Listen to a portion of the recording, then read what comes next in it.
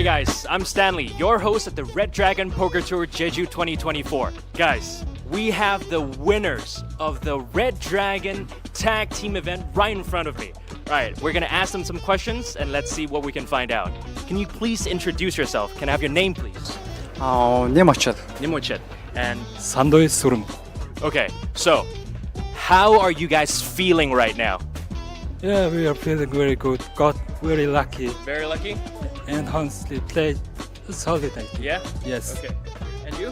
How are you feeling? I'm so happy Yeah. because it's our first tournament in live.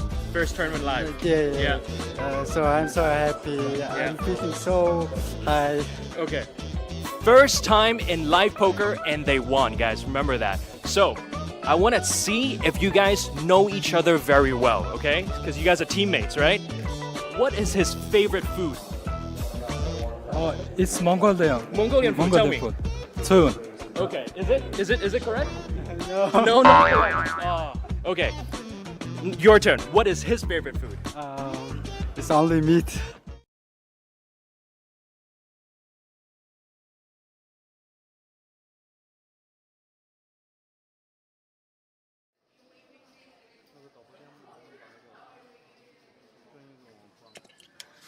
Alrighty, ladies and gentlemen, welcome back.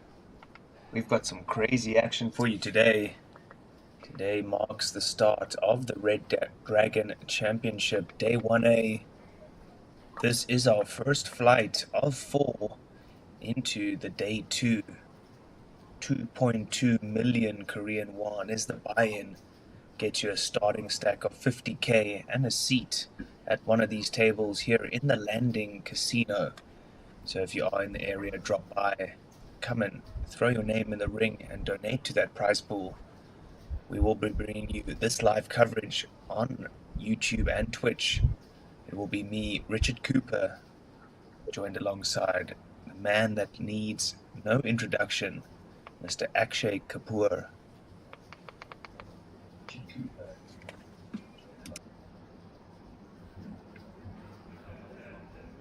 Well, good morning, ladies and gentlemen.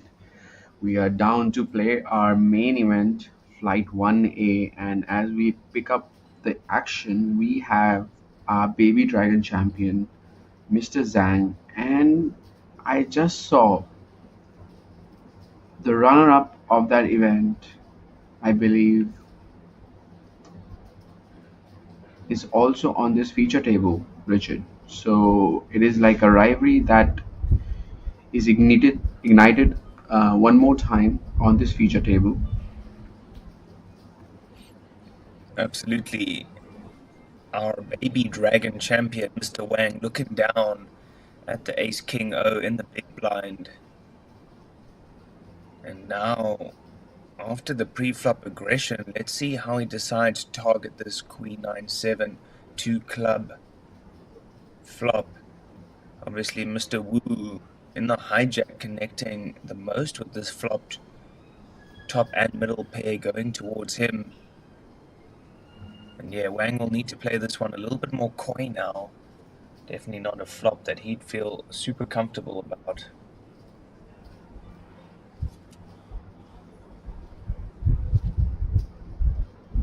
Mr. Wu sitting with top two pairs in position,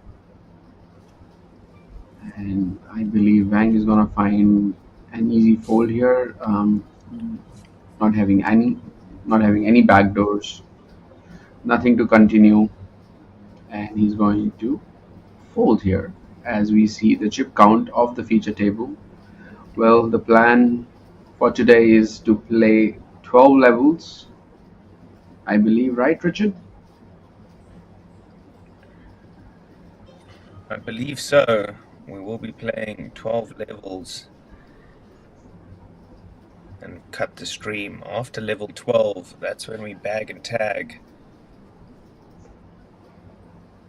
I'm not sure actually if that's when we bag and tag, or maybe that's just when we cut the stream for the day. Actually, we will update the viewers on that information.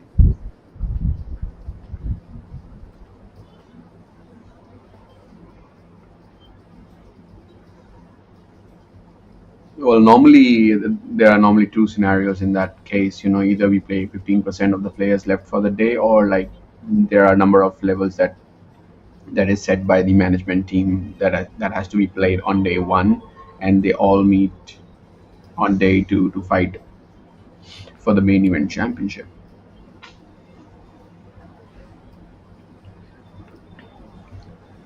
As we see some action brewing here, hijack opening up the action with a suited one gapper, 10-8 of diamonds, and Button is going to increase the stakes by 3 betting with pocket tens.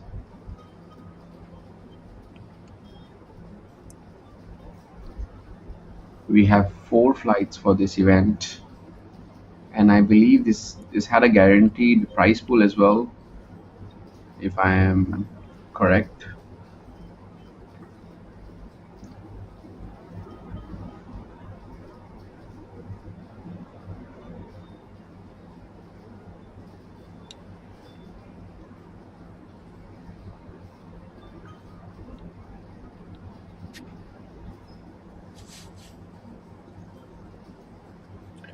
So yeah, this one that we are broadcasting now, if you're just joining us, is the RDPT Red Dragon Championship. So it's the main event. This is day 1A. We have day 1B, 1C, and 1D. So 4 flights for you to get into day 2. Each one is a 2.2 million Korean won buy-in. So about 1,500 USD. Get you a starting stack of 50k.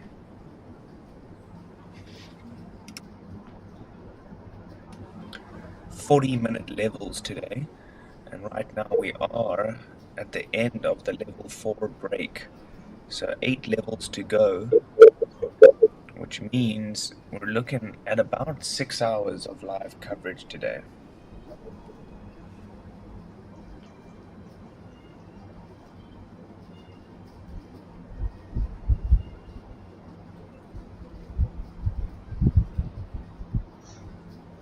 As we see pocket kings appear on our feature table, but this time they are really, really behind as Mr. Young picks up pocket aces. This is one of the poker coolers that no poker player likes to see, especially when they're holding pocket kings.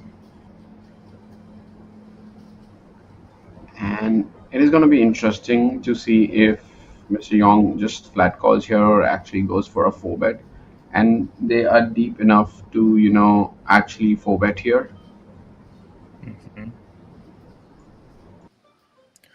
Absolutely. This deep, you want to kind of be adopting more of a cash game style. Try and inflate that pot pre-flop with your premiums. Just get the money in there. Obviously, we're not trying to go all in, except if we have aces, which is exactly what Chiang has. So, any option on the table for him.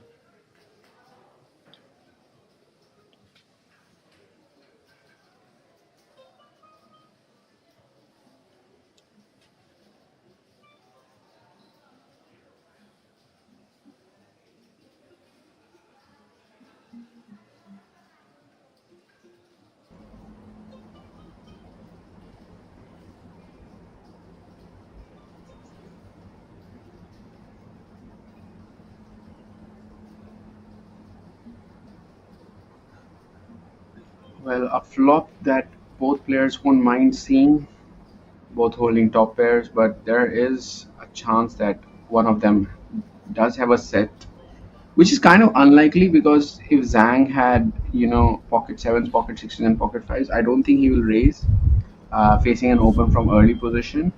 But that does mean that Yong can have all these sets, but he does have pocket aces. Do you think the money is gonna go in on the river, Richard, or not?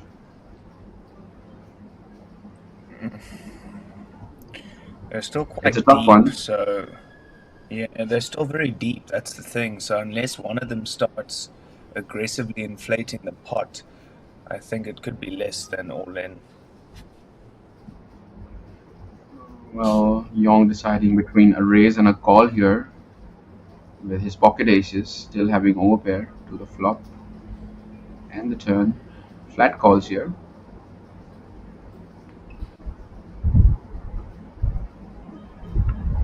Well, the river is a 10. Both the players having overpair to this board. Well, the question is who can bet and win this pot. Well, the bet's not gonna work for Zhang because he's gonna be flat. He's gonna be snap called with aces here, in my opinion.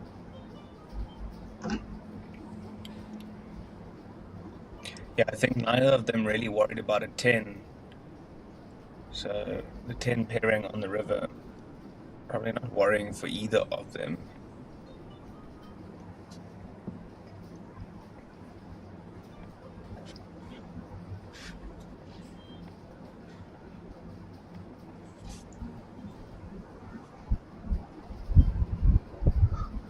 Well, Zhang's gonna be not that disappointed with this hand as he could have lost all of his chips if the money went all in on pre-flop. So does lose a significant part of his stack, but still remains in this event, and there is a long way to go. Yeah, absolutely. Pocket Kings could have lost his entire stack there very, very easily, but passive play, pot control, good. So nice outcome there for the Kings, one would say. Interesting way to play pocket aces. Facing a three bet from the big blind is normally on the stronger side than the passive side, and flat calling there with aces is very very interesting, especially when you're playing so deep. Well, we've seen a lot of pocket kings lately on this feature table, but I believe today is the day that we start seeing pocket aces, as they are dealt one more time to Mr. Wu. That's it. Twice in a row, we do see the aces and a little bit of action now. Zoo waking up with the fish hooks. Pocket jacks getting 3-bet up to 4K. And unfortunately, or fortunately for these two, Mr. Wang, the baby dragon champion, looks down at the big slick. He's king suited. Good enough for a variety of options here. 4-bet good, in my opinion.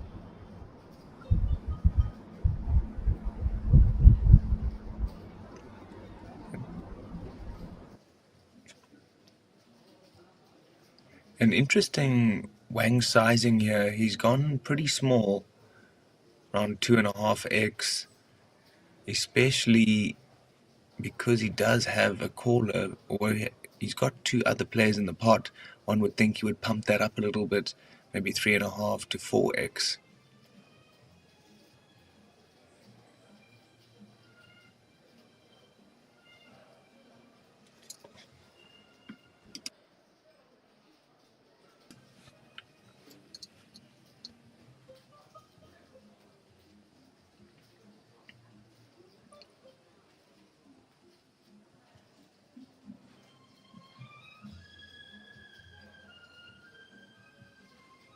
I mean, Wu should probably just make it like 25K now.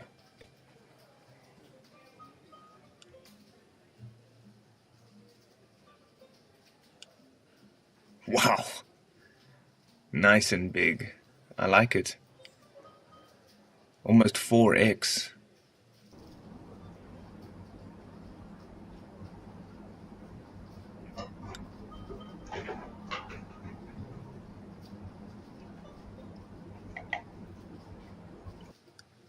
I mean, Wang all in?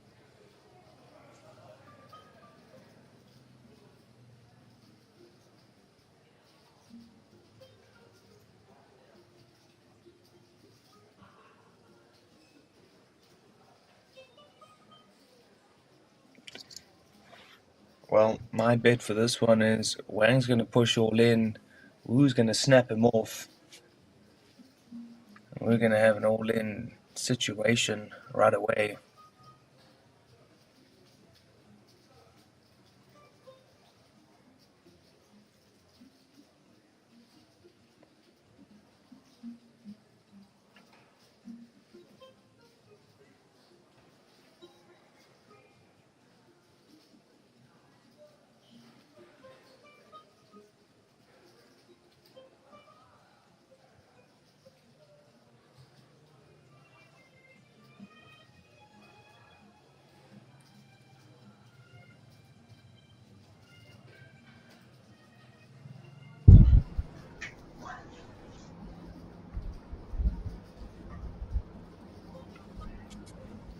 We do have an interesting decision just to start off the stream. We have pocket aces versus ace king of hearts.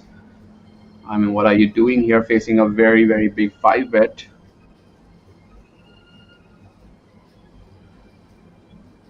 I'm not sure if you can hear me, Akshay, but I did say it's an all-in for me.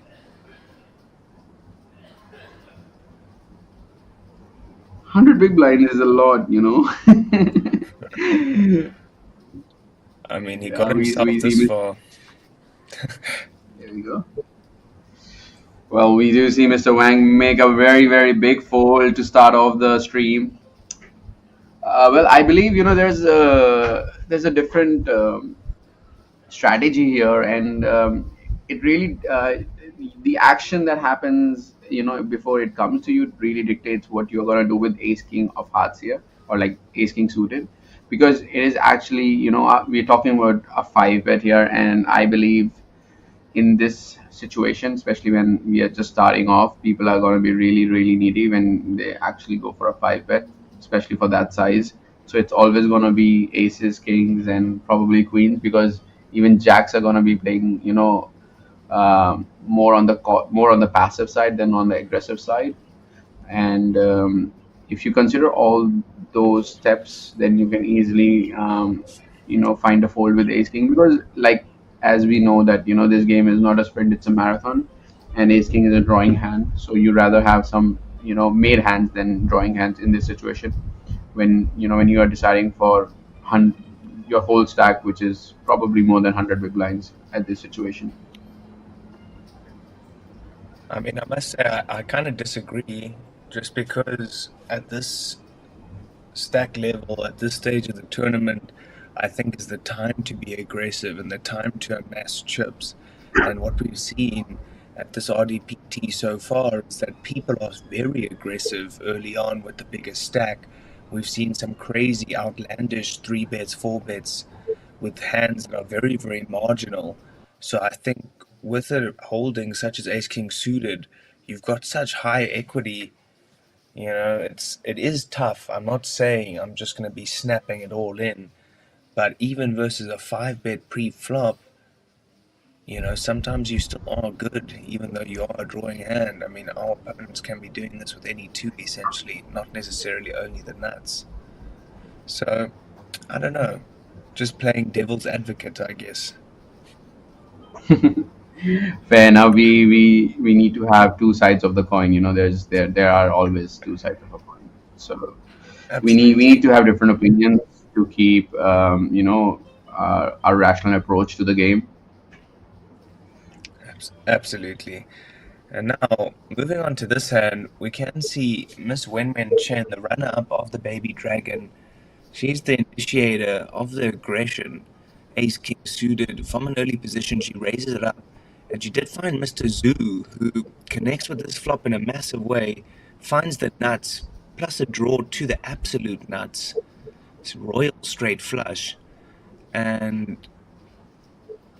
yeah, this is going to be a little bit of an action hand, actually.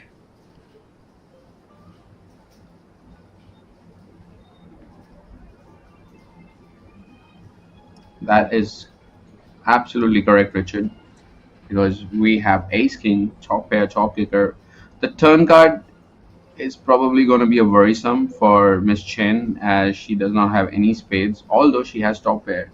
She has a draw to a straight, but right now on this board we have flush, which is going to be nuts, not the straight. And as we see, 4 to a flush now coming on the river with 8 of spades coming in play.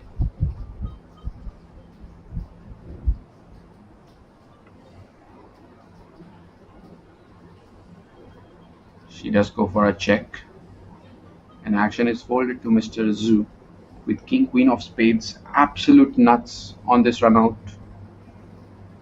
The pot is already 7,400.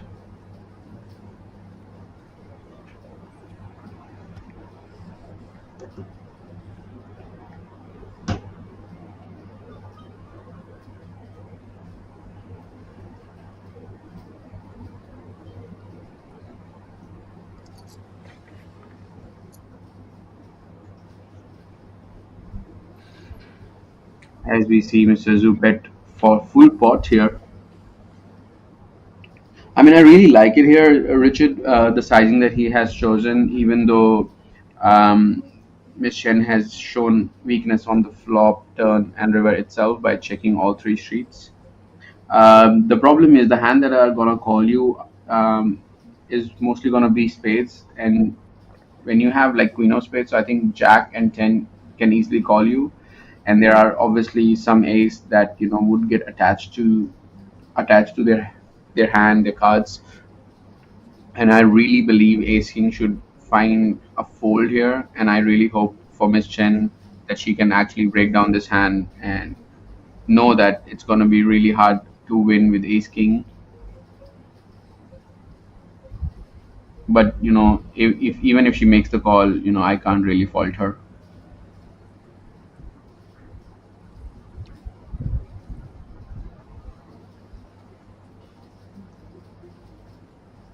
Yeah, good fold at the As we end of see, the day.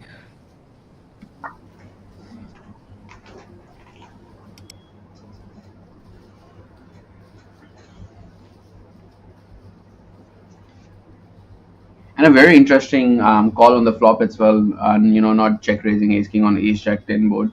Kind of interesting spot. And I'm pretty sure the solvers would be mixing with Ace King, where mostly calling, but there's definitely going to be some raising on that board with Ace King. Wow. Aces getting passed around here at the feature table so far. Miss Win Win Chen now looking down at aces. Very nice sight. Richard, I'm thinking to give up my career as a commentator and start being a prediction guru. I think I have a lot of scope there as we see pocket aces for the third time on the feature table.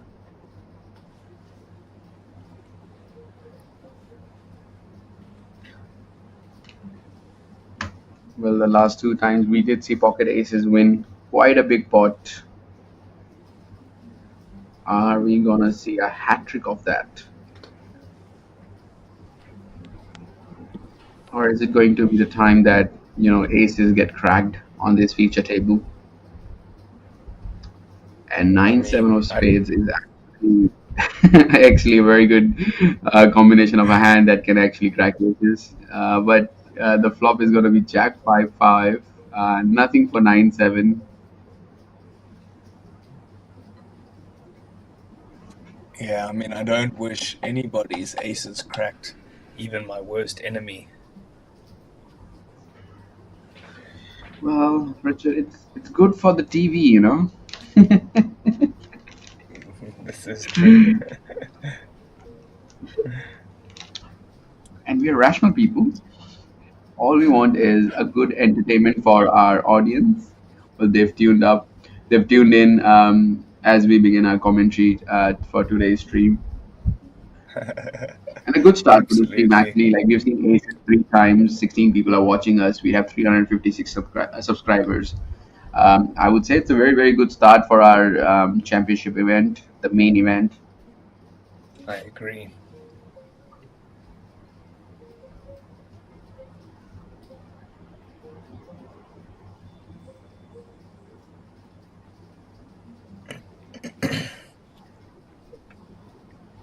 I found a really interesting thing to do it this morning that I would like to share with you, Richard. So I was just talking to my friends last night about about my commentary and about a few other things, and they told me like they told me to search something on YouTube, right? And this is nothing bad, right? So don't get your hopes really high.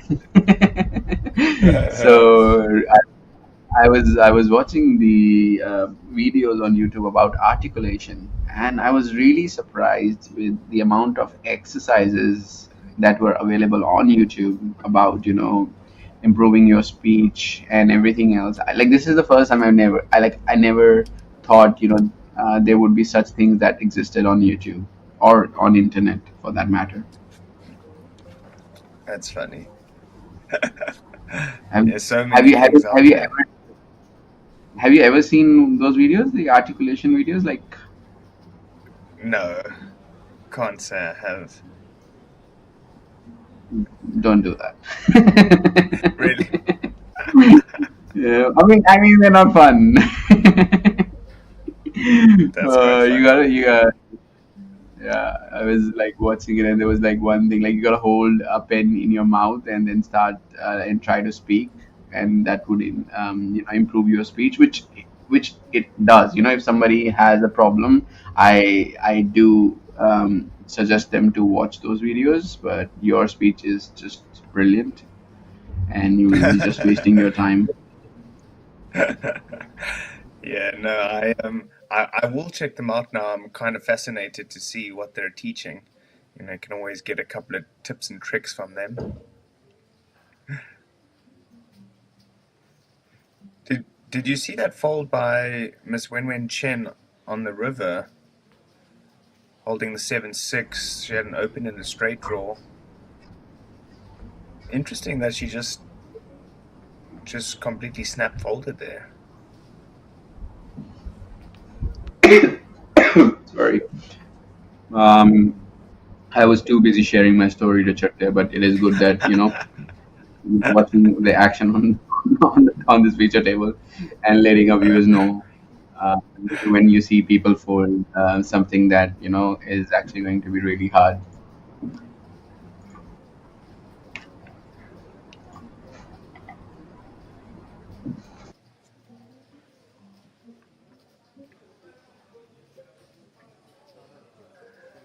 So Mr. Young, I believe I'm saying that correct. Mr. Young, or we'll call him Young for now. Mr. Young, 7-8. Oh, good enough from the cutoff. And oh my goodness, that is now two hands in quick succession that Miss Chen has looked down at a couple of pocket rockets. And I don't know what she's doing, but she's doing something correct. 3-bet from the small blind, always so strong. 3.7k, so just under 4x. I like it 3.5x to be precise. I must say I like the sizing. Try and keep worse ace-x combos in.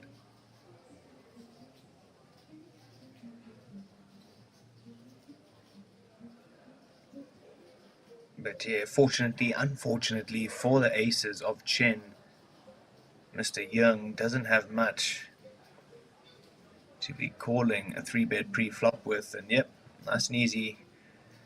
3-bet, take it down, Miss Chen.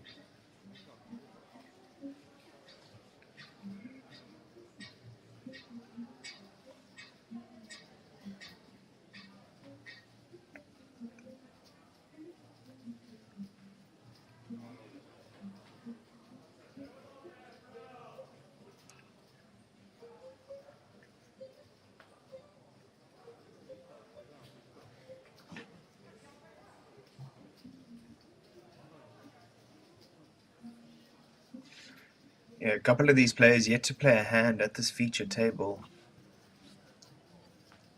There's still many more hands to play. Obviously, Akshay and myself have different opinions on how to navigate these big stacks. So tell us in the comments as to what your big stack navigation consists of. Are you trying to build a big stack, go all in, do what it takes to amass all the chips as early as you can, or are you more being a little bit more cautious when it comes to encounters? Let us know.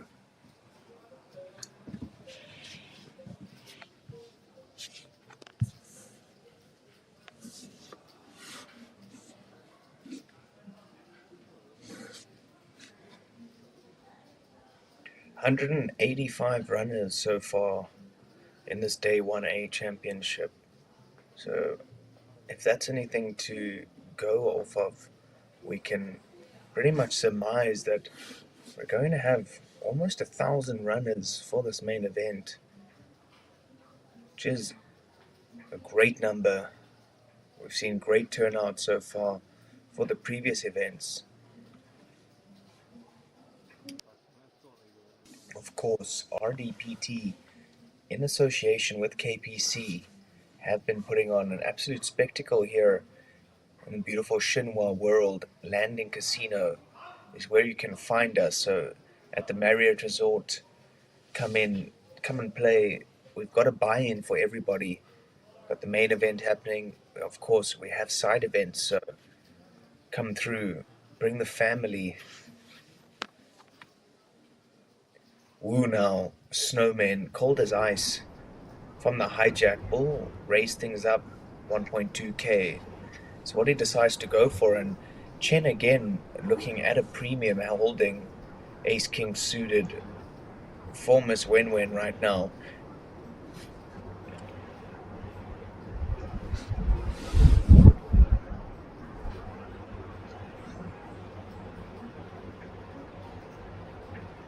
Well, the card deck is keeping us entertained by giving coolers after coolers, but this time we see Ace King versus Eights.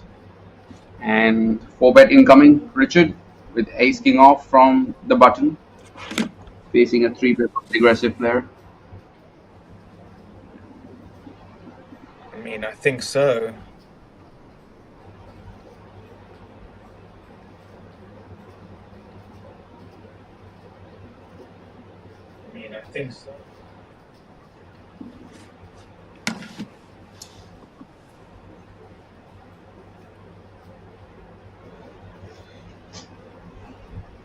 Well, Mr. Wu has been really, really active on this feature table. We did see him having pocket aces just a few hands earlier, and now he's gonna fold the num nums, pocket eights, and Miss Chen with Ace King of clubs. Such a beautiful, beautiful hand.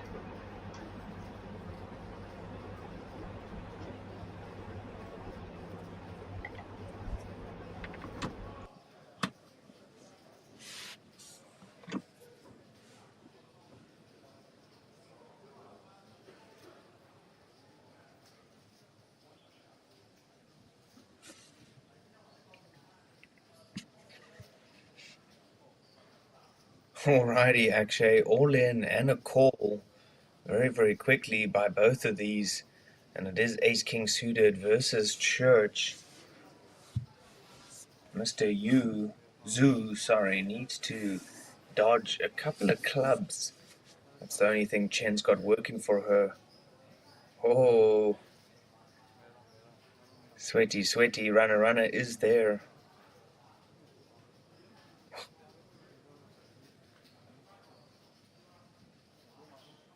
Safe as you like. Everybody loves a chop pot, as they say.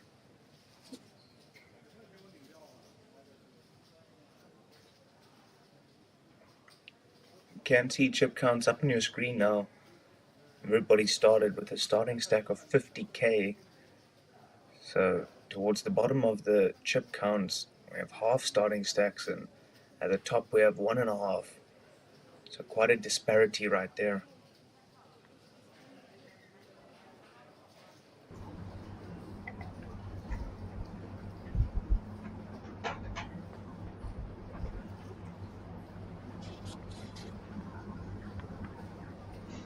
Well, I did ask some of my friends to come on the stream and guess how many entries we are gonna get for our first flight of the championship event, and it's gonna be interesting if they actually show up. We do see Aditya come up on our live chat. Maybe he's gonna take a guess on how many entries we are gonna get. What do you think, Richard? How many entries are we gonna get today? Well, I was just saying, probably around about 250 is what my prediction.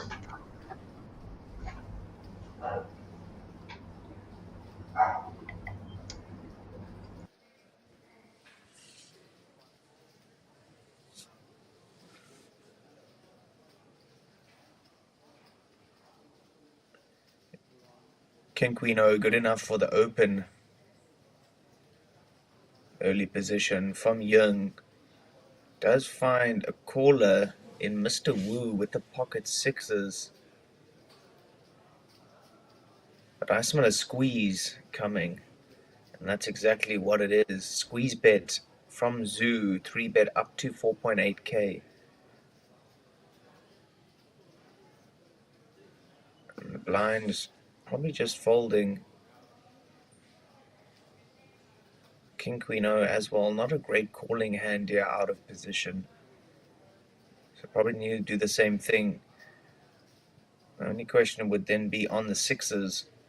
I know he does have a bigger stack, Mr. Wu, but 3-bet from an in-position player with pocket sixes in your holding, not a great place to be calling.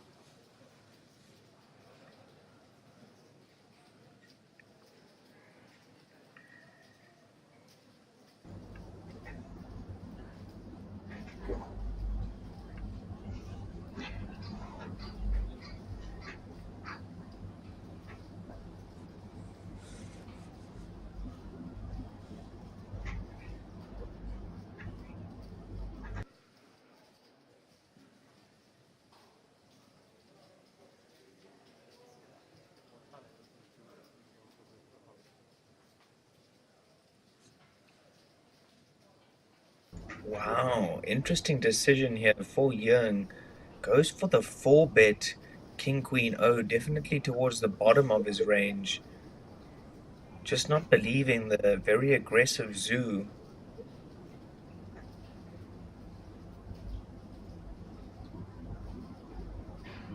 Well, Richard, I guess you were correct that people are gonna be playing very aggressively because we are just in the starting levels of our main event, and we clearly see that with King Queen. And if I could go back in time, I would not fold Ace King, and take my words back.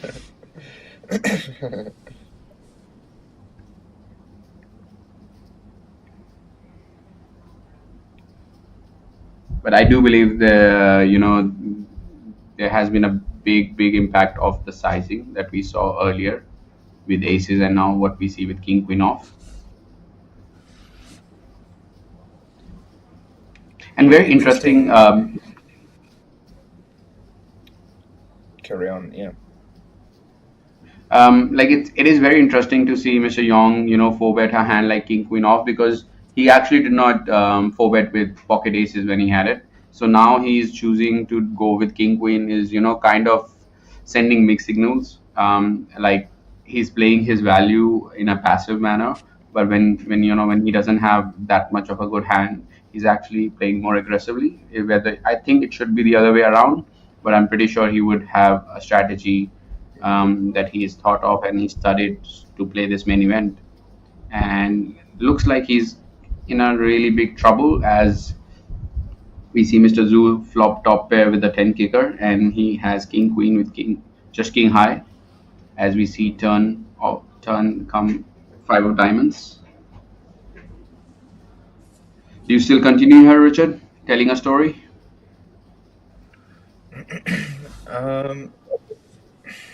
I mean, as played, no. Just because, I mean, what is my opponent really calling me with, apart from anything that beats me at this stage? So, no, I don't like it, and I also will go back to my thoughts on his pre-flop 4-bet. I like to 4-bet there with King Queen suited, because at least then we have that added flush draw. Whereas now we get to the turn, and we literally have King High with no other draws, and so you're just left in a position where it's not very good. Whereas at least with the flush draw, if you've got a suited hand, we can check, our opponent can bet, and we can definitely call to see that river. But I think now any bet from Zoo has to result in Young folding. He's gonna make me eat my words, though. I can see that. Well, he's gonna keep telling a story that he has aces, ace king, ace queen here. Yeah, I'm not a big fan of the hand class that he has chosen to 4-bet here. I would have personally preferred king queen suited, especially when you're playing so deep. Um, Yep. I don't mind. I don't mind a bet here on the turn because I feel like I can put some pressure on pocket jack, pocket queens, and even some kings. Because I am pretty sure those are the pairs that are at least calling me, on the flop. Like let's say, for example, pocket jacks, pocket tens, and now I can make them fold. But I feel like this sizing is a bit on the richer side. Um, it might look like it's a half pot bet, but when you're playing a 4-bet pot, you actually don't need to bet that big as the pot is already swelled up, which is what we see. The pot is already 62K. Like the pot was 40 when he decided to bet 20, and he could have bet even like a probably like quarter of the pot, something around 7,000 to 10,000, and he will still have an SPR of 1 on the river. Hmm. I mean, I like the bet, but I don't like the size of it.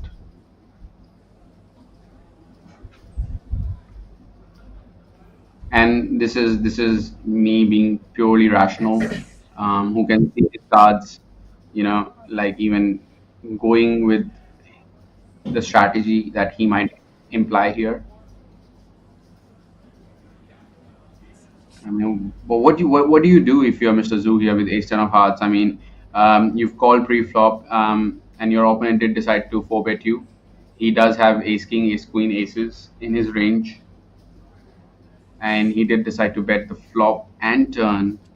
Now you're gonna go on to the river where you may have to just stack off. Well, that is a card that Mr. Zhu won't mind to stack off with ace 10, but it's gonna be very, very important to see what Mr. Yong decides to do with king queen off. I mean, you got to play check now, and as we see a snap jam by Mr. Zhu with his 2 pair.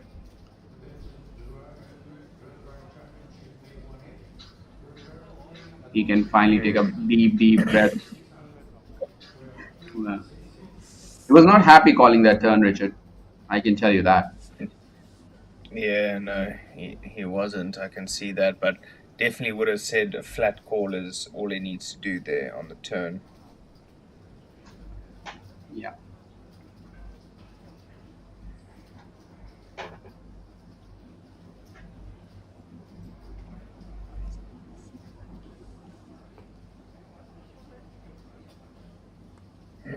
I believe with that plan, he's gonna take the chip lead for our feature table,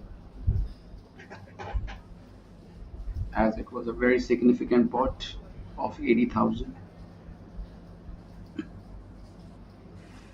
Wow, Win-Win Chen, premium after premium.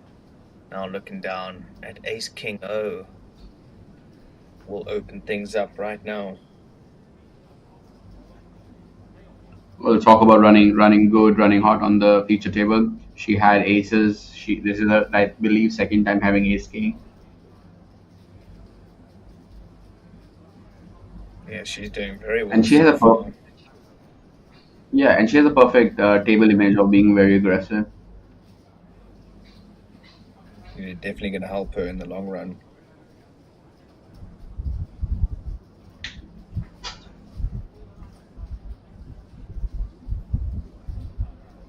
And Richard, it plays a lot of dividend if you set up your image as aggressive on, when you start the tournament, because people would love to make a move against you as they see you, three betting them or four betting them, and that is how you make big stacks in the main event.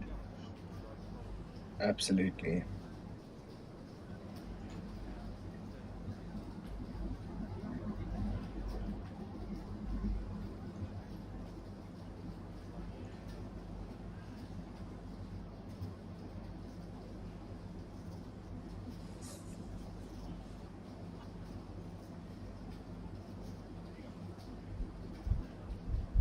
Mr. Nee, we haven't heard from him yet, so this is the first hand he'll get involved with. Ace King O, good enough to open on the hijack.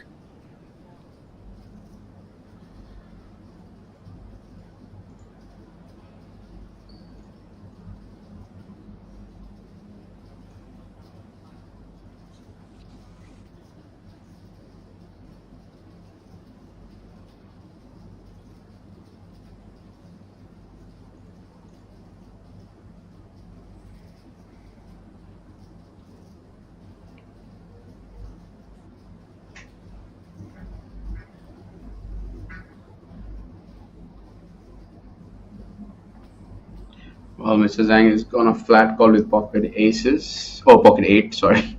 Pocket eights in the small blind. The Chinese aces, as they call it. Exactly, I was just about to say.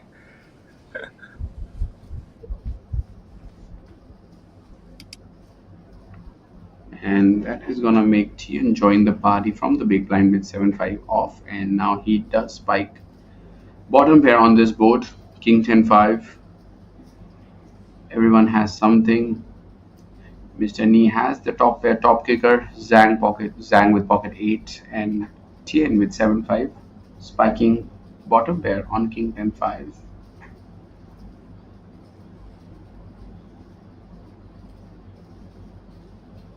But he's not going to continue with his bottom pair, as this board is really, really good for the pre-flop raiser.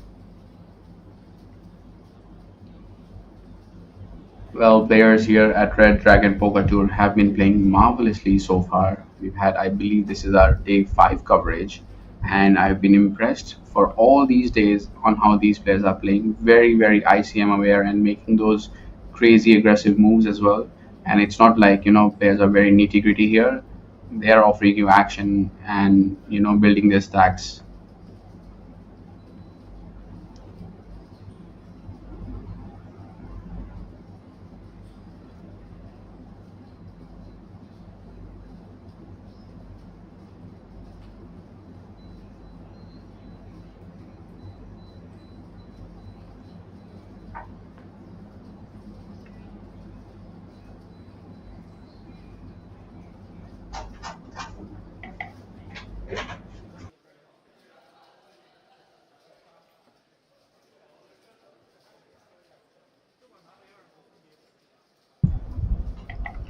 Well, we are going to see Mr. Nee open up the action with king 10 off.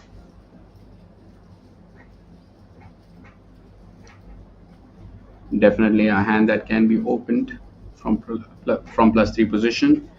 And Mr. Young has Jack 4 of diamonds, a very defendable hand from the big blind, playing 50 bigs.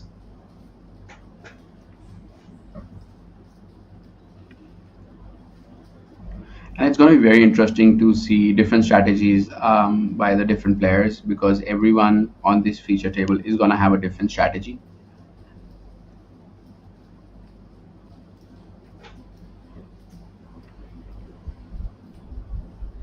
As we see Mr. Nee bet with king high, and that is gonna be good enough for Mr. Young to fold his bottom pair on ace queen 4. Everyone's really aware of the range that all these guys are playing and folding on a flop that is very unfavorable for them. Like, this is the second time we are seeing bottom pair being folded on a flop which is really good for the pre-flop raiser.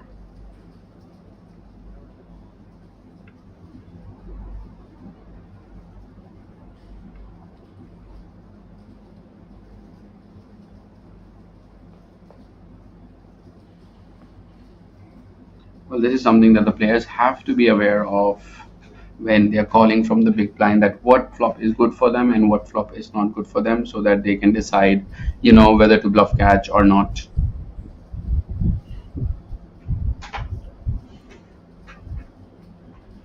As we see Miss Chen open up the action with ace jack off. We did see her a day before fighting for the trophy, and she was very unlucky to not win it. But maybe she's here for redemption as she tries to make day 2 for the main event.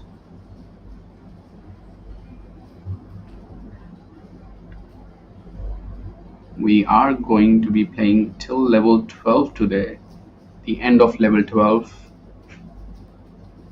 as we see Miss Chen stack those chips that she just won with ace jack, and these are the chip counts. Mr. Zhu, our initial chip leader of this feature table, with 109,000, already doubling his stack.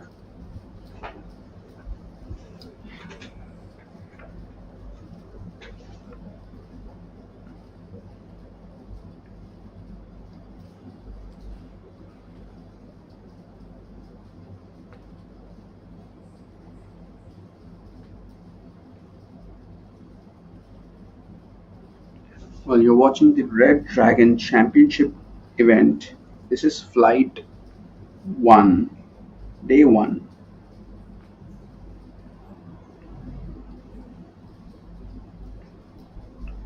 We are playing blinds of 300 and 600 with a big blind ante of 600. So there is 2800 already in the pot for these players to try to steal it. As we see pocket aces reappear on the feature table, and Mr. Nee is going to be playing them aggressively by 3-betting to 4200.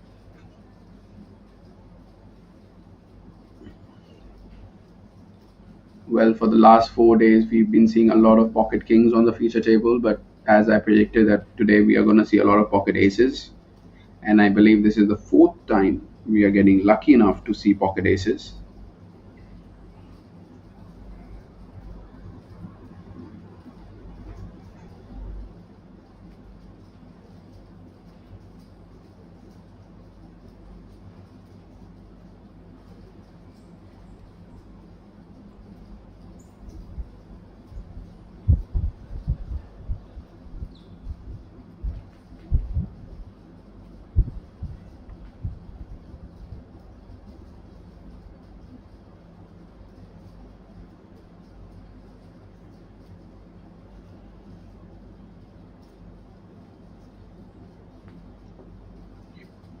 As we see Mr. Zhu call with Jack 9 of diamonds, spiking top pair on Jack 10 8, and also having a straight draw to go with his top pair. The action went check check on the flop, and it is going to be really interesting to see if Mr. Zhu wants to bet his top pair, deny his player some equity. Although we are definitely going to see Mr. Aces, although we are definitely going to see Mr. Aces. A nice pot control on the flop with pair of aces, as it can get really complicated on a coordinated board like Jack 8-10. Well, the river card is gonna be a queen, giving a straight to Mr. Zhu, and finally cracking pocket aces on the feature table.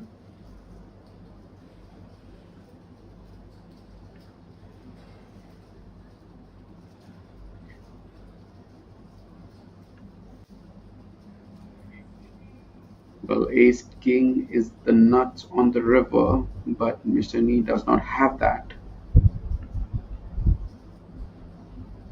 And it's going to be really, really interesting to see how this river gets played. And Mr. Nee asking to spread the pot so that he can actually see how much is in the pot, and he's betting really, really tiny here. 4,000 in a pot of 23,000 is going to get a call by Mr. Zhu with his straight, and his pocket aces getting cracked on the feature table. This might be first of many times that we see pocket aces being cracked.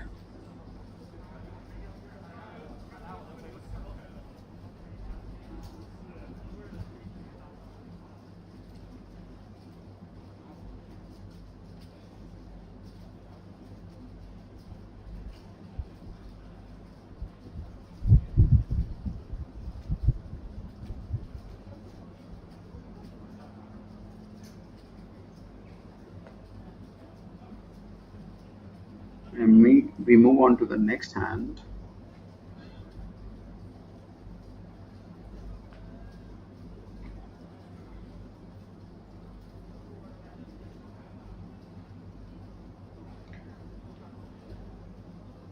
Mr. Wang rocking up that purple t-shirt which he was probably wearing when he won the Baby Dragon event. Maybe a lucky t-shirt.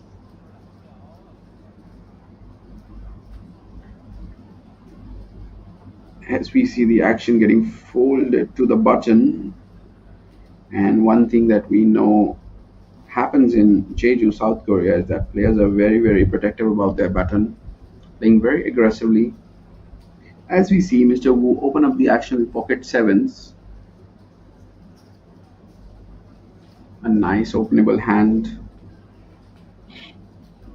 but is up against two overcards, 9-8 off. As we see a flop which is queen high, and sevens are gonna feel a little bit confident still, and is going to take down the pot. As we see our field size increase, we have almost 218 players participating in this tournament, out of which only 176 people remain, but the late registration is still open, so I'm very optimistic that we are gonna hit 250 mark.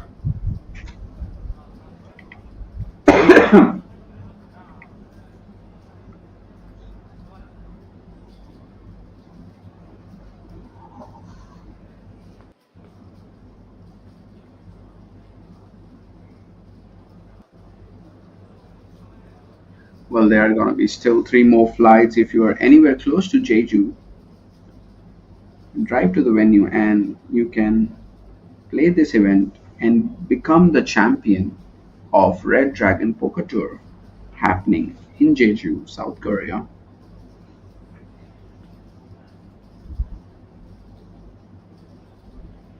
As we see Tien open up the action with Queen 6 of Hearts.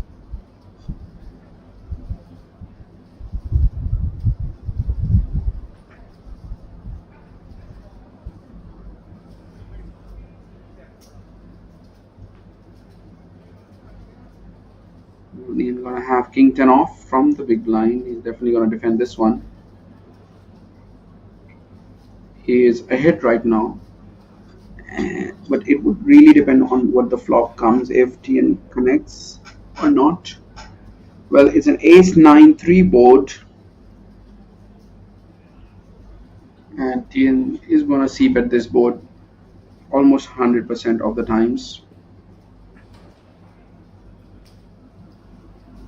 Range betting on ace high boards if you are the pre-flop raiser, not caring about what you actually hold.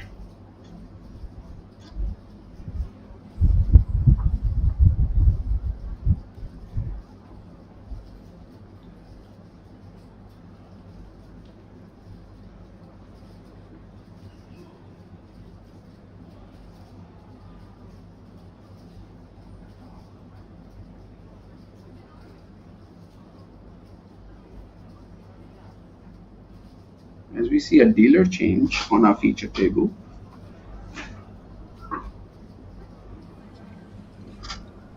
Well, we do know these dealers like to deal quite quickly, so because of that reason, they also need to take many breaks and just go and get some more replenishments to make sure they have energy to whoop those flops out quick as they do.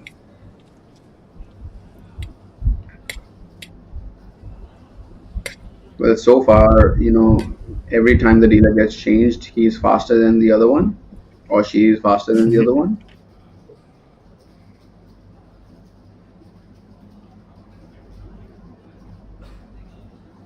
As we see Mr. Wu open up the action with King Jack of Spades.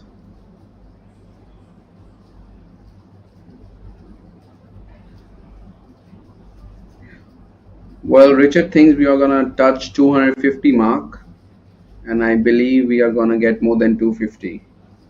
I am thinking more towards 251, just to be on the safer side. I mean, you could be right. What time are we late raging up until?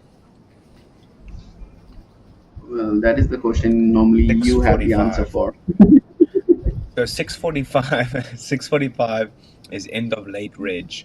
That's local time in Jeju, and right now it's 4 p.m. So 2 hours and So we have 45 minutes of late reg. I mean, we might hit time. 300 today.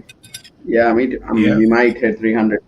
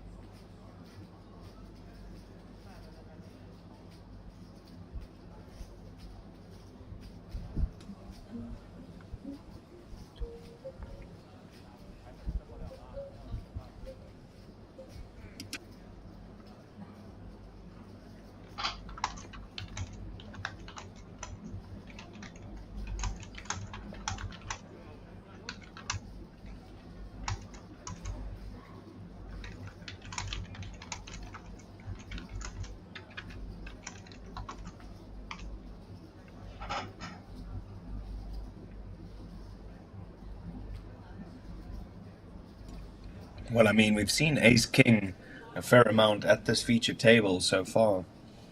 Looks like it will continue. Mr. Young looking down at Ace King O now. Early position for him. Under starting stack, so needs to work a little bit of magic.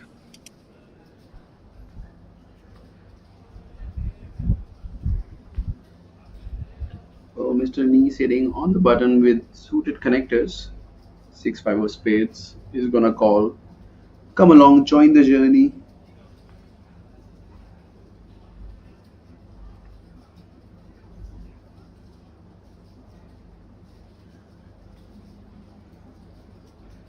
As we see Zhang with Jack 10 off in the big blind. Well, he's lost half his stack, probably more than half his stack already.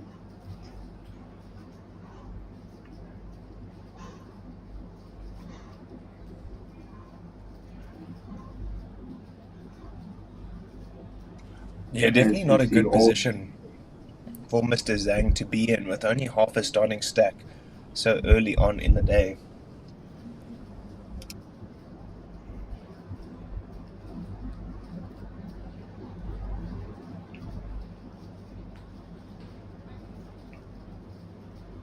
Well, Mr. Nee deciding to float the flop with just 6-5 on Queen Deuce Deuce, hitting his pair of 5 on the turn, giving him the best hand. And Mr. Young just continue to keep betting, taking all the aggressive lines. We saw him 4 betting with King Queen off and bet flop and turn, and we see that again that he bet the flop of he bet the flop with Ace King on Queen high board, and he's continuing to do so on turn 5. And the river is a 10. Mr. Nee still has the best hand with 6-5 pair of 5, and Young left with nothing but just ace high.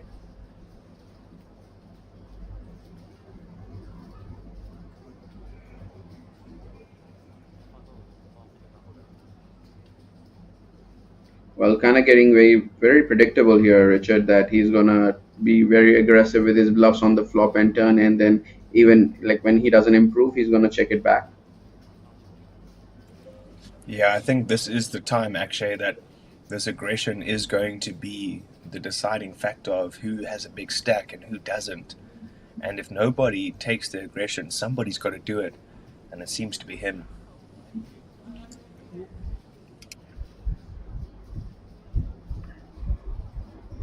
Well, I'm a big fan of more of a controlled aggression than a wild aggression.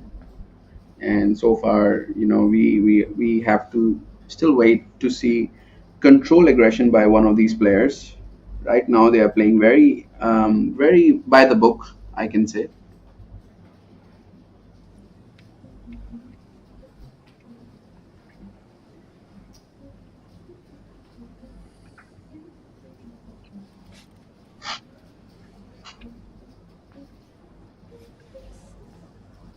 As we see, who open up the action with ace eight of hearts.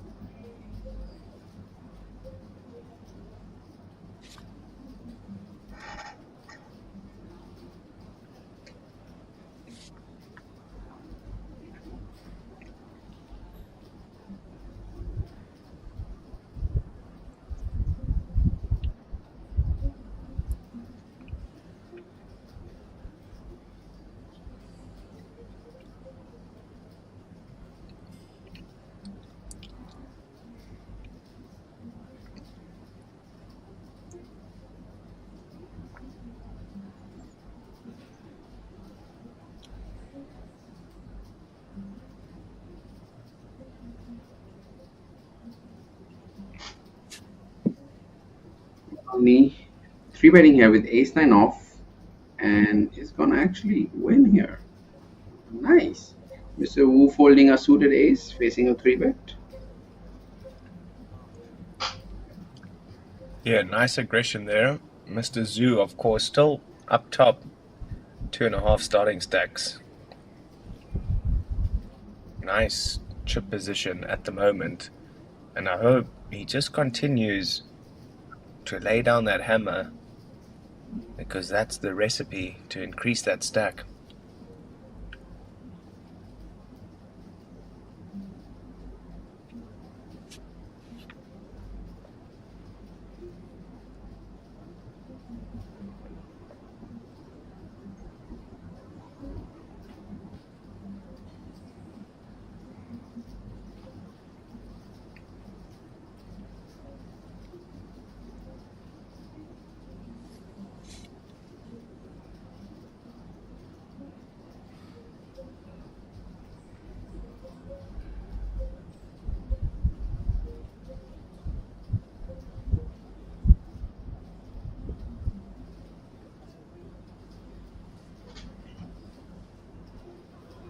What is your ultimate poker dream, Richard? If you would like to tell me, our viewers love to know your ultimate poker dream. My ultimate poker dream. Probably winning the main event, I guess.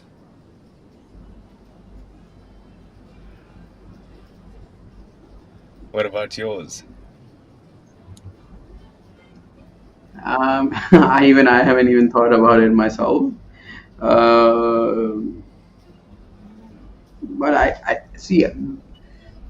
I really don't want to have a dream that is like, based on results, as in, for example, like winning a certain tournament, because it is like, you have that dream, you achieve that, and that is the end of the dream. That is end of your, passion. Oh, I've won the main event, and a bit I can take things a bit lightly, because, like, let's say I'm not Lena 900, who's gonna be playing $100 tournaments after winning the main event. I'm just gonna go on a break, relax and just enjoy life with my $10 million. But if you ask me about my dream, it would probably be like, traveling and playing poker for the next 5-10 years, and try to cover as many countries as I can, as I'm a big fan of traveling and poker really go hand in hand. So that would be my ultimate dream, to get to travel and play the game that I'm really passionate about. Would be my ultimate dream. Well, it sounds like a mighty fine dream to me, and I hope you do achieve it. It's all about the grind. Well, thank you so much. As we see Tien with a straight on a four card, on a one card flush board. And he's out of position as well.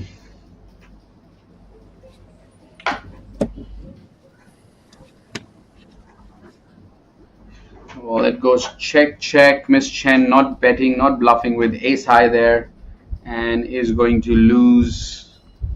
Quite surprising that she elects to check back that river on a one card flush with just ace high. Yeah, very interesting there. We can see the different styles starting to come through of the players. Definitely, some players are really aggressive pre flop, and some players are really aggressive post flop, especially on the rivers.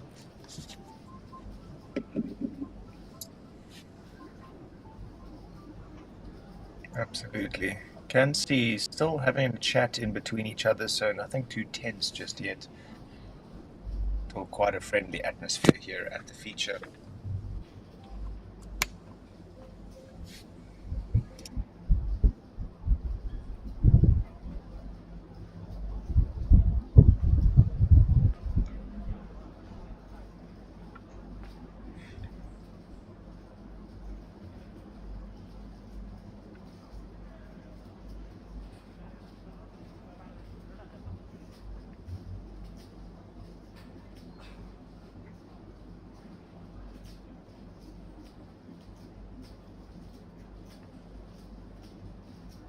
Well, we do have a hand for Zhang on the button with ace jack off, and he is gonna open it to 1200. We can tell you that green chips that you see are 1k chips, and the gray ones are 100, and the maroon yellow that you see should be about 5k.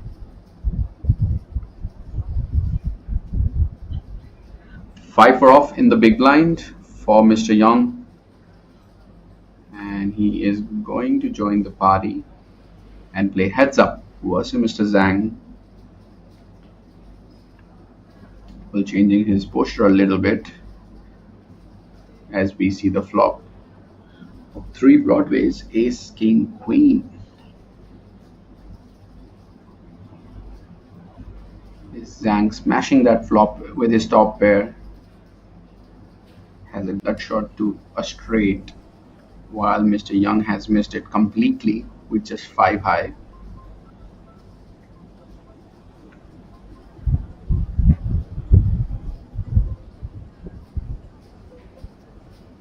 Well, Richard, do you use GTO Wizard?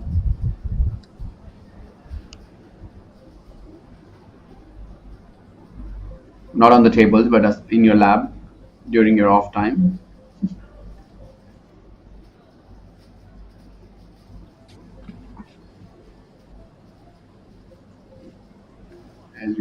As we see the aggression frequency, Miss Chen Wen being the most aggressive on this table.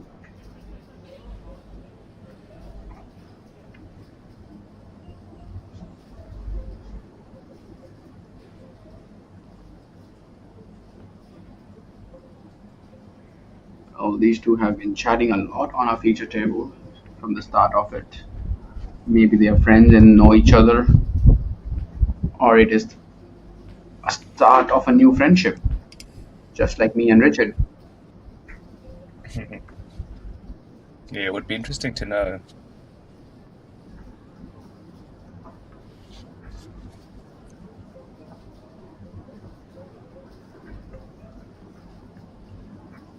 Do you use GTO Wizard, Richard? Let's say that again. Do you use GTO Wizard to learn poker? Oh, Or yes, not? absolutely. Well, they've launched What they've about launched a yourself? new. Well, I do. I think most of the professional poker players use that platform to get better. But Of course. as I know that you're a fan of Patrick Leonard, the Mamacitas guy. So GTO Wizard has launched up a new feature allowing people to run ICM sims on the server, which are like super fast, right? Normally, when it used to take us, let's say, 20 to 30 minutes to run a ICM sim, as we had to run HRC first, and then you have to put all the ranges and everything, the bet sizings in bio. That has been taken away by GTO Wizard, and now you can run ICM sims like very, very quickly. I think you will get an answer within seconds now, as their servers are super fast, and which is very good for an amateur, trying to learn poker, especially when he wants to go deep into the study. As I remember, it used to take me hours and hours to run these ICM sims back in the day.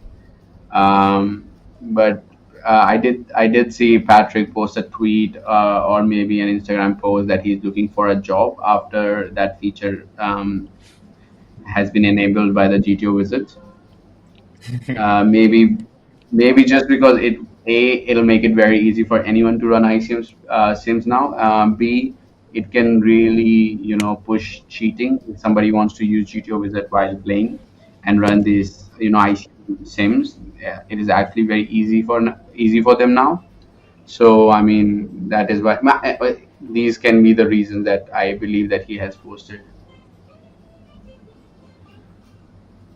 Interesting. on his To be honest, I'm off of Instagram for a while, just taking a break, so I'm missing all of these updates. But I'll definitely have to go and do a bit of stalking and see what's going on.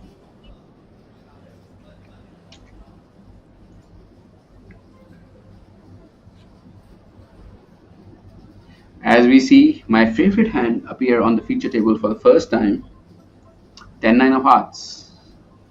And I can tell you this hand is winning already, Richard.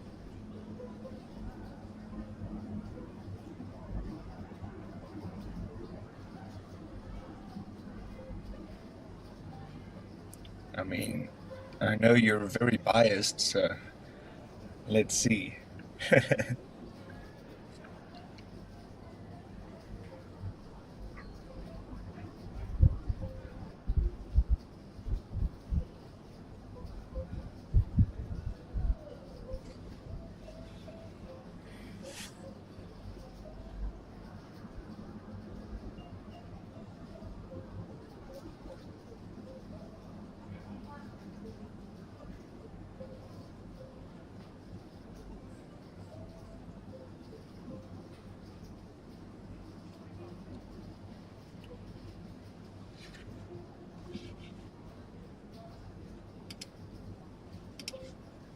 So we can see the 3-bet coming from Young.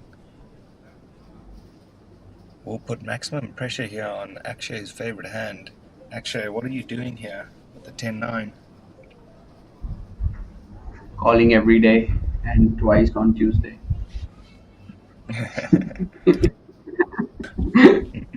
I mean, it's a beautiful hand. I know you're playing out of position, you're short stack, but this hand can flop really, really well, and you don't get attached to it if you don't hit. As we see on this flop, 10-9 does not connect, so you don't really have to play any further. So it's kind of a hand that is very beautiful, and you don't get super attached to it if you don't hit anything on the flop, and that is why I love it.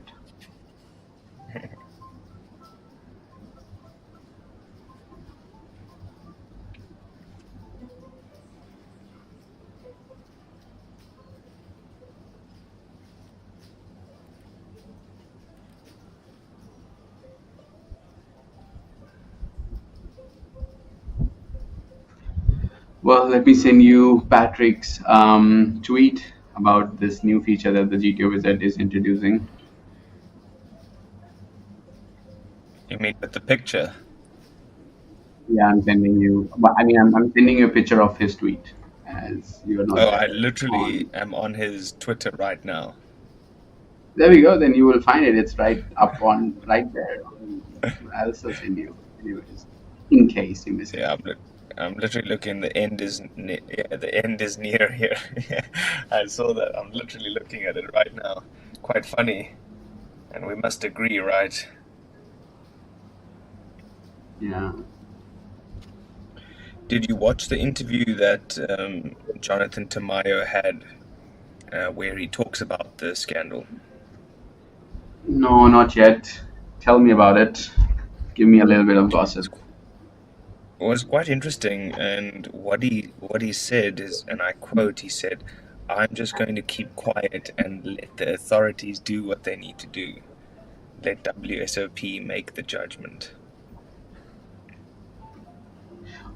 I don't think they're gonna do anything about it because it's being used for so many years now. Like, you can, well, it came out this year because there was a big fuss, oh, people using RTA during, online poker, live poker, and all that stuff. But it's been happening for the last 10 years, if I'm correct. We've always seen players sitting there with their rail having a laptop, and obviously when you have a laptop on poker rail, there is definitely a poker software being operated over there. So I don't think that's going to be an issue by the authorities, but probably they will introduce a rule that that it won't be allowed in the coming years. Yeah, I'm sure something is going to change because a lot of people outraged.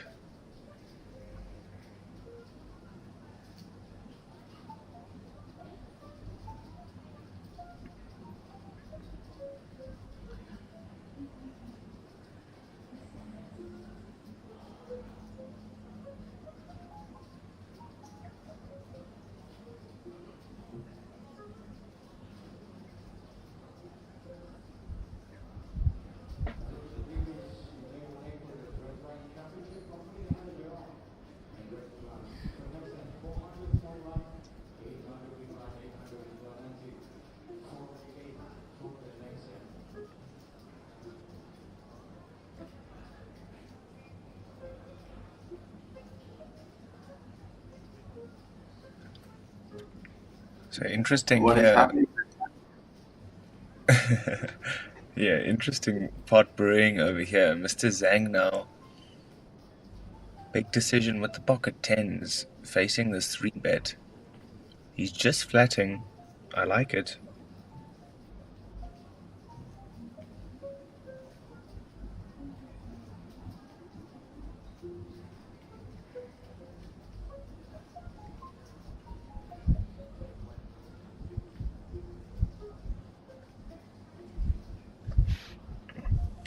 But then again, that is the danger of just flatting the pocket tens pre-flop. When you see that all too often, an ace make an appearance.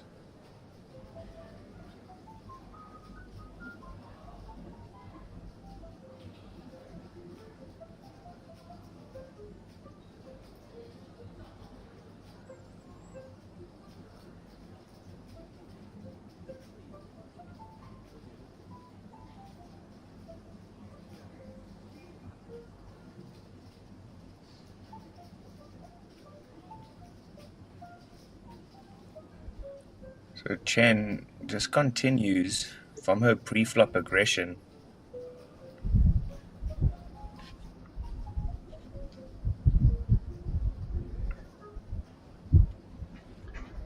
And well, there was a stat just displayed on our feature table that she has been the most aggressive player so far on our feature table.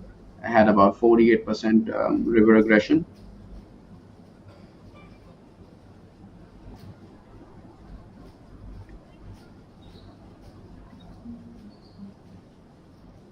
We do see Zhang Min raise with pocket tens, maybe try to get some information about where he stands, but it is really going to backfire him as we see Miss Chen move all in with ace queen.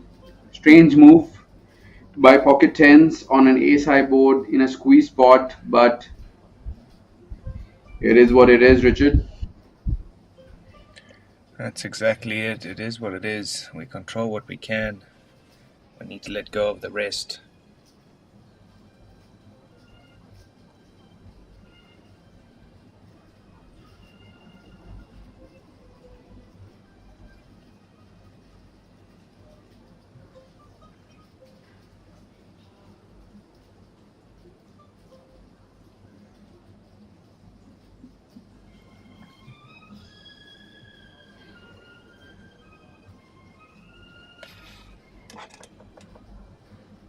So there we go, 233 entries so far into this one.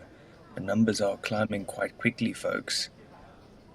Everybody wanting to get a piece of this juicy prize pool.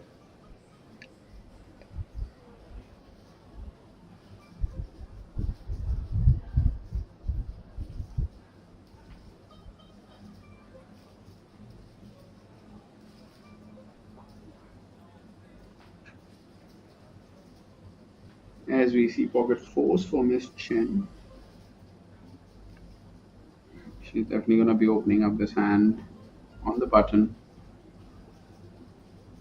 and let us see what her friend is going to do, sitting left off her stack with ace king off the church, as we call it on the feature table. Mr. Zhu, Richard, your favorite hand making an appearance one more time. Yeah, we're certainly not being starved of the premiums today. Already seeing many premium hands make an appearance. And now we see the 3-bet from the Ace King O of Zhu. Maximum pressure on Wen Chen's pocket fours now.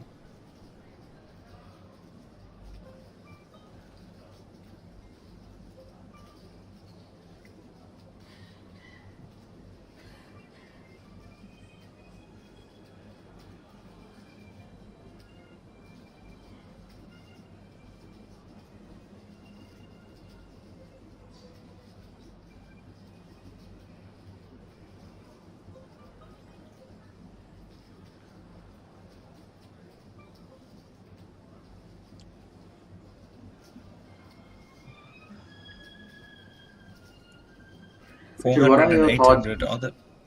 Yeah. Sorry, keep going. Sorry, keep going. I was just saying 400 and 800 are the big blind and the small blind, and with that ante at 800 we do find ourselves on level 6, so this will be the last level before a short break. Carry on, please, Akshay. I wanted to ask you about your thoughts about people covering their face while playing poker. Like, what are your thoughts on that? Because I was watching one of the shows last night, and I actually there was a guy who was like literally covering himself, like his whole face was fully covered during that show. So, really would like to know, what do you think of people who like to cover their whole face while playing poker?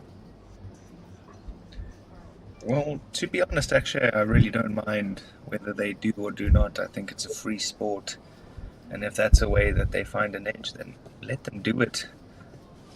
Me personally, I just like to wear a mask because I don't want to be breathing in so much of that air. Many people sneeze, cough, burp at the feature table, or not feature, but any of those poker tables, and therefore wearing a mask just protects my nasal cavity.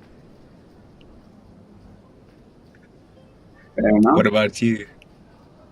Even I like wearing a mask on the poker table. Like most of the times, you will see me wear a mask and maybe some sunglasses. But I really don't like to cover up my whole face. Um, like, this is fine. What we see, Mr. Versace, on our feature table, like, this is completely fine for me. Like, you can still see half of his face even when he's wearing a mask and sunglasses. But I mean, if you cover it by, let's say, 75, 80%, I just don't like it as a viewer if I'm watching it, and if you're on the feature table, it just doesn't send a good vibe for people who are watching it for the first time.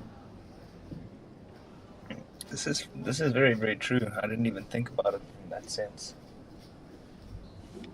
I mean, it's fine if you're not on the feature table, and as we live in post-COVID era, that the mask is something that a lot of people would love to wear, and you can't blame them actually, because it is really important to safeguard yourself from different viruses that that is going all over the world. But I mean, if you have a hoodie and you're like covering up your whole face by using anything, for that matter, other than mask and glasses, should be kind of, should be avoided from the feature tables, in my opinion. I agree. I completely agree.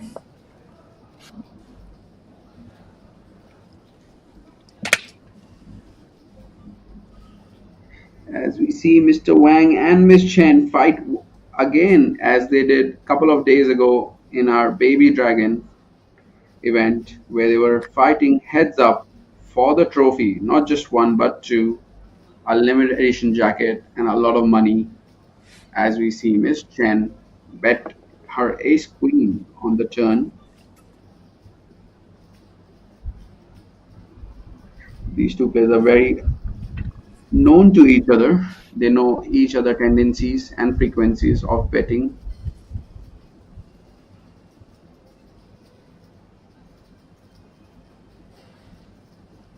As we see Yeah, Mr. absolutely. Wang in a deep thought with his pair of king.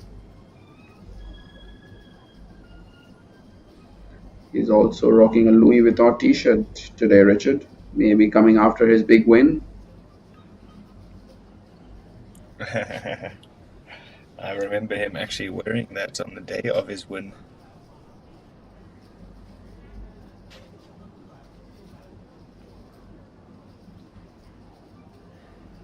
Surely not, right? You're not folding king 7 on the turn already. Like, there are so many draws out there. There are spades, hearts. Maybe just checking if you have a heart or a spade before you call this 3,300 bet on the turn.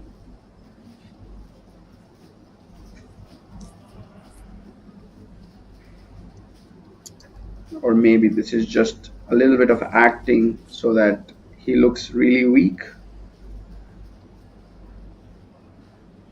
Oh, well, That's also true. well. We do see him fold his top pair on the turn, facing an aggression by an aggressive player. Maybe he just had to rush to the bathroom or something. I'm not sure about that, but I'm really surprised about that fold.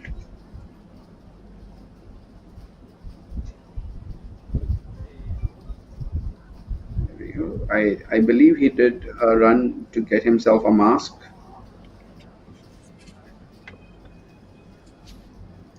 Interesting.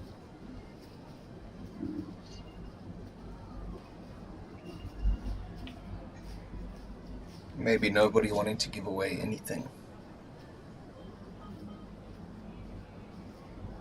Or maybe there's one sick person on the feature table. I know, we are just kidding. Everyone's fine. Just trying to safeguard themselves. Nothing else.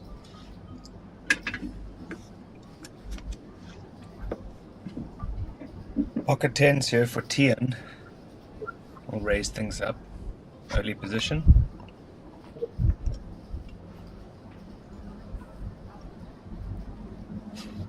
Looks like Miss Win Chen also running off somewhere now in between the hands.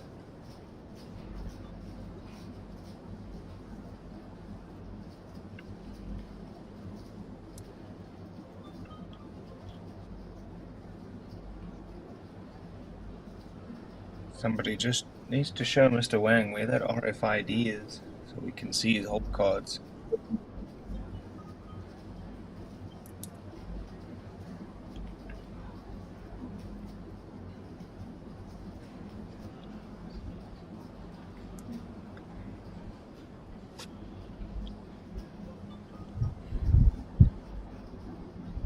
So Wang defending out of the small blind, 997, 2 hearts on this flop. Doesn't have a heart, so checks over to the pre-flop aggressor, who just checks it through, Mr. Tian. Now, scare card for Tian, of course, in that ace. What is working for him is the fact that he does have a heart in his holding, so 4 cards to a flush draw.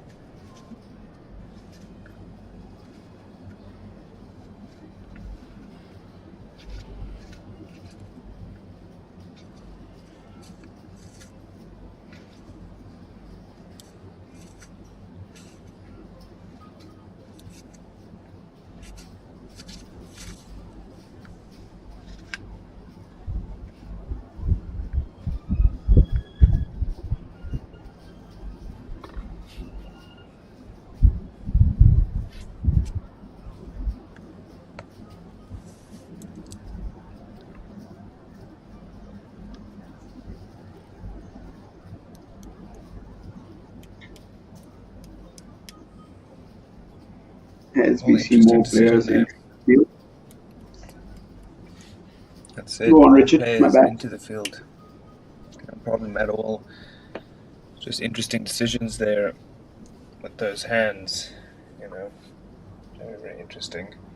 Pocket tens lead decide to then take the aggression and carry on betting when the third heart appears on the turn. Yeah, just thinking about that, ace high of your opponent calls there, then you get to the river, checks to you, what do? Take showdown, carry on. That's what I'm trying to work out.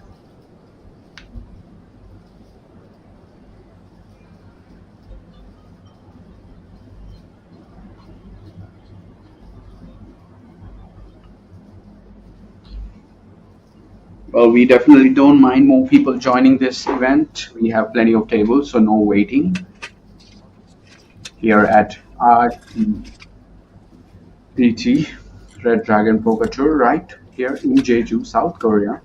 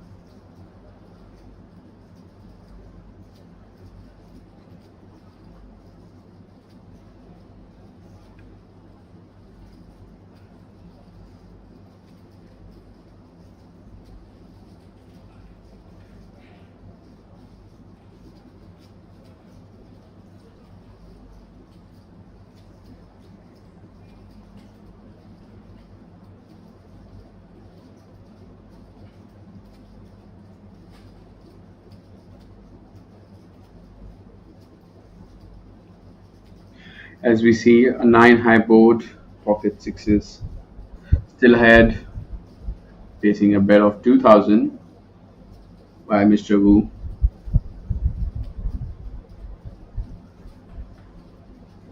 How do you construct your betting range, Richard? Like when you see boards that should not be really good for you and for your range, how do you construct your betting range?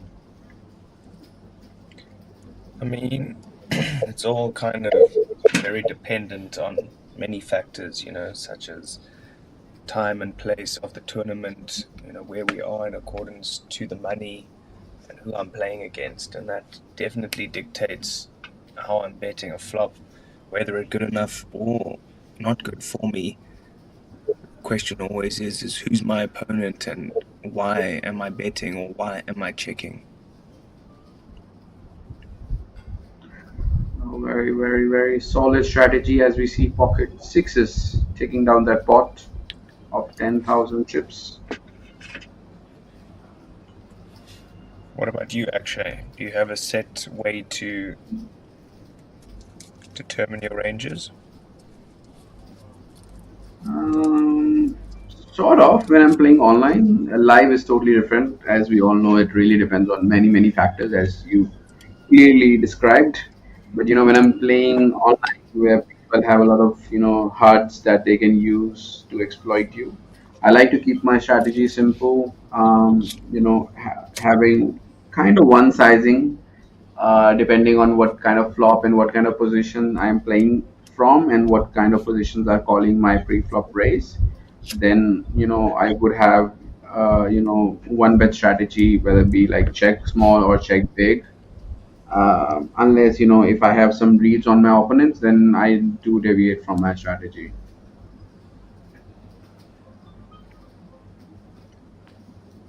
Well, absolutely what I do as well, just in some different words, I think. Kevin Lee asked us, what is the buy-in of this tournament, Richard? 2.2 million Korean won, so that's around about 1,600 USD. There we go. Kevin, you have your answer. We have a very knowledgeable co-commentator, Richard, who knows everything about this tournament.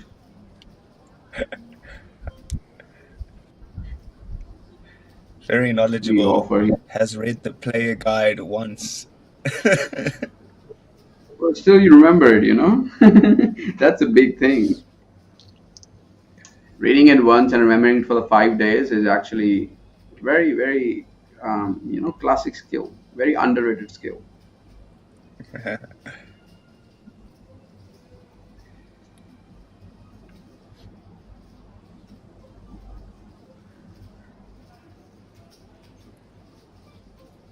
As we see three people go into the flop,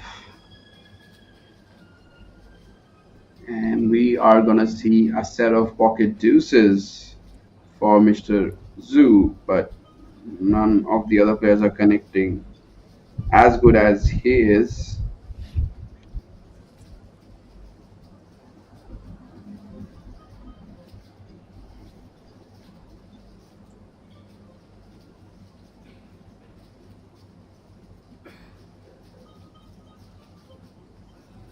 As we see, he's gonna take down a very small pot of 8,600 chips.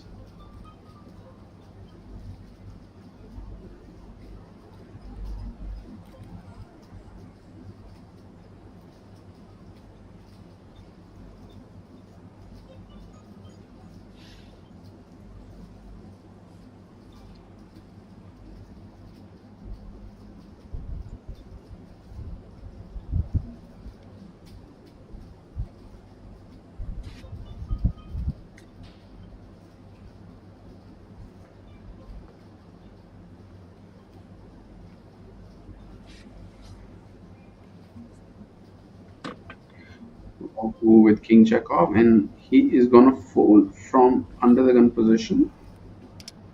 As we see Mamacitas for Mr. Nee with pocket queens. We have we have an increase in the blinds, Richard. We are now playing 400, 800 with a big blind ante of 800. A very slow structure here, so a lot of play for all the players. Even if they are down to half the starting stack, they actually have a lot of the play because of the structure. The structure is very slow for this tournament, and actually for the whole series that we are running here at RDPT Red Dragon Poker Tour. And we are gonna see Zhang move all in with Ace Jack off for his remaining 15,000 chips.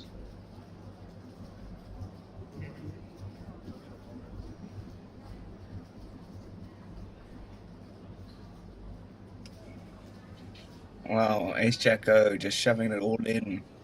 And Mr. Nee probably just thinking about the fact that Mr. Wang is behind him, so whether or not he needs to rejam or just call.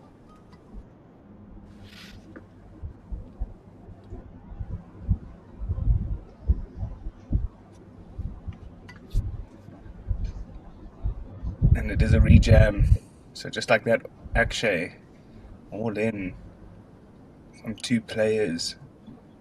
Ace Jack, all in and at risk. Needs some help in a hurry in the form of an ace. Can he find it? 864 clean for the Mamacitas. Ooh, Jack improves Zhang. 5 outs. And the 4 is not one of them. Just like that, we do say GG to Mr. Zhang and Mr. Nee with a nice little chip up in addition to his stack.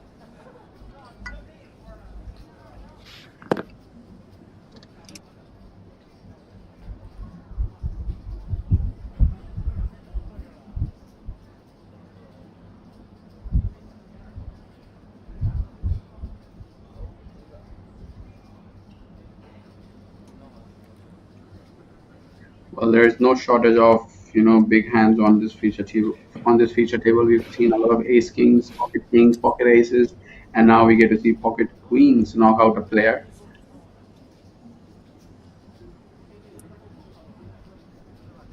Yeah, lots of premiums here, and wow, 254 entries. We just smashed my guess. Actually, I think you're gonna have to increase your guess too. I think 300 is easy. Let me see the time so I can propose a side bet. Well, we have. You said 6:45. We have late reg on, right? Yes. So we have about exactly 2 hours from now. And if that is the scenario, we are definitely gonna go more than 300. So I will take more than over 300 if you want a side bet.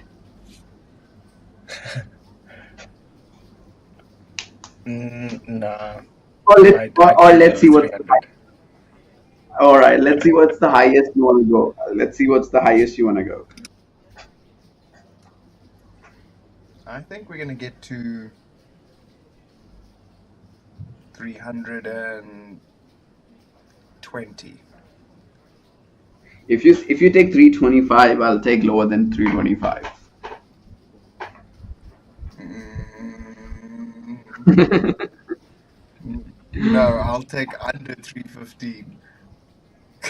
315, 315. You And said, under. or 315 Yes. under 315. Yeah, 315. Yeah, I would take that. Mm, I should have taken under 320. I got a little bit of greedy. Oh well, three more flights. All right, and we've had 500 and 400 runners for other tournaments. And I believe the action's gonna go fast, but are they gonna rebuy? Is actually the question that I'm asking myself. Under 315. Ooh. Can I come back to you after 30 minutes? Okay, sure. Sounds good. Sounds All right, good. cool. I mean, 30 what is minutes, we will lock it up. a starting stack now? How Starting many BBs? 50,000, 50,000. So you're still getting a lot of S- chips. So you're getting what, 60 something bigs? Yeah. Yeah, I mean, they're still late ranging for sure. Up until 30 bigs, 25 bigs, for sure. Well, I see that you're tempting me a little bit to take number over than 315. It could be. I mean, it's very possible, right? Are I you, mean, are you trying to bluff me, Richard, there? Are you trying to induce some action? yeah, well, you never know. I've got the full face covering on. Just for that, I should take the bet on. Sorry. As we see, Pocket 3 open up the action to 2000, 2.5x.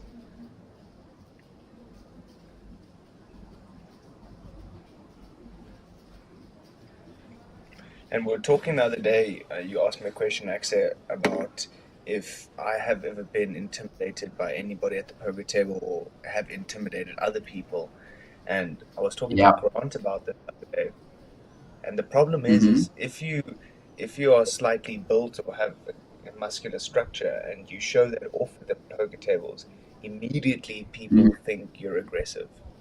And so for anybody who plays slightly aggressive, that is the worst thing you can have is a clear read. And so for that reason, I always wear a massive hoodie so that I can be aggressive or I can be tight. You never know. I can give you an interesting strategy advice on that. So the next time that you decide to play a poker tournament, and what you really want to do is like color your hair white and have like a grandpa outfit. So then people are gonna think you are more on the tighter side, and then people will not be able to judge if you're an aggressive player or a passive player, considering you will have big muscles, but you'll have like a grandpa outfit. So I look like Arnold Schwarzenegger. Oh, you definitely better than him. I mean, don't undersell yourself. Although Arnold is actually very handsome guy himself. Absolutely. Well, actually, there is Yeah, one table. one of the YouTube who actually like is like does powerlifting, but he goes to the gym dressed up as an old guy trying to lift like heavy weights like 200, 300 kgs of like deadlifts and all that stuff, and people just watch him, stare at him, just in awe of him, that how is he doing it, and we can't do it at such a young age. Yeah, I think I've seen that before. Yeah. The YouTube guy. I mean, yeah, I've definitely seen his channel. Can't remember his Hmm. name. Tricky name, Russian guy though. Yeah. Russian guy.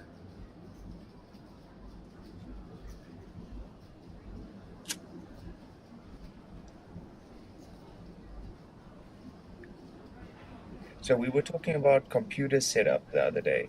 Actually, I don't know if you ever finished your story.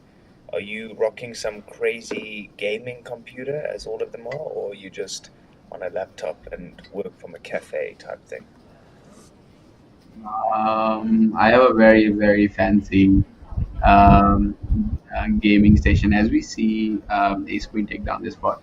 I have a very fancy, gaming setup. So I have a very cool looking PC case, which is 70%, 75% glass. So you can actually see what is inside my Oh, PC. And I have lights inside my PC, in my cooler. Then I have a LED strip behind my monitor, and it kind of like when I close the like it is really really nice when I like close all the lights up. It gives you like you're playing some esport game, give you that adrenaline rush. So nice. yeah, but I What are the won't suggest stats? people.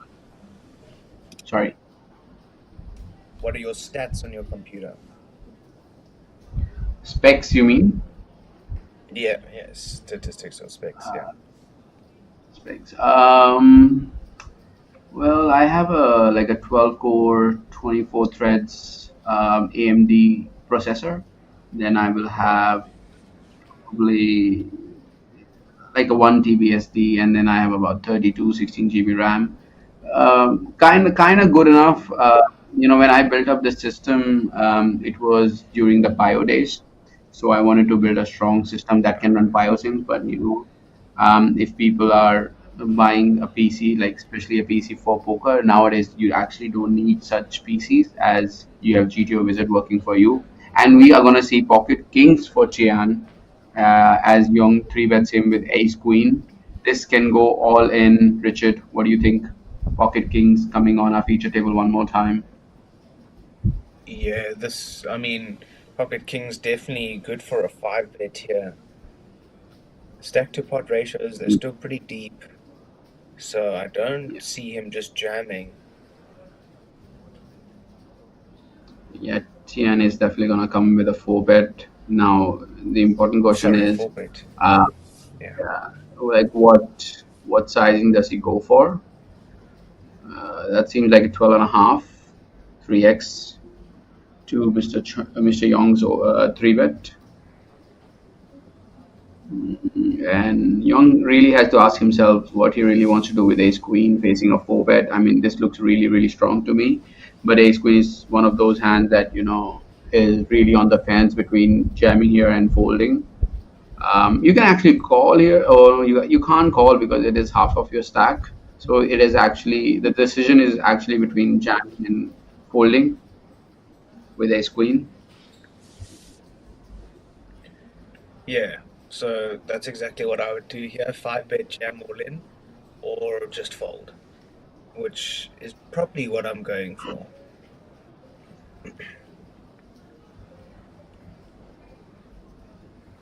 I mean, if he thinks that Tien has ace five, ace four suited in his range, he would five bet here, and he's not Oh, gonna be happy to see that Tien has pocket kings and has snapped his five bet jam.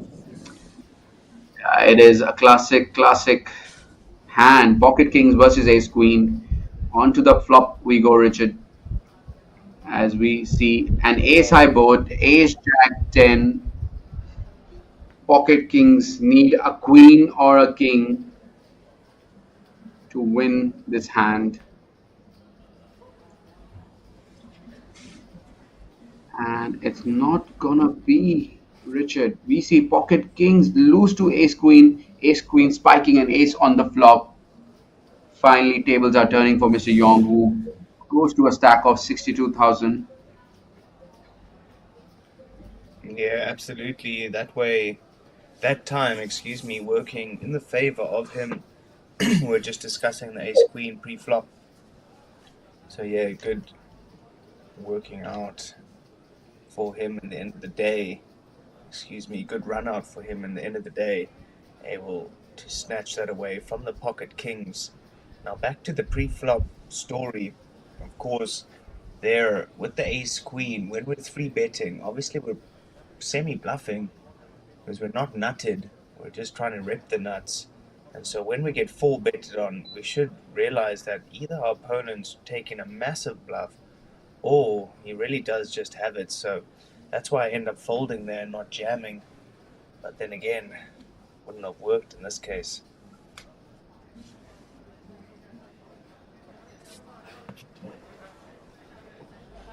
Well, we see Zhang move all in for his last 10 big blinds with ace 3 off from early position.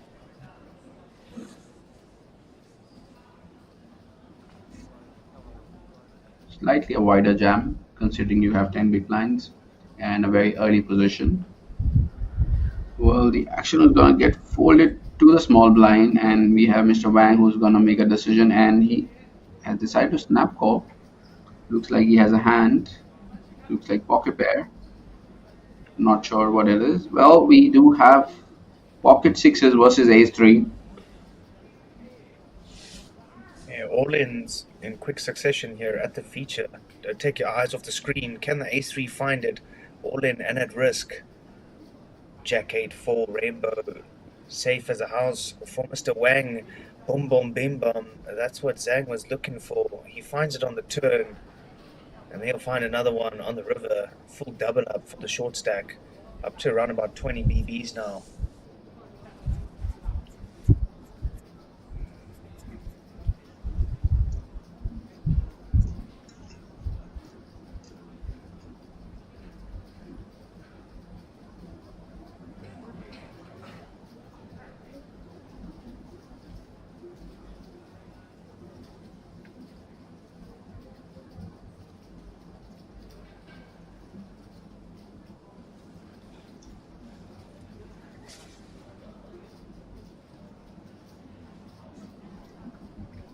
So some dispersion of chips in these last few hands. Players just passing them around.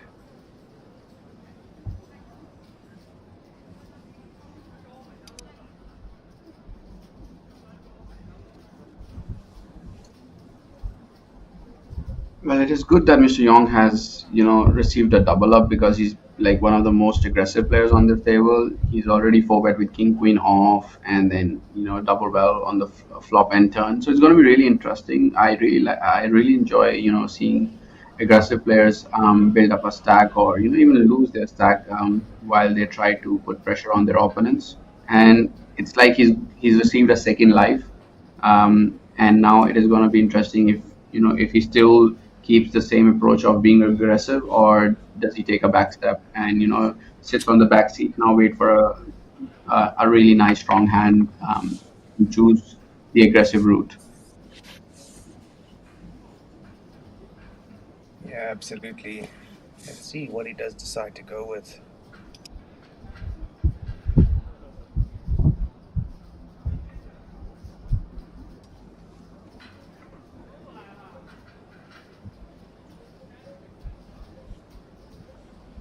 Move all in with king 9 off there, Richard, or 20 big blinds.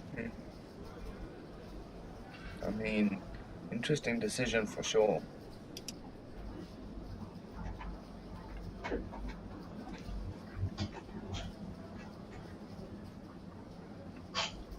Well, definitely extending his jamming range from the big blind versus a button open.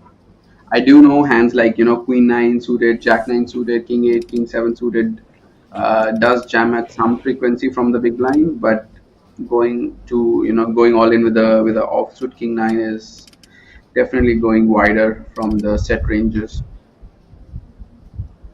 Well, who opened? Button or EP? Button. Yeah, I mean, Button open definitely with we're not eight. jamming. Yeah, we're really only jamming like pairs and suited ace king, ace queen, ace jack, that sort of thing.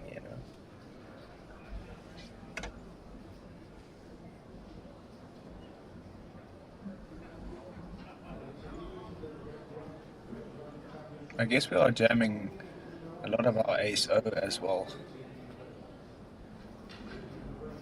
Oh, and then we do hear that we will be taking break very shortly.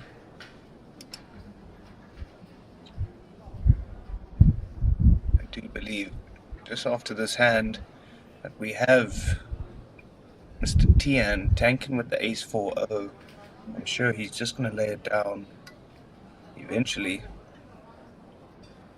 And yeah, that's exactly what he does, and that will be a 15-minute break, ladies and gentlemen. Don't go anywhere. I'll be right back.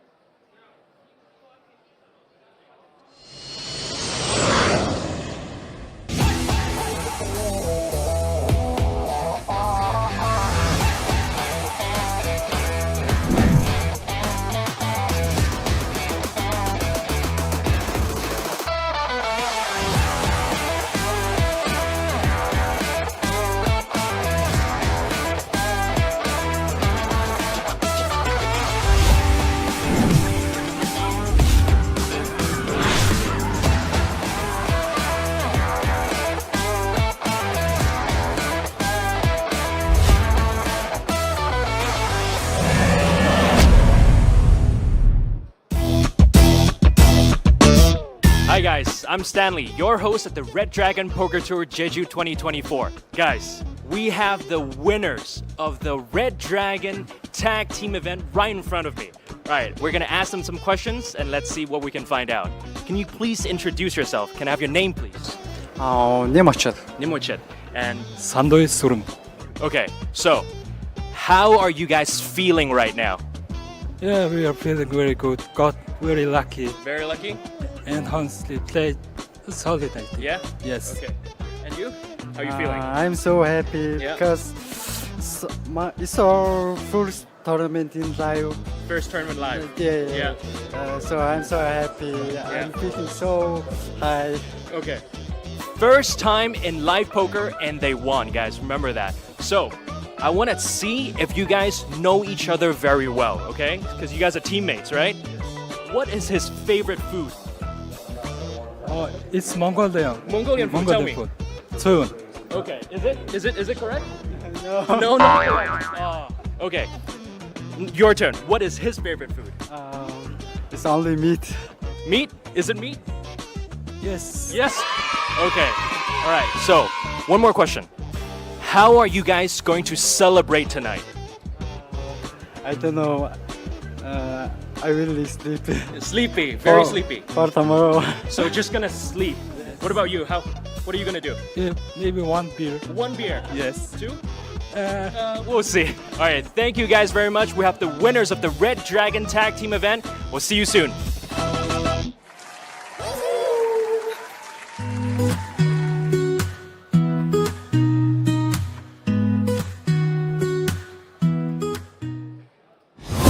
Hi everyone, we're here at the amazing Jeju Shinhwa World. I'm Stanley, your host of the Red Dragon Poker Tour.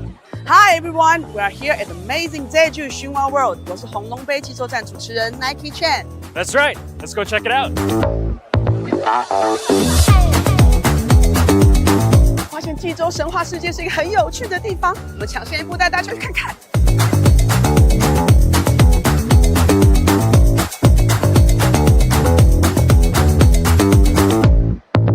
And the dining options are just as amazing. Perfect location to take a break, grab a bite. 真的很赞，我觉得我在这里快要控制不住想要 shopping 了。 And here we are at the Shinhwa Water Park, one of the coolest attractions at the Jeju Shinhwa World. 哇，这里真的太适合跟家人朋友一起出游了，这里有那么多的事情可以做，那么多的乐趣可以享受。 Absolutely. Now let's check out the Shinhwa theme park.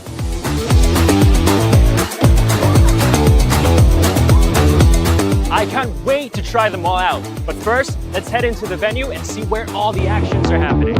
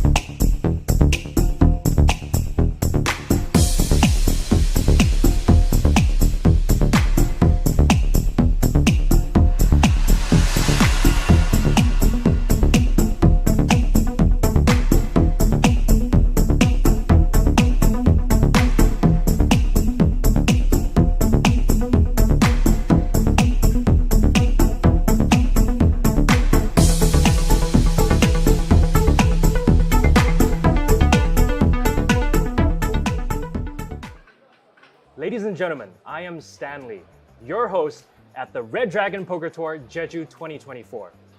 Right next to me, we have someone that requires no further introduction. With her numerous accolades and her immaculate poker face. Ladies and gentlemen, Selena Lynn. All right, Selena, how are you doing? How do you feel? Well, I got off a 26-hour flight to be here. Yeah. So I would say tired, but very, very excited. I think that adrenaline rush is just pulling me through. Yeah. So, we know that you've been on a rather long hiatus from poker. How does it feel to be back playing tournament poker again?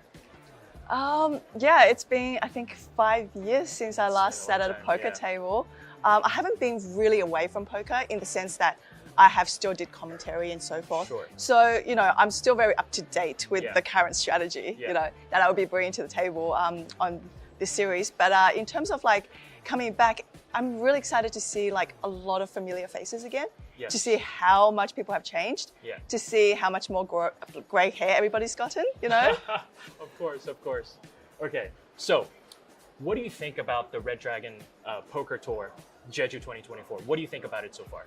Well, as I was walking into this room, I was actually very overwhelmed. I was like, wow, the setup is gorgeous. I saw a lot of like, even, you know, when you guys have the ads, there's like a little, those plushie guys, you know, those, around. Oh, mascots. Yes, mascots. And I thought they were very adorable. They are very cute, yes. You know, and there's a lot of, you know, extra table setup as well that I've seen. I've been here for other events as well, but this is probably the most extravagant elaborate Really? setup I've seen. So how does it stack up against other Asian tournaments you've been to? So the Red Dragon has always been known to break records. It's known to break numerous records, throughout Asia, whether it's like the most number of players in a main event, so forth. And I would like to see this event, do that, especially in this resort, because what I love about this place is that it's not just for a poker player. You bring your whole family, you bring your kids. You've got a theme park, you've got a water park, exactly, right? And you can bring the grandma. Bring a dog. I mean, I don't know if you Maybe can, not. but it's versatile. It is very It's very good. versatile, And you know what? When you want to be away from the poker table, the rest of the family can have fun. That is very true. That is very true. Okay, so you soon partake in the KPC Baby Dragon event. What are your expectations this time around? Well, I always expect to win a tournament when I play one, but I've come second actually in the Baby Dragon. Right. So it'll be fun to actually go heads up this time and not lose, I guess. Yeah. Okay. So we're here to win. We're always here to win. Of course. Okay. So you've been a long-time poker player. Your first tournament was in Macau in 2007. How has poker changed your life? How does it impact your life so far? I think that it really requires a certain, for me, I was really young when I first started, right? And I felt like poker has taught me so much. It's taught me strategy, it's taught me discipline, it's taught me emotional management, money management. It's a lot of things that come that you might not get in contact with at such a young age, but poker is able to teach you that. It's really that fast pace, like chuck you in the deep end. You figure it out, and you got to figure it out quickly. Right. And it's taken me, all around the world. It's given me so many different opportunities, and it's taken me on a journey where I've had to be in front of the television. Had to do commentary. I had to do a lot of different things that I guess I wasn't comfortable with or I wasn't set up for. But these are the obstacles that, poker presented itself, and I was able to get over them, and I was able to, do something that I didn't think I could. Yeah, that's fantastic. You've been taking a rather short hiatus, long hiatus. How have you been focusing on your private life? What does your work-life balance look like?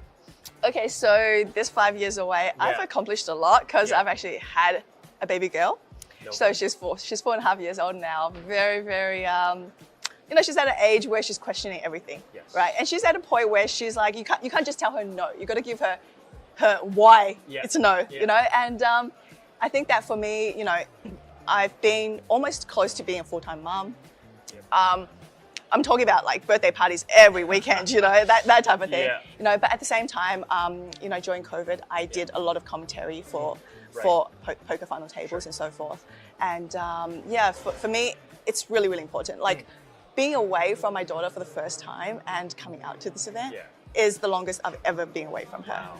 And it broke my heart to, just kind of be out there. But then it also was a good thing for me and her at the same time to have that independency.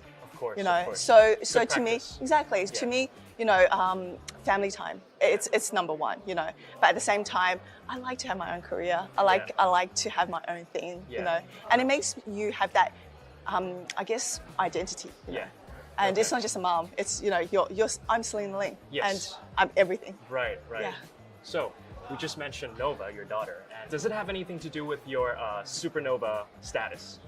Well, that's a funny thing. I actually really, really liked Nova. And when I found out Nova means new beginning, a bright star, it just kind of incorporated into everything that I wanted, from my daughter. And also her Chinese name is actually Liu Xing as well. So it means shooting star at the same time as, just a bright star. And having a daughter, and when it comes to whether or not people have asked me if I want her to follow my footsteps, it's one of those things where I wouldn't mind her doing it if that's what she likes to do.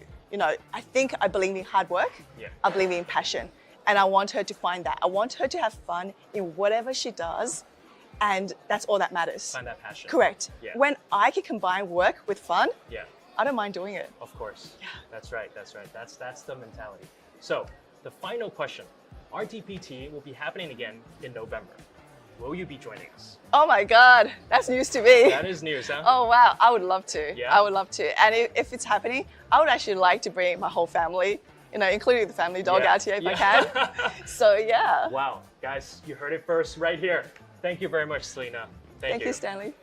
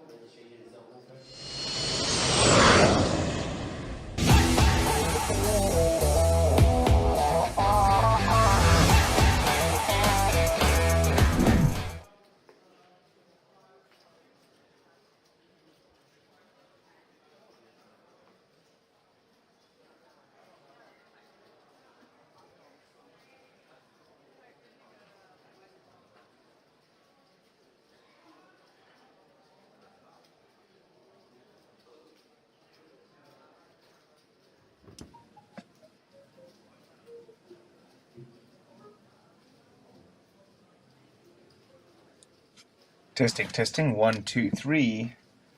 Hello, and welcome back to the feature table coverage of the RDPT Day1A Championship event. As always, we are bringing you this coverage live on a 30-minute delay, of course. And we are joined by a couple of big faces here at this feature table. The most mentionable one being the poker queen herself, Miss Selena Lynn. And then, of course, Mr. Fai Ka Wong, champion of the Super High Roller last series here in Jeju earlier this year. So definitely some players to watch. Well, definitely that is correct, Richard. We had Selena Lynn make a very deep run in a following event, but she did bubble the final table. But now she's back on our feature table, and it is going to be really interesting to see her play, as well as to see the super high roller winner on this stream. I am probably seeing them for the first time in my life, so it is going to be a learning masterclass for myself on how these pros really build their stacks in a main event.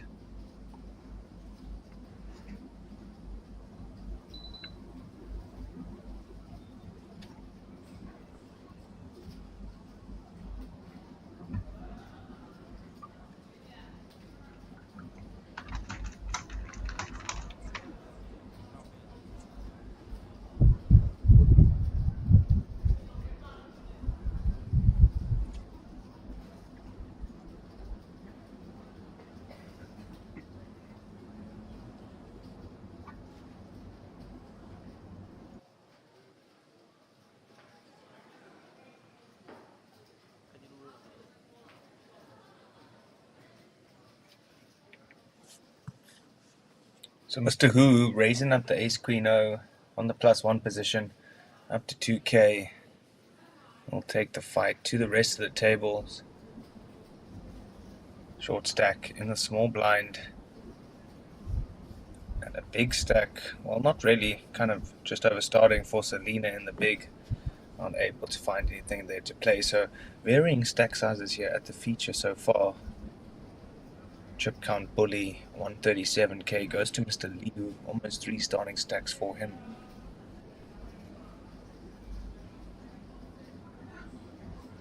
We do have some new faces. We have a new feature table for you all coming after the break, as normally our procedure. Whenever we go on a break, we bring you a new feature table. Yeah, that's correct, Akshay. New feature table, always here. Welcome. And you can see we are up to 274 entries, so maybe you should have taken over 315.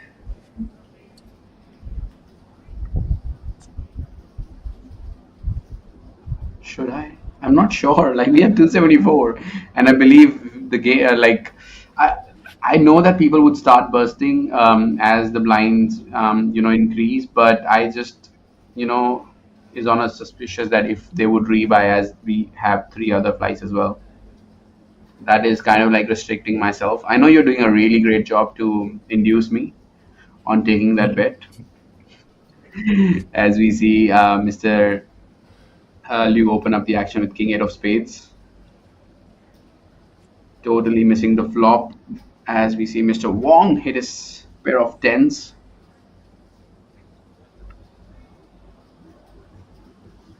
Let me see the time. Let me tell you. So I am guessing it's 5:21. We have about 90 minutes. And I feel like we're gonna have about 30 to 40 entries. So 40 will be less than 315. Right. It is exactly like 314 maybe. You've chosen a really, really good number. I have to give you that.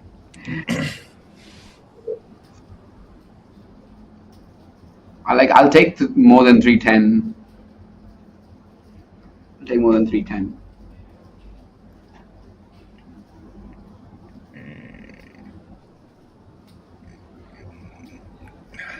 Okay, for the fans, why not? All right, it is on. The bet is on the book. I need to get more than 310 players play this first flight so that I can win my first side bet with Mr. Richard. Well, I think we're 1-1 on the side bets. We're 1-1. We're 1-1, right? Mm-hmm. So yeah, it's like neutral. Nobody's winning.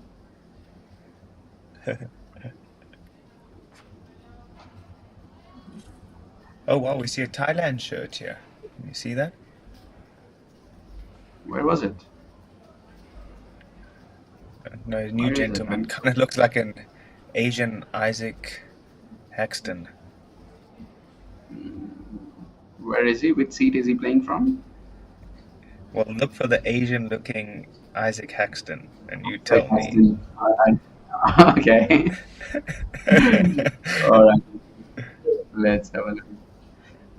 Seat 2 does kind of look like him. He has the glasses. He has the hairstyle, but it's not like that messy hairstyle. There he is. So.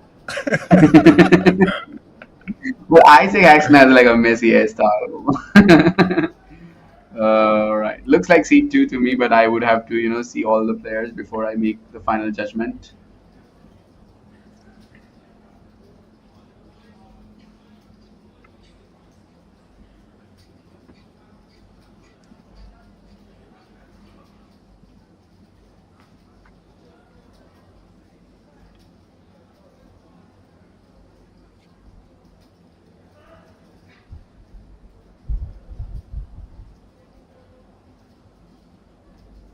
As we see 8-5 versus Ace-4. Ace-4 having a top pair, whereas 8-5 has the middle. I think the turn is going to slow the action, and we are going to see Mr. Hu lead out from the river for 2,500 chips, and is going to get smacked by Mr. J.I.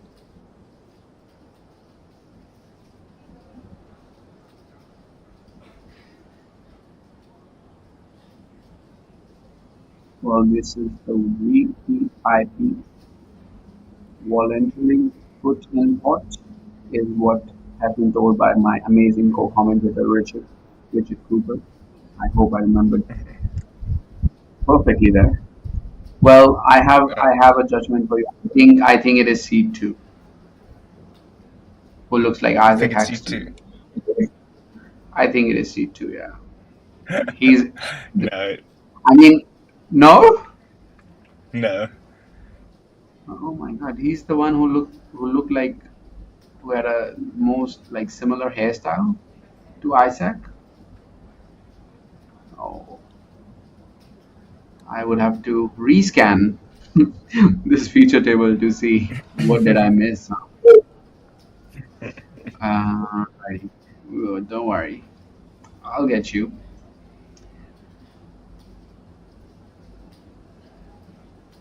As we see, Selena Lynn with ace deuce of spades. Oh no, sorry, she's on the cutoff. We see Wong with ace deuce of spades on the button.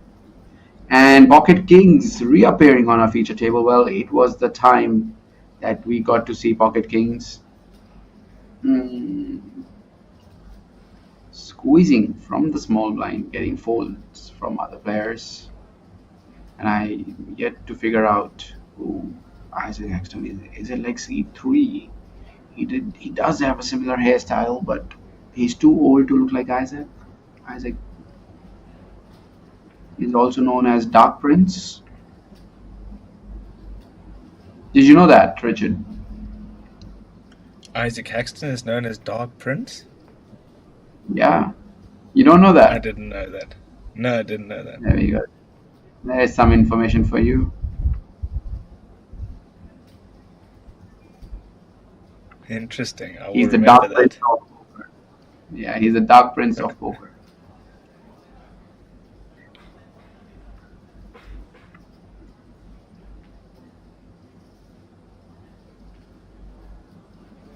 Seed three, then. If not seed two, then seed three, right? But seed three is, a bit more on the mature side than It is Isaac Haxton. C3. Come on.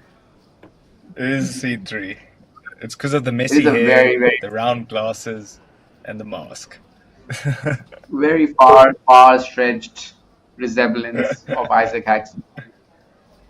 Please forgive Richard Cooper there for mixing seed three. Come on, chat, tell me, let me know, please. Okay, if you think seed three looks like Isaac Haxton. I do not believe Richard Cooper for the first time It looks ever. like I said, quote, the Asian Isaac Haxton.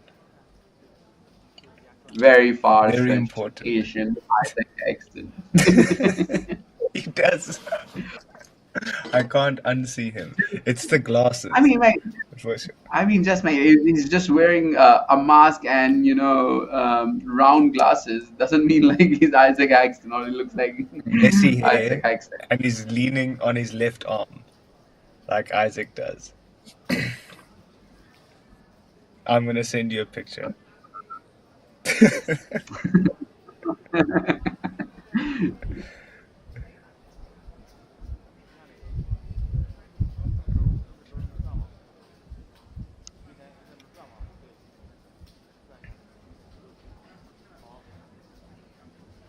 So Richard, just imagine you are sitting with your poker idol on your right. What are you gonna talk about? And I believe you did tell me that Chance and Alex were your poker idols. So imagine like Alex sitting on your right. What are you gonna talk to him about? I mean, to be honest, if we're playing, probably not nothing. But if we're just at a bar or relaxing, then I think a lot. So it just depends where we are. Well, we are gonna see Mr. Chen move all in with Ace 10 of diamonds. Is that right? Well, he is moving all in with his top pair, top kicker, and a flush draw.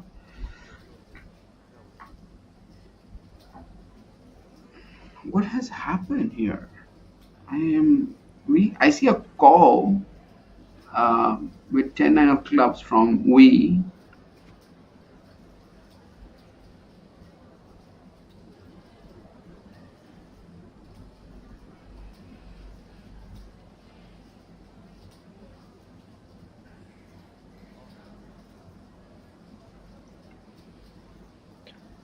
So we open 10 of 9, 10-9, excuse me, of clubs open, plus one position, 3-bet jam.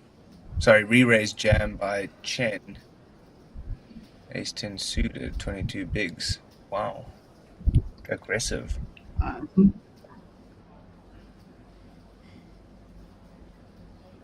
What? The big mind's calling. yes. I'm as surprised as Wow. you are. And why does he have to call 10.8? Did he lead out? Because we call a bit. I think he led out from the big blind.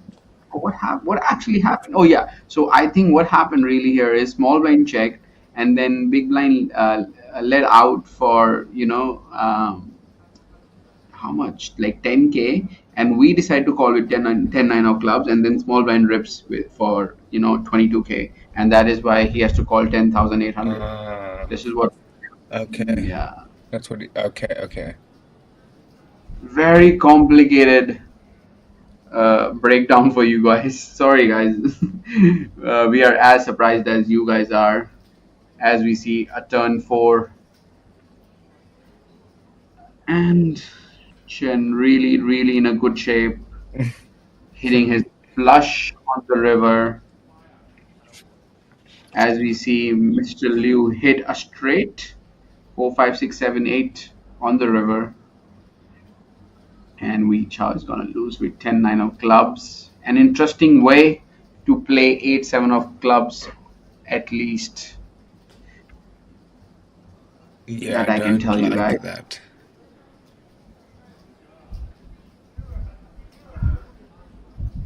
I mean, he does have an open ender, right, on the flop. What was the flop? 10-7, 10-5-7. 10-6 something. No, 10-6 something. 10-6-4. He has like double cut shot. Oh wow. Okay. Well, I mean, it's an interesting call then, for sure. I mean, you can try to put it nicely and sweetly, but you're gonna find you're gonna be short of words. I can tell you that. That's very true.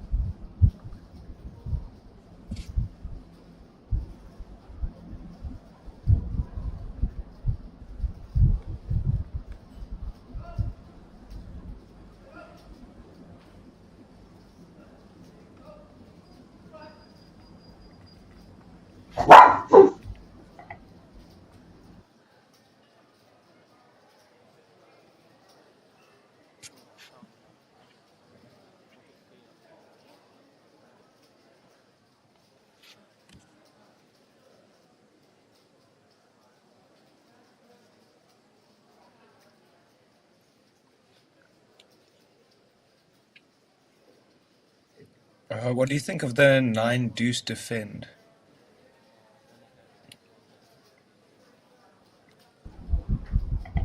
Amazing. I'm flopping trips. Really feeling confident about it. But if you tell me the river's going to be a 10, I'm going to be feeling very disappointed.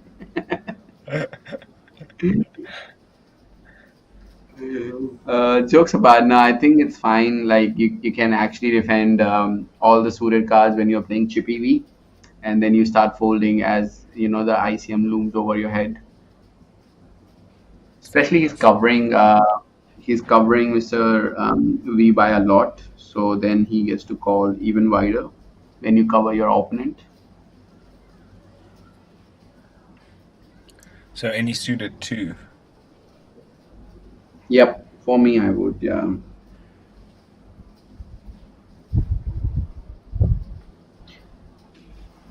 Especially the deuce and the 3, I think works really, really good.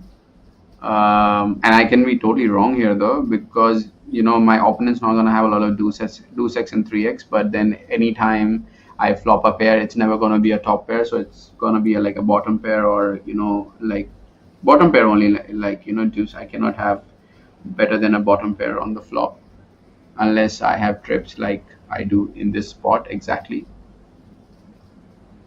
Um, versus UTG, probably, I don't know, man. I like to defend my big blind very, very wide and then, play post flop where I think I have more edge than my opponent. Hmm. Mm. That I guess is also a big factor is your post flop edge.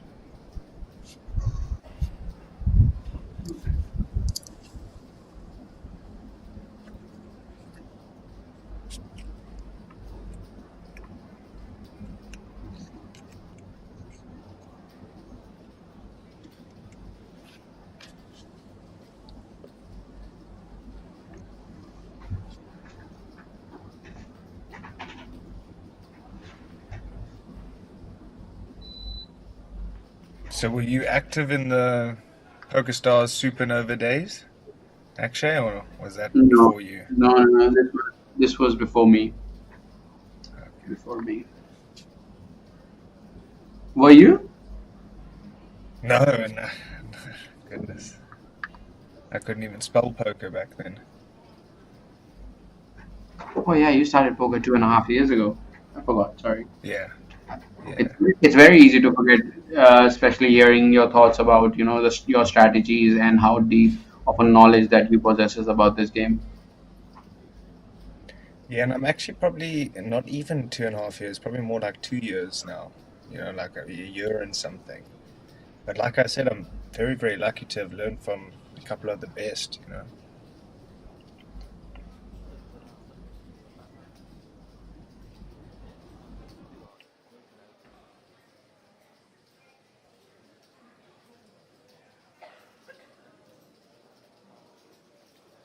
And yeah, of course, all my poker knowledge goes as a massive shout out to one of my best friends, Mr. Grant Gardner, absolute legend.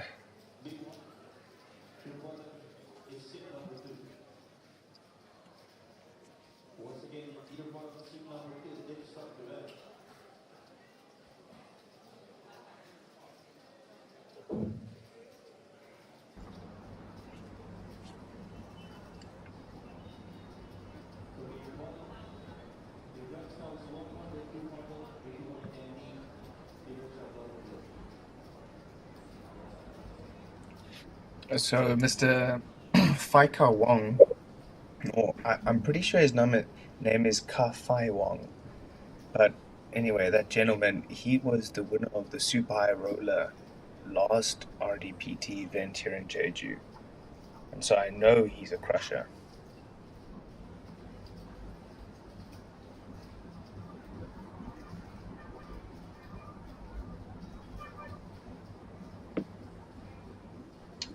Looking forward to seeing him build his stack for the main event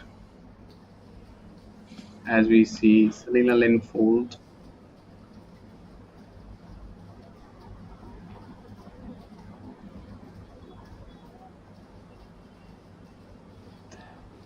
Well, Jian has a really solid hand, king six of hearts in cutoff position, opening up to 2000.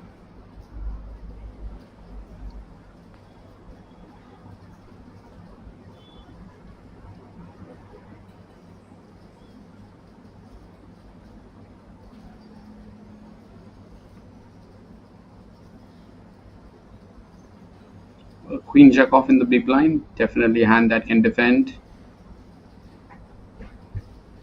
Sitting there with 40 big blinds.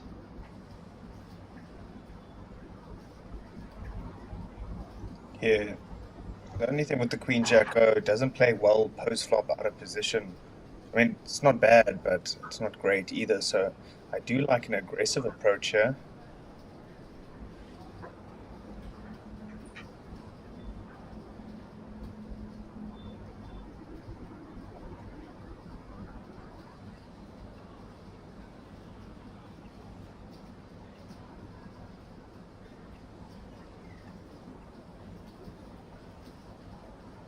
And that's Looks like exactly he what I was did talking hear you. about.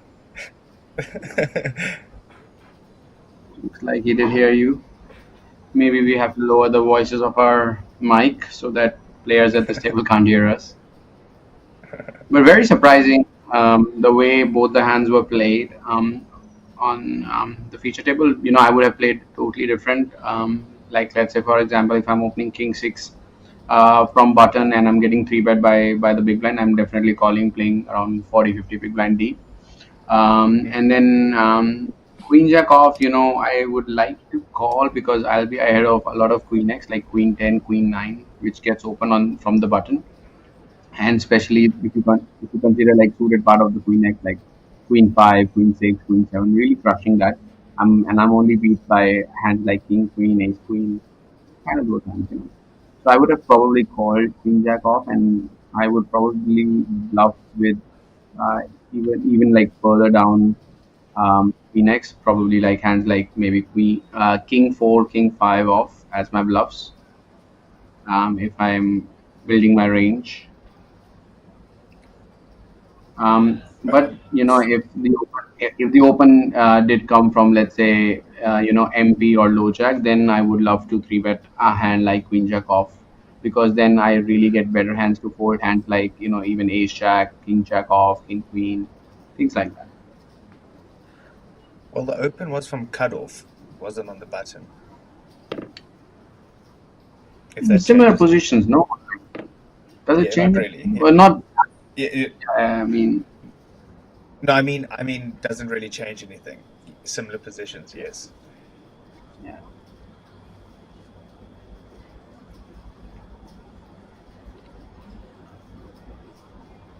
And you guys can see there is no winning strategy in poker.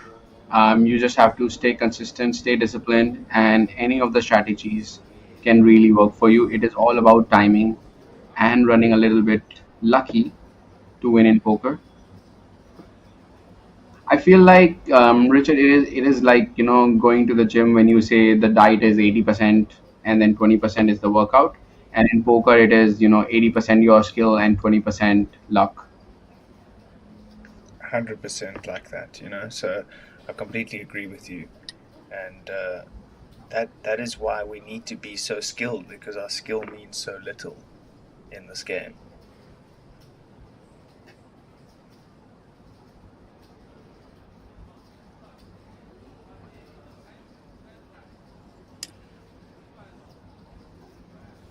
And I'll elaborate on that. And what I mean is every percentage means more, because we only have a certain amount to work with, so we need to maximize. And so when something is worth a lot more, we've got to make sure that we are 100% dialed in on that aspect. So if our skill is 100% dialed in, then we know we can maximize on that 80% luck.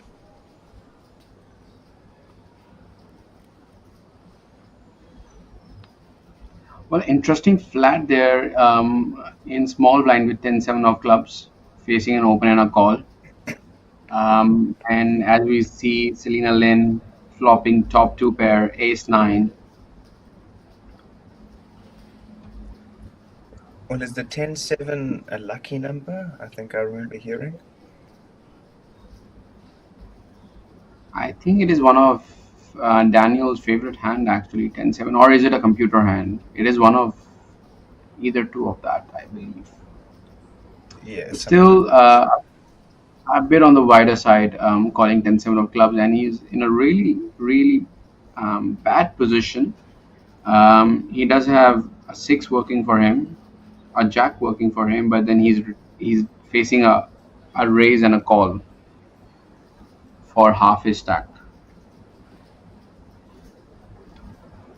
As we go and see the turn card, which is gonna be deuce of clubs, a Batubi. That is not gonna help either of the players.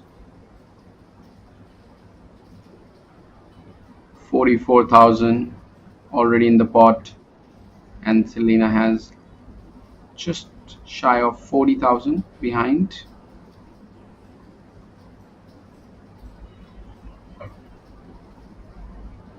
Yeah, great position for Selena, holding those two pairs, knowing she's just beating any ace-x combo.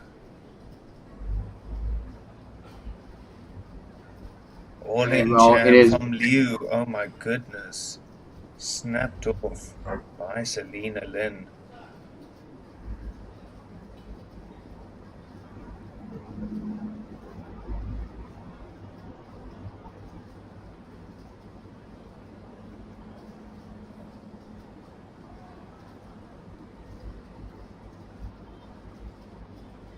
Well, Louis, all in.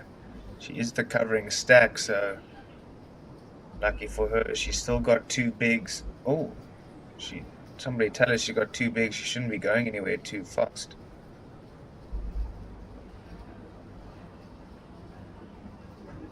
I think it's a he, Well, no, she just. Richard? Oh, I'm not sure. apologies. I'm not sure either. Not joking at all. I just don't know. 2.2k is what was left at the table. It seems like it.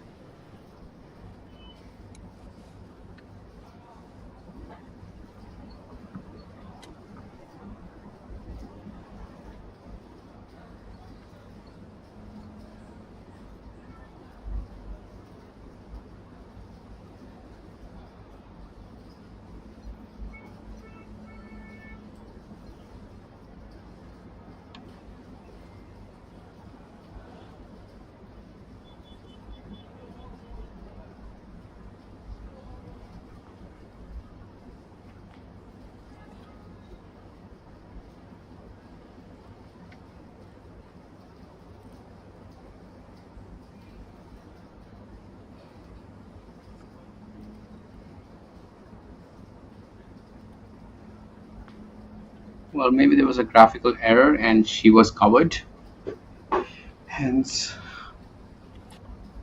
being eliminated from the feature table. Yeah, could be.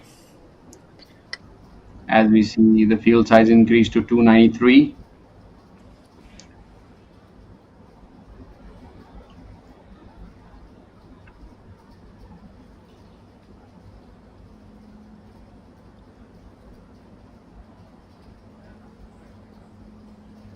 Well, we are going to see our super high roller champion defend with 5-3 off in the big blind, totally missing on the flop.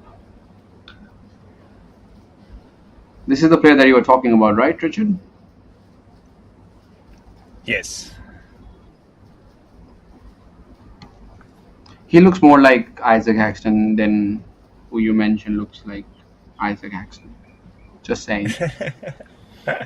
He does. He also has round glasses, and wearing a mask. His hair's just too perfect. That's the problem. I believe you haven't seen Isaac Haxton hair flying in the air back in the day. I have, yeah, those are some of the most iconic pictures.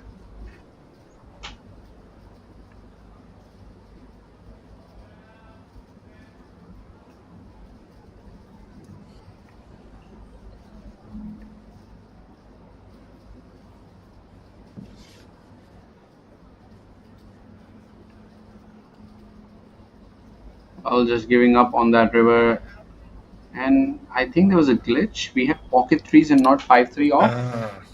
Yeah, I saw that as well.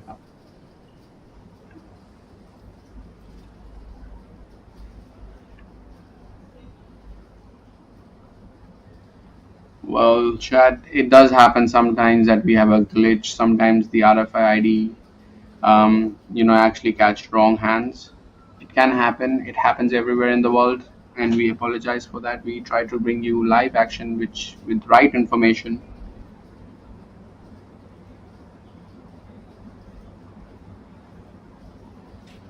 As we move on to the next hand,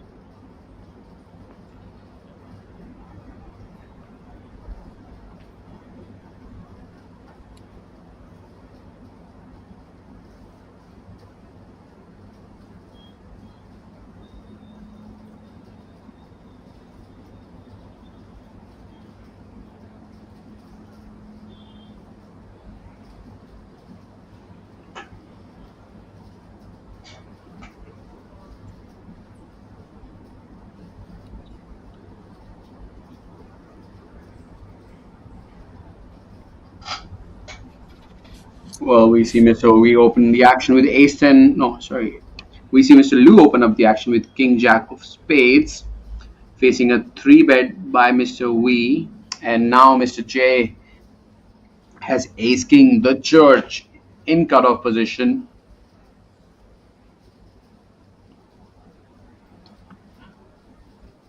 He is only playing 38 big blinds behind, facing a 3-bet. Well, what do you do here, Chad? Do you go for like a 4-bet around 14,000, or do you just go all in? Is the question.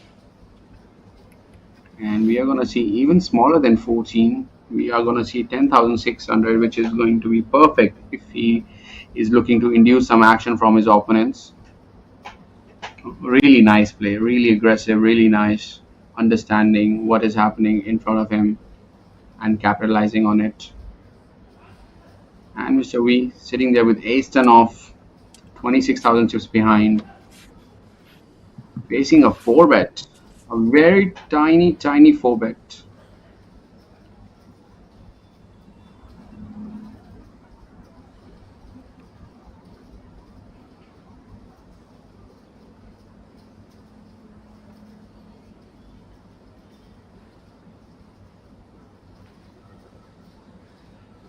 Here we go. We are going to see Mr. Wee be very disciplined and fold his ace 10 off, rightly so.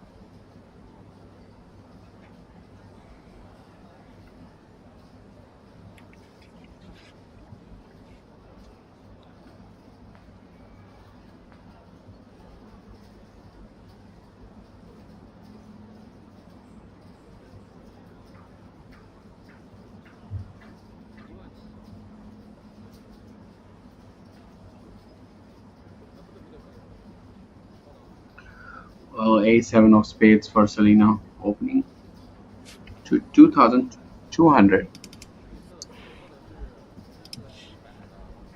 Chain with ace 10 off in the big blind, playing 88,000, 88 big blinds. Well, actually more than that, 92,000. Oh, so this is some other guy. Why am I getting so confused here, Richard? Yeah, the graphics are a little bit delayed. Yeah. So Mr. Who called with the 970? Maybe feeling a bit restless, maybe feeling a bit card dead and feeling a need to continue and try to see a flop, but gets punished straight away with Mr. Chen squeezing from the big blind with ace 10 off.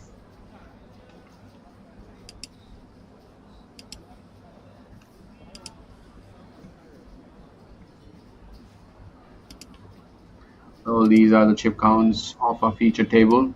Mr. Liu with the chip lead, 3 starting stacks already as we move closer to the late reg.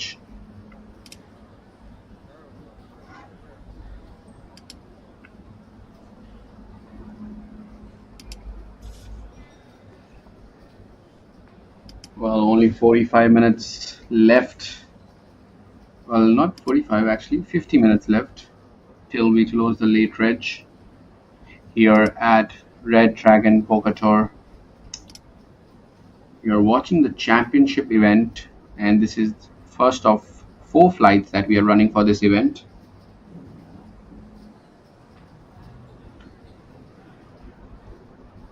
Well, 311 looking very, very difficult here, Richard Cooper. The field level is very, very varying, as they say. You've got Well, I don't think they're updating. So probably, when we go to our next break, we are probably gonna get that updated, and you'll be surprised that we've already hit our target. This is true. This is exactly what I meant. They're very varying, these field sizes. You never know how many people, excuse me, have registered.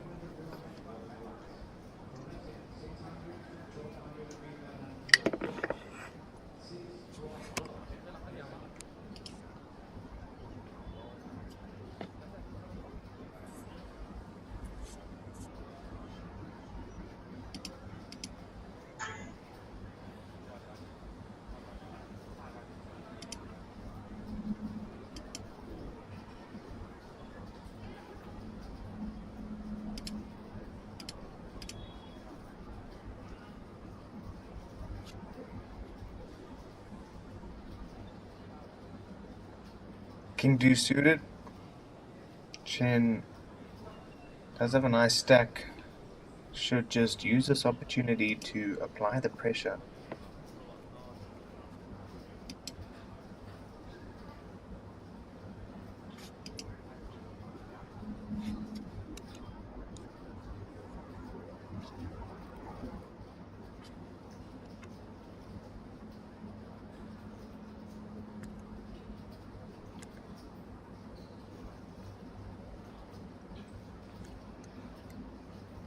Big blind defends 650. An interesting flop gut shot for the big blind. Queen 9-7 mono though, and Chen has one card to that monotone flop.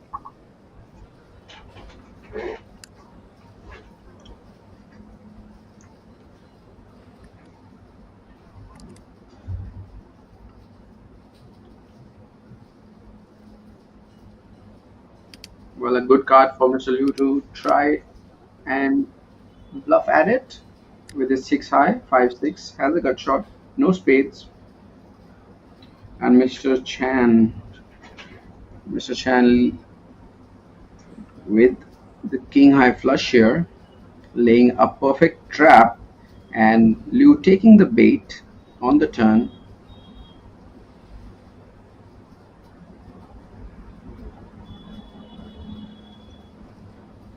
Well, the river is a deuce, no help for 5-6. Mr. Liu still with 6 high. The pot is almost 13,000, and he's deciding between what to do here. Does he really want to represent that 7 or a flush? And the flop goes check, check. Well, the answer is yes, as he loads up a bet of 6,700. Gets snap called by Mr. Chan with king high flush.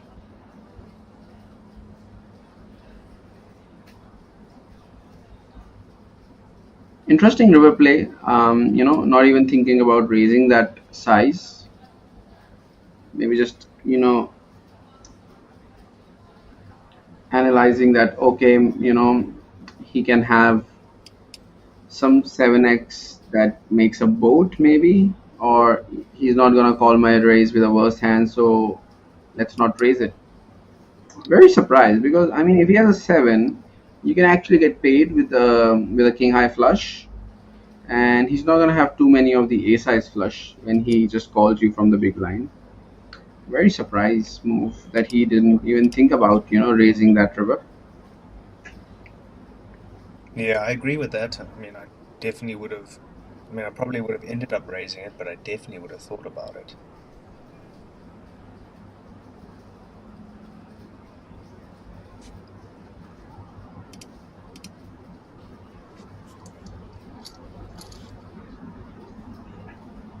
Well, Dylan mentioning in the chat that he thinks poker is about 40% luck and 60% about skill. Well, it really depends how you see it, Dylan. It could be 60-40. It can even be, as low as, let's say, 60% luck, 40% skill. It really depends on your perception about the game and, the amount of skill that you think you possesses. I believe that, I am way, way behind the 60% skill. For me right now, probably be 50-50, as I try to improve every day so that one day I can go and play and live the dream that I have of traveling all over the world and playing poker. So it really depends on person to person and their perception about it.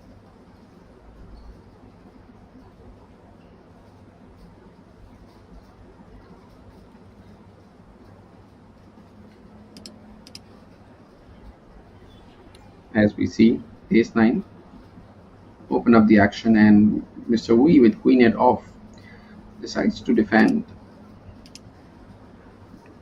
Well, this is kind of a board that we will see the pre-flop razor bet a lot for a small sizing.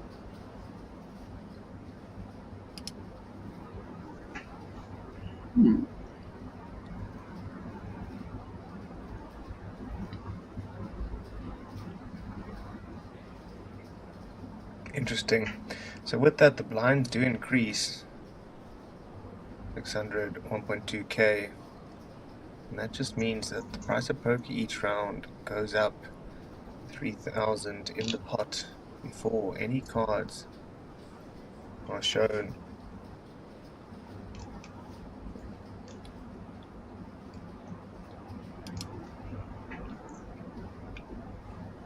And there's a nice cut, well, side cut, or I'm not sure what they say in the cinematography world, but anyway, there's a nice camera shot of the RDPT logo Snippet. inside the Marriott.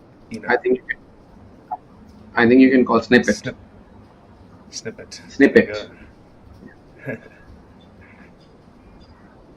A little snippet of the poker room that was teased, and we have ace king versus ace king. This is UTG versus +1. The ranges are going to be very, very close, as we are going to see a 3-bet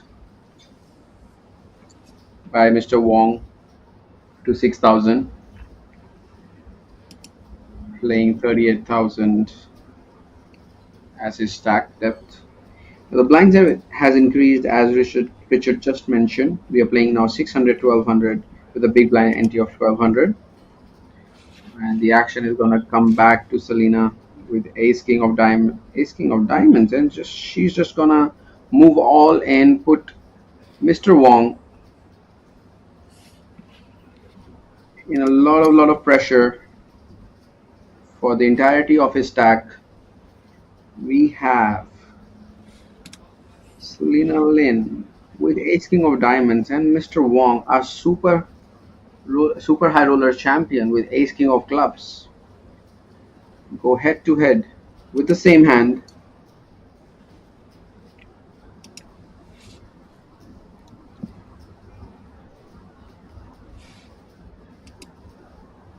Well, the reason he's considering a call here or not is just because the 4-bet is coming from UTG, and when you break down the UTG range, it is actually very tight than you can even think of. It is basically ace king, aces, kings, and queens, and sometimes jacks, right? And versus that, you are not doing that good. I mean, they can jam ace 5 suited, but that only 1% of the population finds. So we are gonna see a reluctant call, and he's gonna be really happy to see that they both have the same hand. Ace king versus ace king, clubs and diamonds. Well, we do know that diamonds are best friend of the ladies, as we see one club, so a free roll for Mr. Wong, but nothing that changes the outcome of this hand. They are both going to split the pot, take down the blinds and the ante.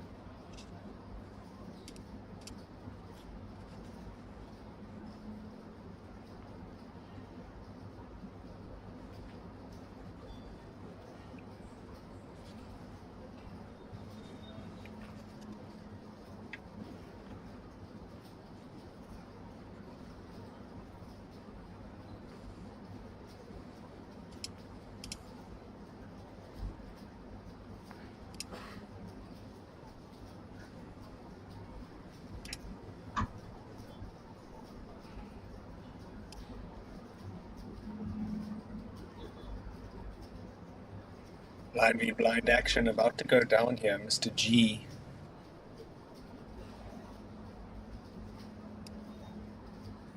Will raise into the big blind of Selena Lynn.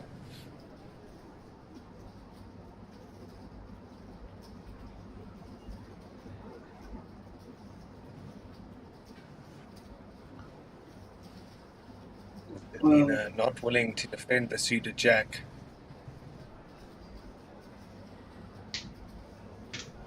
Interesting decision there by Selena.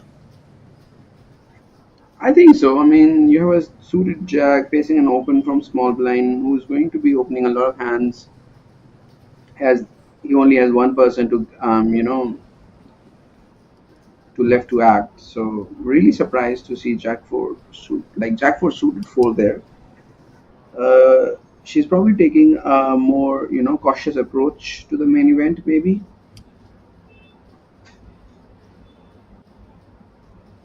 Yeah. As we all know, that she's a very skilled poker player, quite experienced, has been on the bigger stages a lot of times before this.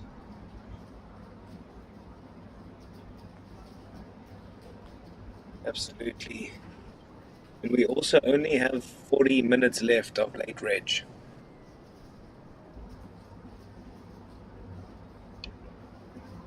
Too much to get to 311 players, Richard.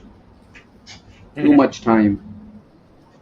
All it takes is 10 seconds to enter this tournament. Just get the money ready, go to the registration desk, and buy your tickets to the main event.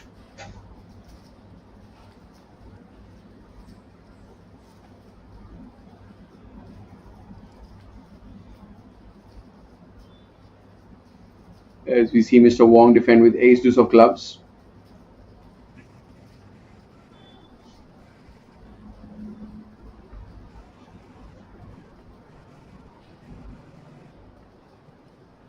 Well, we do see generally these paired boards played really aggressively. As we see turn 4 of clubs, the flop was check check.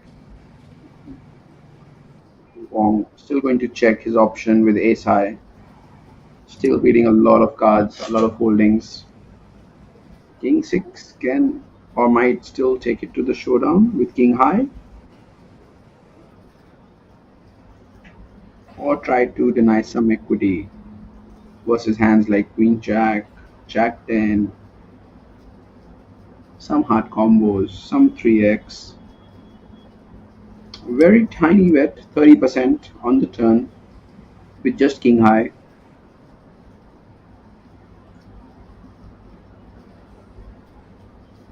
Yeah, it is rather small. Quite interesting.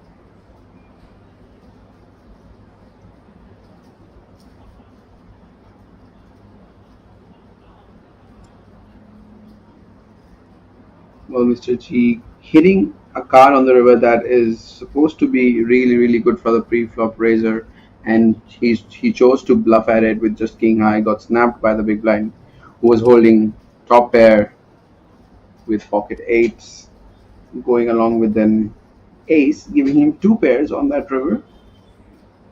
Aces and eights with a six kicker, I believe. Oh, there was, what was the board? 8, 8, 3, 5 turn maybe, and river I ace, think right? it was a 5. Yeah. Yeah. So it was probably ace, ace, 8, 8, 5.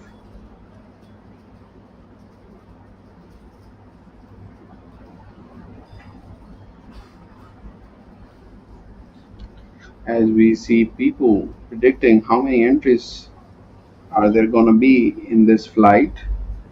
As you mentioned, we only have 45 minutes left.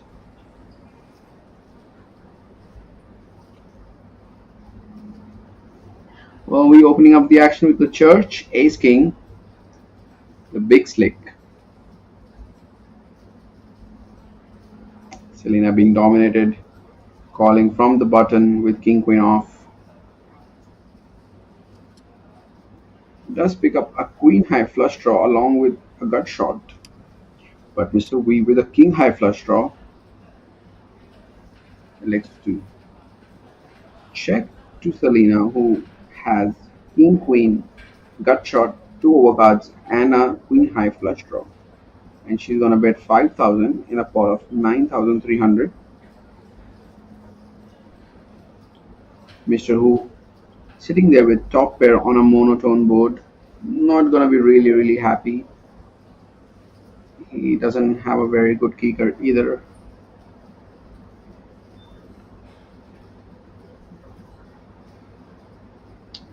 Well, likes to fold. Selena getting the best hand to fold. Can she get Mr. V to fold? Ace king off. I don't think so. He's gonna call. Well, with that thought, because he's not gonna call, he's gonna go all in for his remaining 20,000 chips. Going all in with two overcards, flush draw. Interesting and creative move there, Richard. Yeah, very interesting, I guess. Does have quite a bit of equity on this board. Short stacked as well. What do you do here? What do? You have a gut shot, you have two overcards, you have queen high flush draw, right? Well, you need to call 19 to win 33.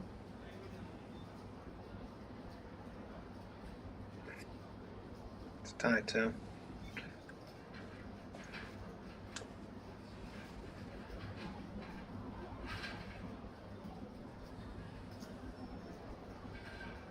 Does decide to call and is in very rough shape. 16% equity for king queen with queen of spades, as we see ace king having equity of 84%. On to the turn we go. Well, turn is a 3. Selena has only 4 outs, queen or a jack. Well, 7 is not going to help her, and we are going to see Mr. V double up here and move to 48,000 with ace king. An interesting way to play ace king up there. Going for a check jam versus a bet.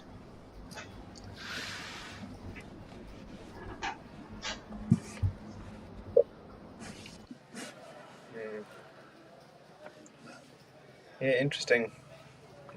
Yes, it worked well, but yeah, interesting for sure.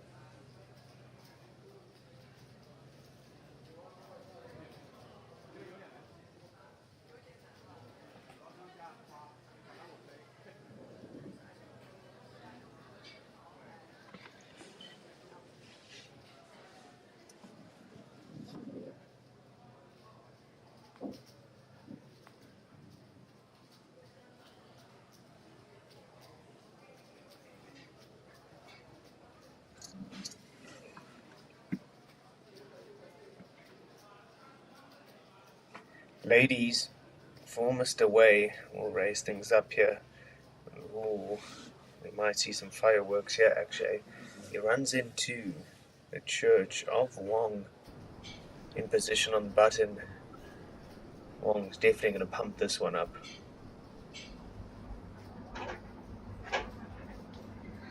Well, I do love some mamacitas as we move and extend the field to 299 players. Only couple of entries away before I win my first side bet against Mr. Richard Cooper. Well, we are gonna see some action. Pocket Queens versus Ace King. Ace King going for a 3 bet, 7,500. And Mamacitas moving all in, and Wong is gonna snap this time around. Well, El Clasico, Richard Cooper. Yeah, This is your favorite hand going with Mamacitas. You don't get more El Clasico than this, except for Real Madrid and Barcelona. Oh my goodness. Just like that. Lady on the flop. all but seals it. And yeah, just like that, nice double up for Mr. Wei. Wong Ka-Fai, big knock down to a mere big blind and a half.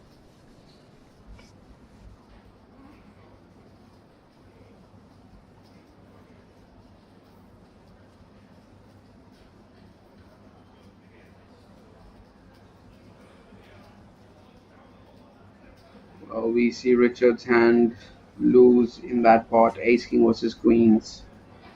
Pocket Queens making a set on the flop and leaving our super high roller champion with only 2000 tips. But as you say, you all you need is a chip and a chair. So you never know that he can spin that 2000 into 200,000. It can happen, guys. It has happened before. It can happen. So don't go anywhere. Keep watching as our super high roller tries to build that stack up, spin that stack up from 2000. Alrighty, people are cheering for him. He said, "Go one big blind, bro." Well, that is indeed the support that he's gonna need if he wants to have a double up.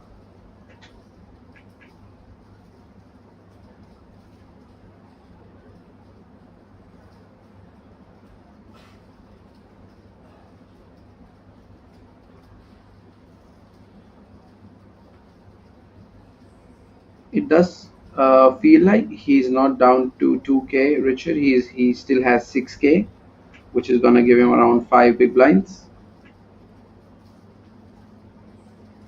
A little Yeah, that's much graphical better. error, guys. Yeah.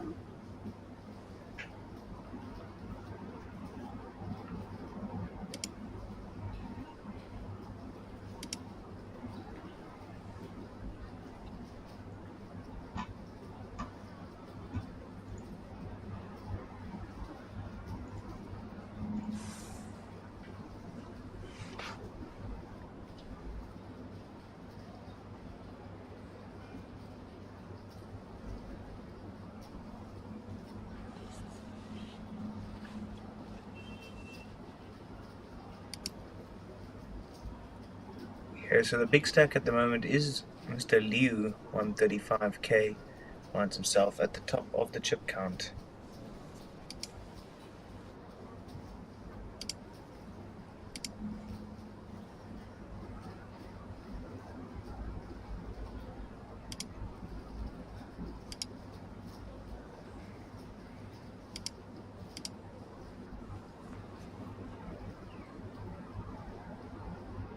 Are you watching the Olympic Games, Richard? I haven't been actually. And you? Not much, but I did see that South Africa won a silver medal, maybe. No, well, they Both finished here? second in this. Well, not yet. Hopefully they do. Well, but one of the South African swimmer actually came second in the first semi-final, so he's actually gonna go to the final, and this is like a backstroke style of swimming. Oh, fantastic. In case you want to follow your fellow South African swimmer and cheer for him during the Olympics. I So should before I probably. stream, I was yeah before I stream, I was watching some of the old Olympic games, and I saw that South Korea actually won a gold medal last year in the last Olympics in archery. Really? Yeah. South Korea, that's interesting. I didn't know they did a lot of archery there.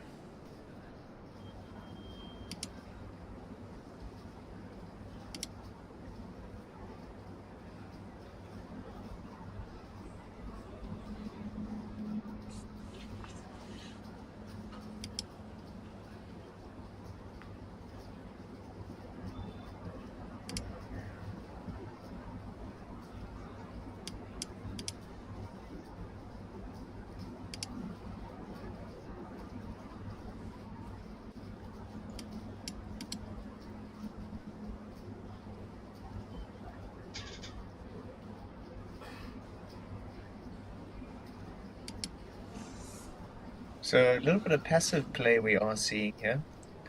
Nobody wanting to really get out of line.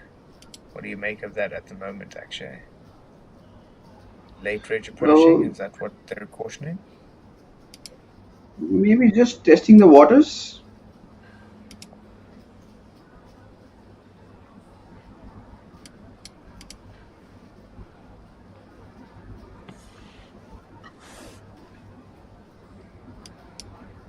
Just not trying to get into big pots, without any good holdings.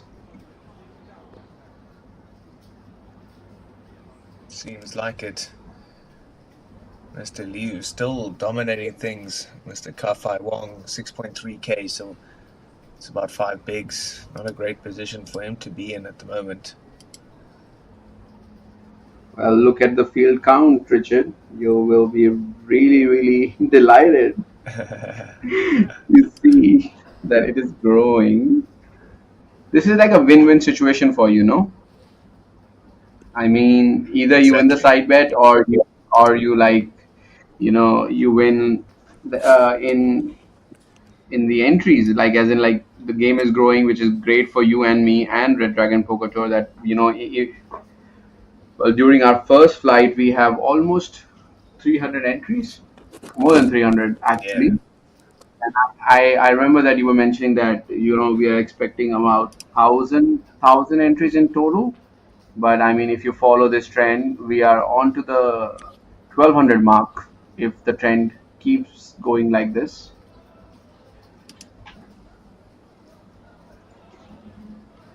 Yeah, definitely. I think we're going to have some record breakers here for this main event. I am probably the favorite here, Richard, to say the least.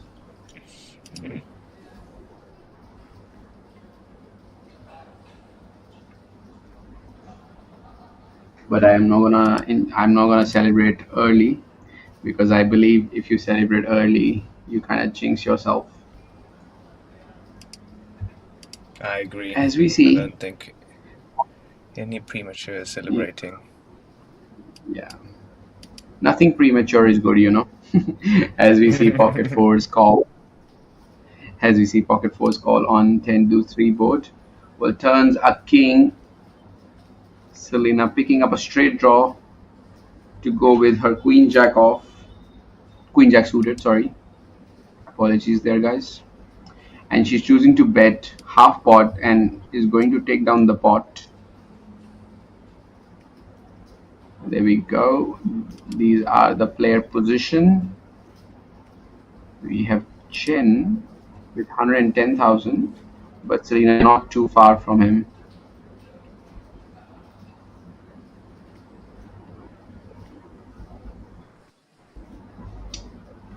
And I remember, I think she's playing poker tournament after like 4 or 5 years, Richard.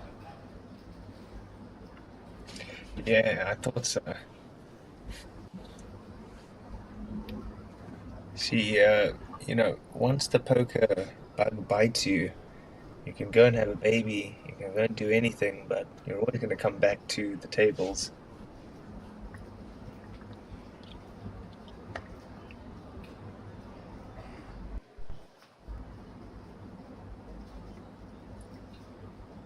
Well, her husband, one of the sickest, cash player of all time, Mr. Randy. I think he holds a world record of playing the most online tables at one point, at one given point. Mm, I don't think so.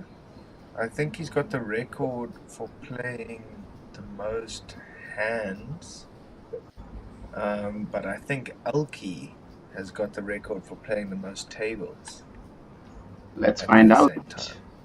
Let's find out. I'm not on that. I'm not 100% confident. No, I'm not taking. I'm not taking another bet here. I was just about to ask you that. I'll bet on anything. I'm a real poker player. You're just trying to redeem yourself, as you can see your defeat in the side bet that we have just made. I have to redeem myself somewhere.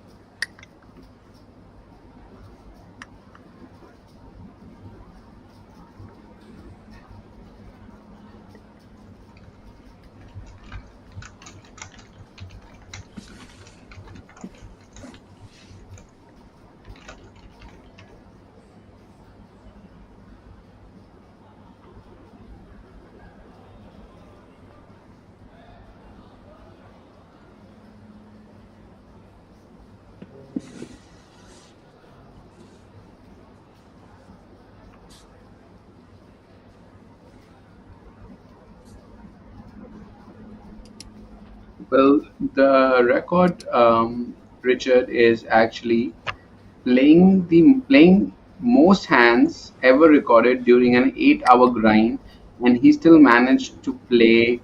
He still managed to make a profit out of it. That is the record That's that Randy Lee holds.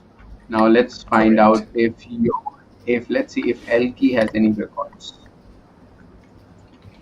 Yeah, so that's exactly right. Randy's played the most hands in a session, but Elke's played the most tables at once.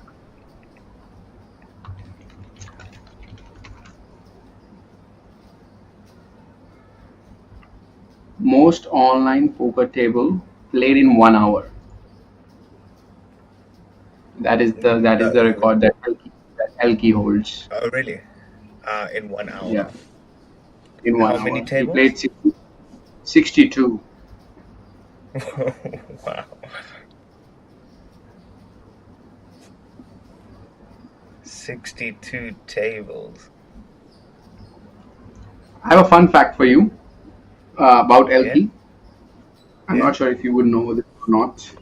Well, Elke is a former professional gamer, having competed in the South Korean StarCraft League in early 2000s. Oh, I know Did you that. know that? Yeah. Damn you. I know that. I also know he lives with one of the top gamers at the moment in the European League. And they live in a very nice house in South Korea. And then they go and they stay in Phuket as well, time to time.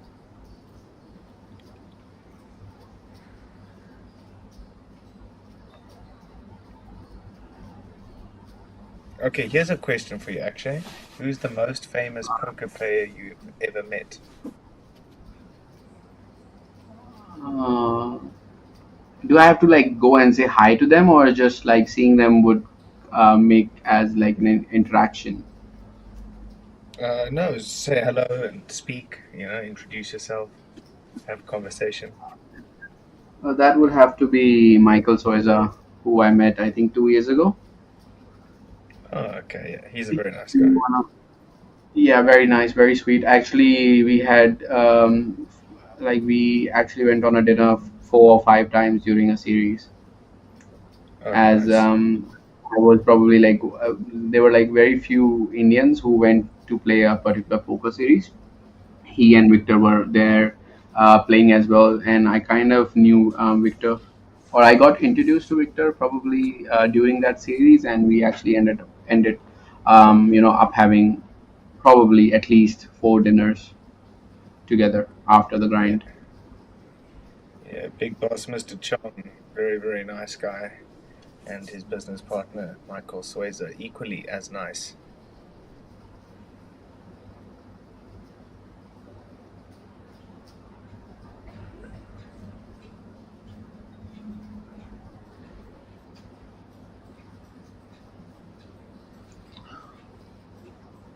Well, Richard, you have a shout out from Bangkok.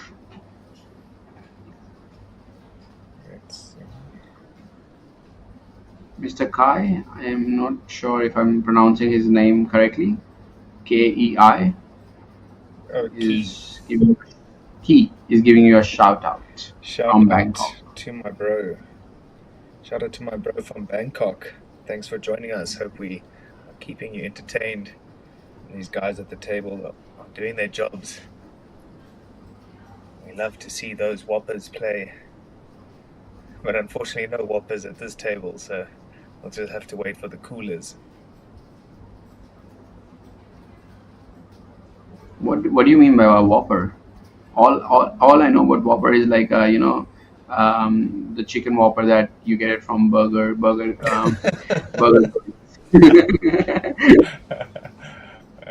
No, we call whales whoppers. So if somebody's a mega whale, we'll call them a whopper.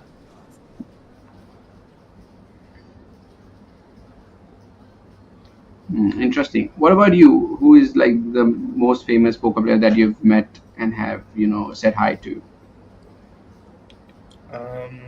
I mean, I've been very lucky to actually meet quite a couple of the big names, but I met Jungleman, Daniel Cates in the elevator in Vietnam, but I was a little bit shell shocked to say anything to him.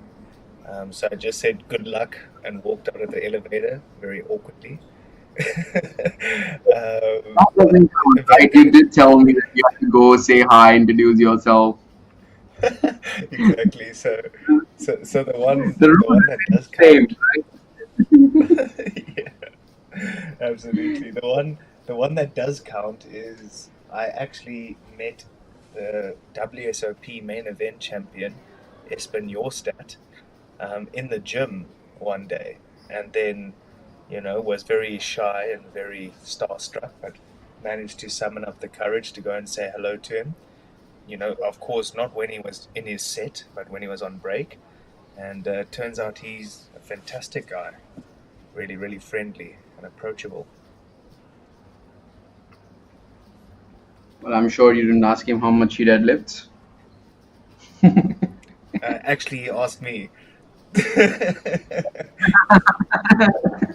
Are you sure it was him or it was our psychic motivation dressed as disguised? Could be either. As we see, as we see Mr. Wong move all in with King Jack open-ended straight draw on a monotone board, and Mr. JI is gonna call him with two pair, Queen 6. Wong looking for an ace or a 9. What do you make of the defend on the big blind 6 deuce off? Questionable to say the least. As we see Mr. Wong climb up from 6,000 to 12,000 now, getting that double up, that much needed double up for our super high roller champion. And now he has 12,000, 10 big blinds, and he's back in the game. Still a long way to go. Well, as we said, Akshay, all you need is a chip and a chair. Mr. Faikar Wong, definitely no stranger to a short stack. And so, for that reason, we do know he is able to navigate these murky waters and pick himself back up towards the top of the chip count. And that's exactly what he's done here. He's not at the top of the chip count, but he is up from on about 1 big all the way up to now 10 bigs. So watch this gentleman. He definitely knows how to play.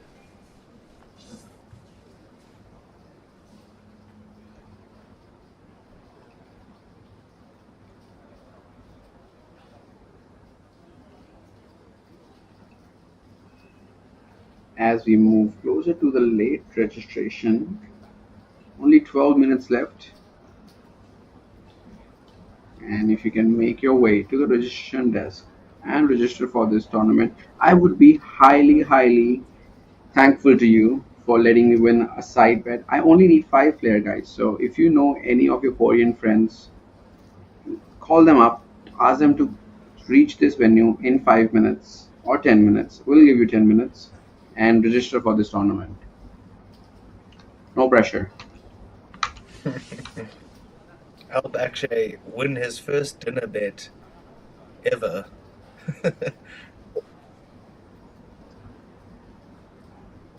That is correct, guys. I've never won a side bet with my co-commentators, to say the least. And they're very greedy people. Every time they see me, they wanna place a side bet. Easy money, as they say. Now he needs a big triple up. That's correct, Key. All it's going to take here is a triple up for Mr. Phai Kawang. He's back to a fighting position. 5 deuce suited, of course, not a holding he's going to get there with.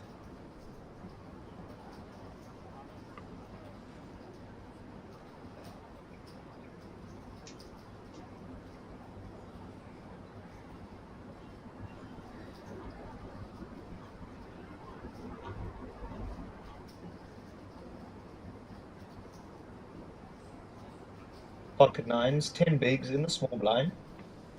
We'll raise things up here. Interesting now, Sun versus a short stack. He's even shorter himself.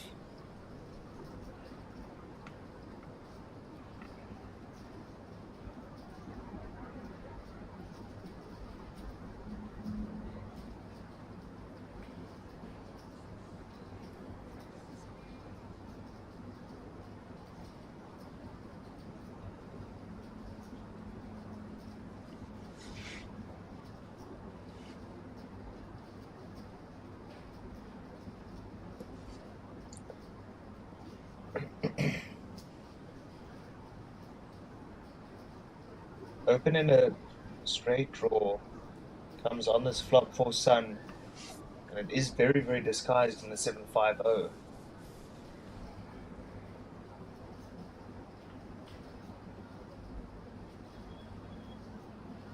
And a quick flat call.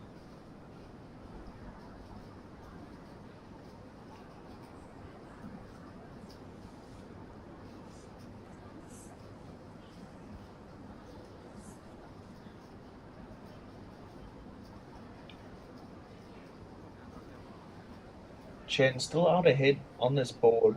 Pocket nines. Looking at 2 overcards though, so could be a little bit wary here.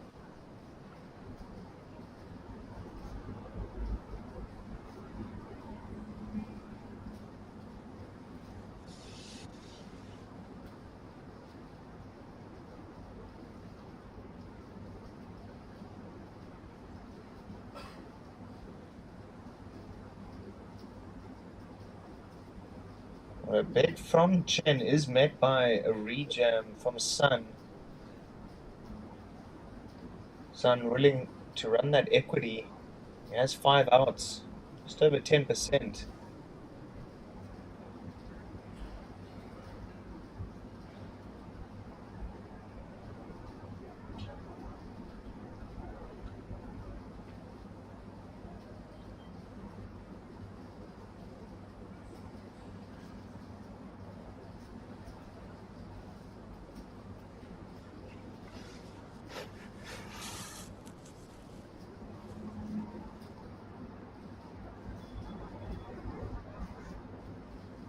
I mean, you're digging your own grave by betting on a turn queen when you have pocket nines. And a really great move by Mr. Sun, winning the pot with 7 high. Sometimes all it takes is a lot of courage to win a hand.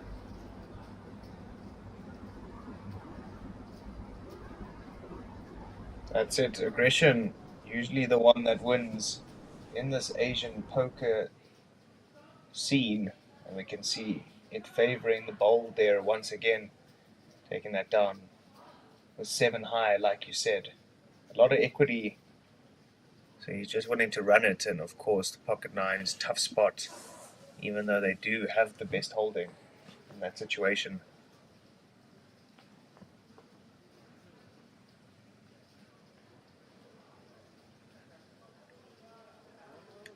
And absolutely, we too in the commentary booth root for the underdog and the guy that brings it back from the brink of decimation. And that's what we've seen time and time again here, Akshay, is the guys coming back from one big blind.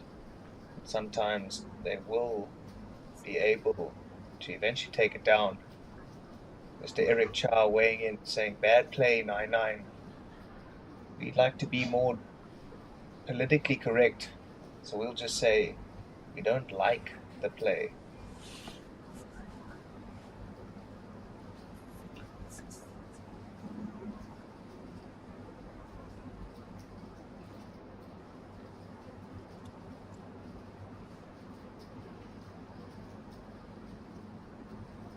Well, no play is a bad play here at RDPT, Red Dragon Poker Tour.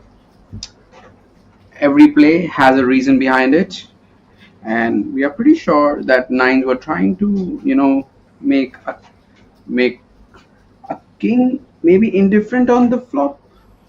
I'm trying to make it up, Richard. Help me out here. Why was I don't have nines any not a reasoning. why was nines not a bad play? No comment. Looks like slightly bad play. Don't get us in trouble, Key. Don't do that, please. I'm already in trouble. 5 minutes are left, and I'm short of five players. We'll just say a questionable play. Yeah, there we go. That's my savior, guys.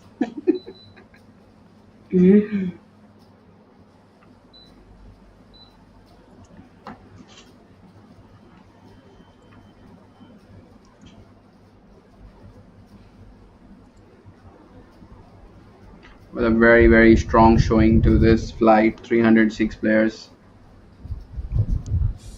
paying almost $1,100, 2 million Korean won.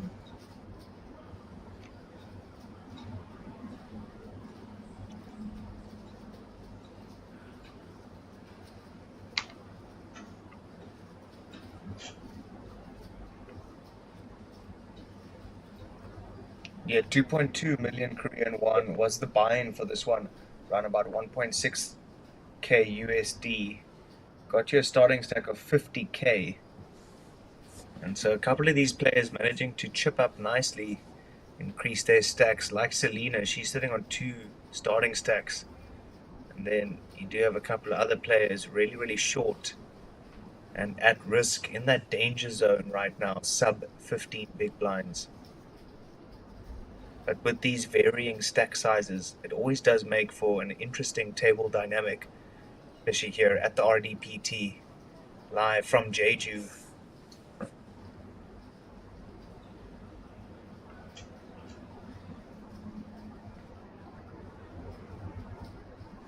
Yeah, the only problem is if we had the cameras on, they'd see a whole bunch of other things except smiling. So better to keep those cameras off. Keep it PG.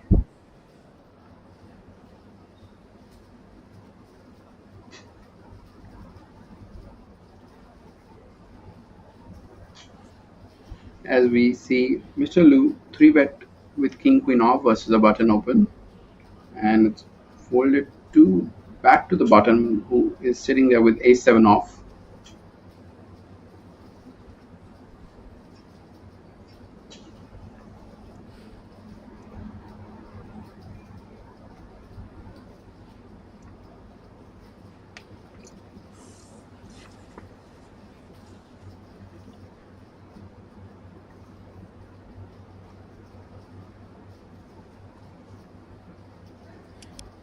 What are you doing here with Ace 7 off here, Richard?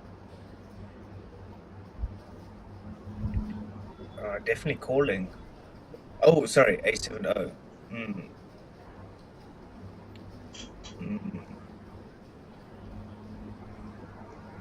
Probably folding.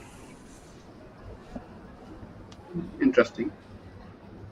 You? 4 betting to what was the sizing that was used? Oh, I like 9,000, it. right? So probably going somewhere about 22, I like it. 22, 25, yeah. I like it. 2.5x. Yeah. But I'm only doing it with players who I know that A, they can fold to a 4-bet, and then the other thing that has to be there is that the small blind is actually, they have 3-bet bluffs in their range. Mm.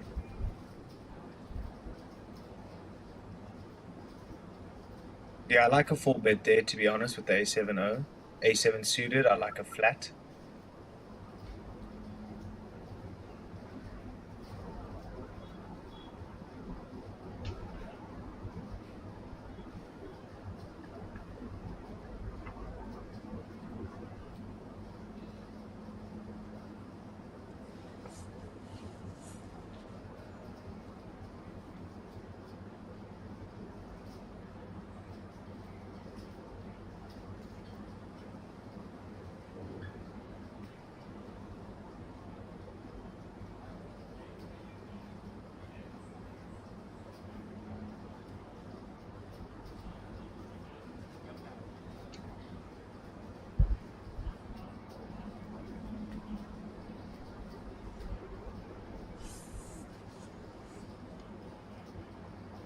All in for Mr. Wonka Fai and Mr. G.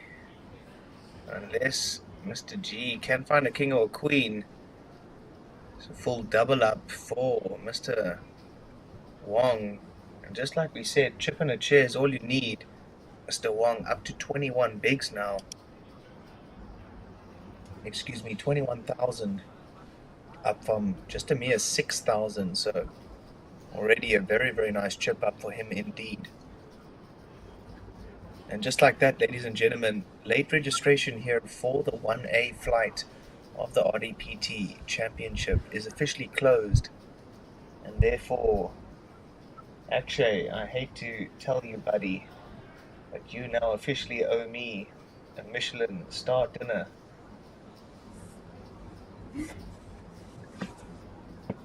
Well, I will wait for first our tech team to update these entries. Maybe, they've missed like 4 or 5 entries to make a comment on it.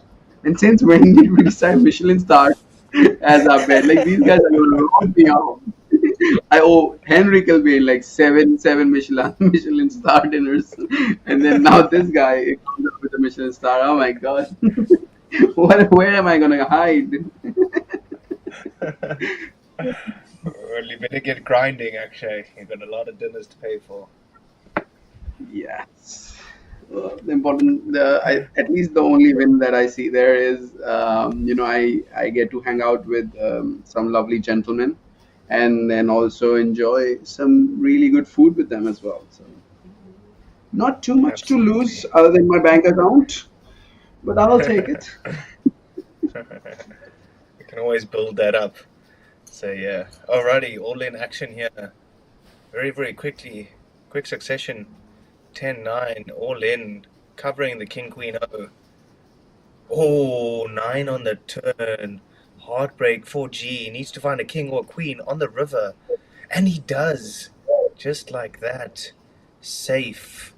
On the river. Mr. G. Short stacked. Wasn't looking good on the turn, but comes through.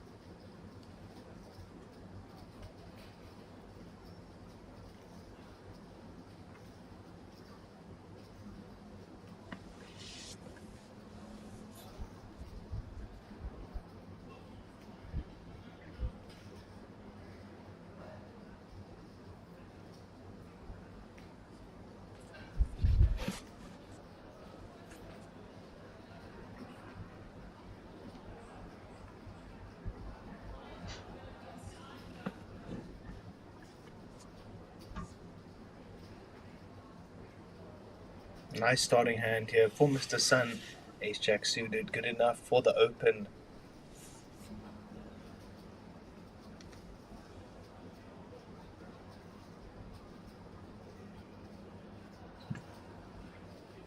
Mr. G now on the button, looking down at the King Queen O. Good enough for a couple of dims. He decides 19 bigs, all that he does have behind.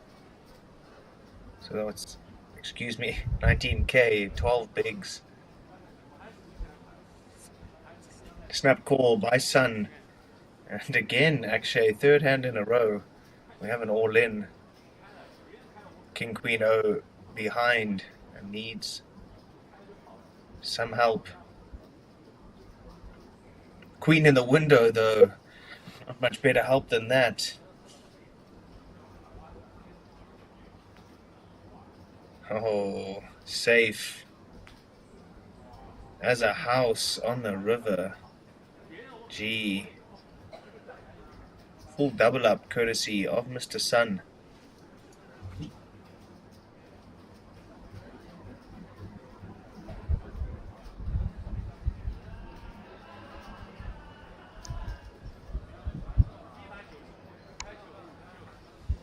Well, there is no shortage of action on our feature table. Three back-to-back all-ins. And this is something that you can expect here at RDPT, Red Dragon Poker Tour, happening in Jeju, beautiful island of Jeju, South Korea.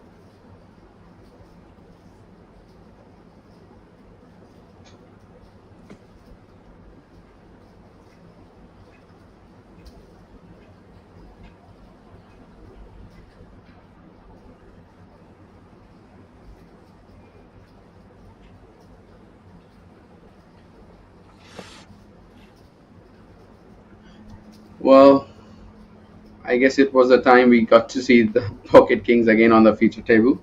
Well, they haven't been showing up as much as they were in the last 4 days of our coverage. And it's going to be really, really interesting to see what Mr. Chen decides to do with a very beautiful hand such as Jack Ten of Hearts.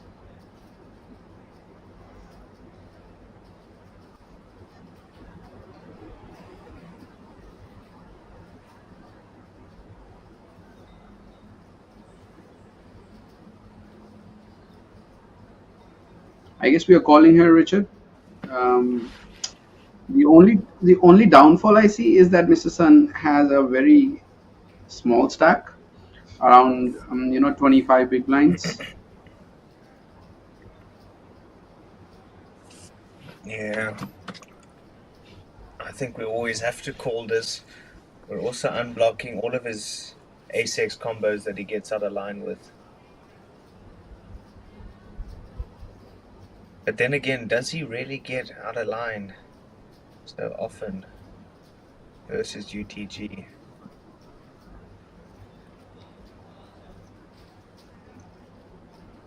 Oh my goodness, Akshay. Do you notice the field? Ha ha! There we go! I just did! Let's go! I hope I wasn't shouting right at my mic. I would have like given a lot of ears, but that shows you how excited I am. I had full confidence in my tech team coming up with a good number. There we go, guys. We have a new number for So the tell total me number how of much you players. paid them. Well, less than a Michelin star dinner that's gonna cost you for sure.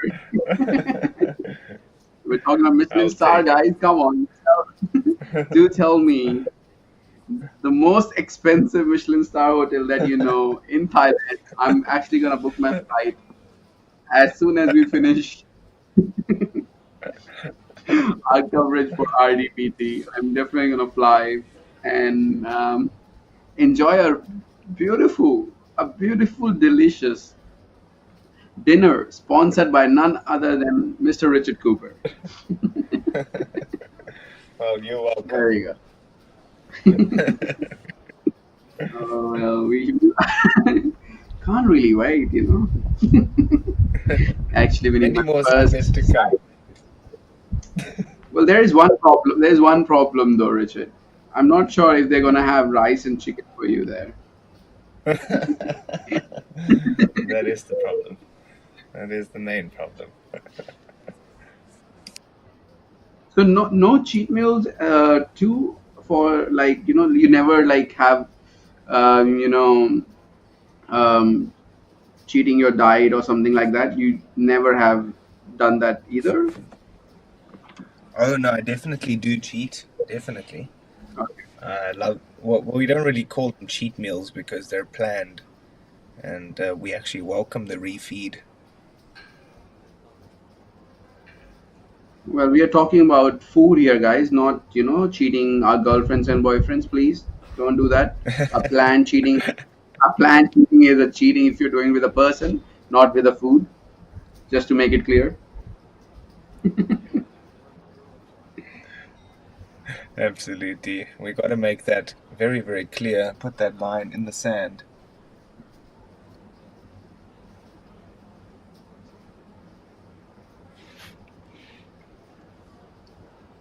No such thing as a cheat meal, because we all deserve a treat. And who deserves a treat more than the short stack of Mr. Wong, all in and at risk with the ace-queen suited. Needs to find one of his overcards versus the fives. Whoa, what a flop for him.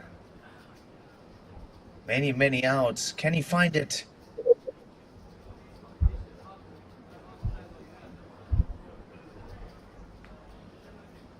Oh my goodness, close but no cigar, as they say. And just like that, we do say GG to Mr. Fai Ka Wong, last series super high roller champion. Well, talk about too many outs there, Richard. He needed a jack, a ace, a queen, both to pair. Nothing happened really, and we are gonna lose the shorty of our feature table as we see the field size increase more than 318 players. Now we are touching 323. Crazy numbers. Righty. We are in for a treat, guys. You still have 3 more days to play this very tournament. There has already been 323 entries. We are trying to make it one of the biggest tournament that ever happened in Jeju in terms of championship event for our brand, Red Dragon.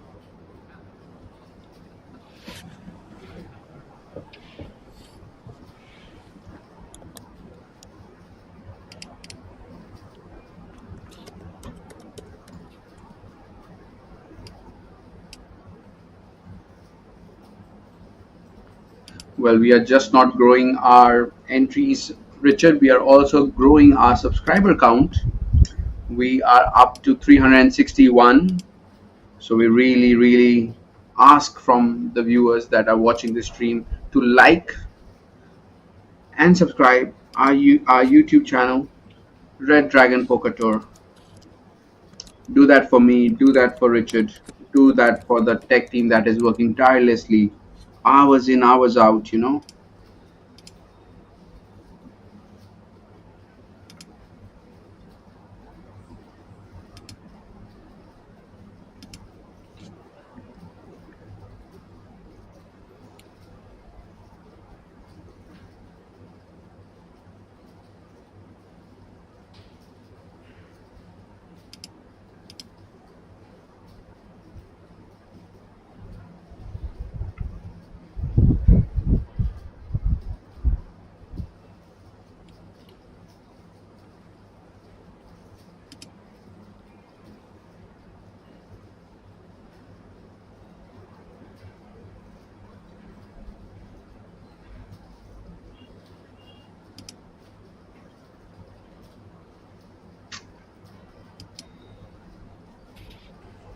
As we see Mr. Sun flop a pair of 6 on a paired board, deuce to 6, currently in lead.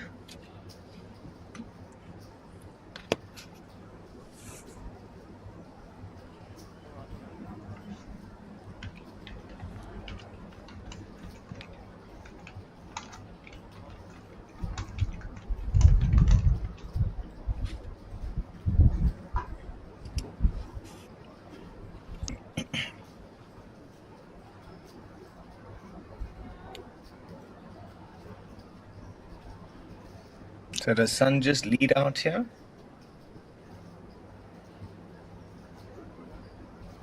I don't think so. I think we saw him check.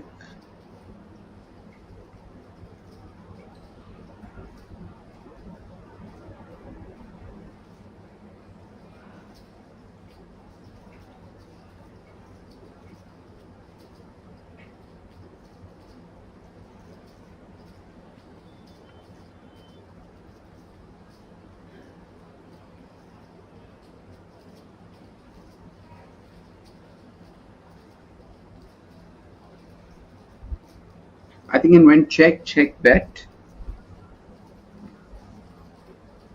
In my opinion, I think that's what exactly happened.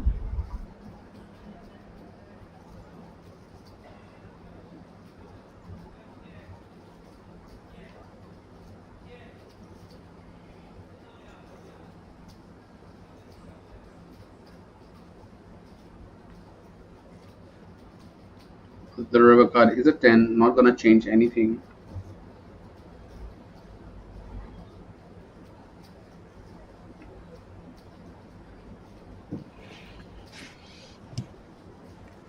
Well, still a pair of 6 remains good. So he definitely checked the flop, and I believe we saw Ace Queen bet on the flop, and then small blind decided to call, and so did the big blind. Turn went check check, and now we are on the river, where I believe small blind is trying to take a stab at it, and it might work, considering it's a scare card for a pair of 6, and Mr. Sun is really sandwiched between two players here, as both of them can have a 10, so he has to be really, really careful if he wants to make the hero call here. He's good, but he doesn't know that. Only we know it because we can see the cards.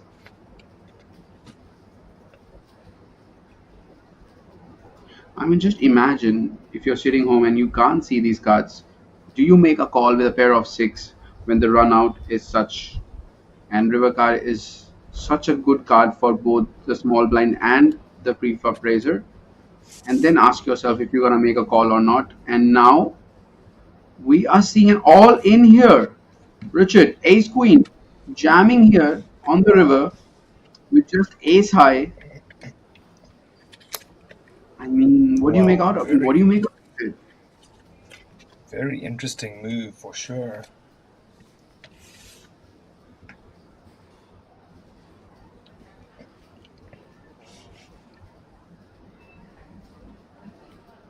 Definitely putting Chen in a blender. Well, we know what he is going to do. He's just taking some time to save his face because he has been caught by Mr. J with ace queen. What a ballsy move.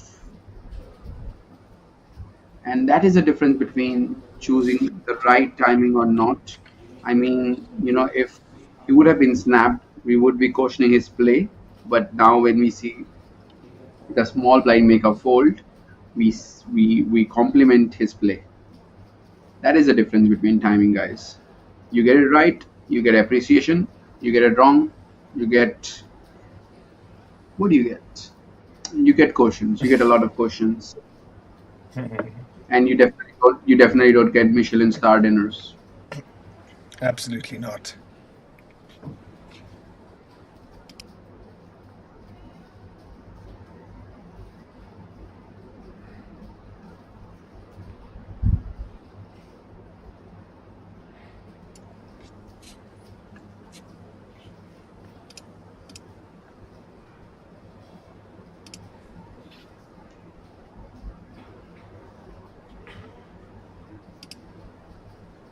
So Mr. Way now with the pocket threes.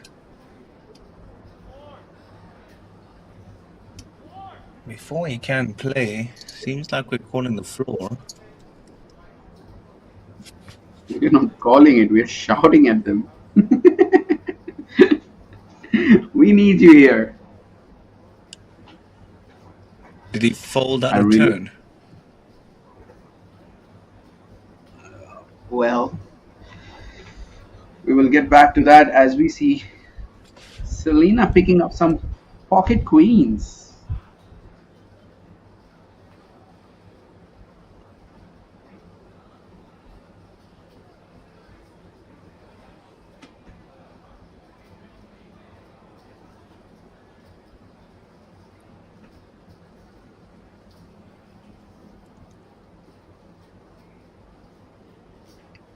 We are approaching a break. We're not too many hands away from it. So you can see the players getting restless. They've been sitting for the better part of 2 hours now.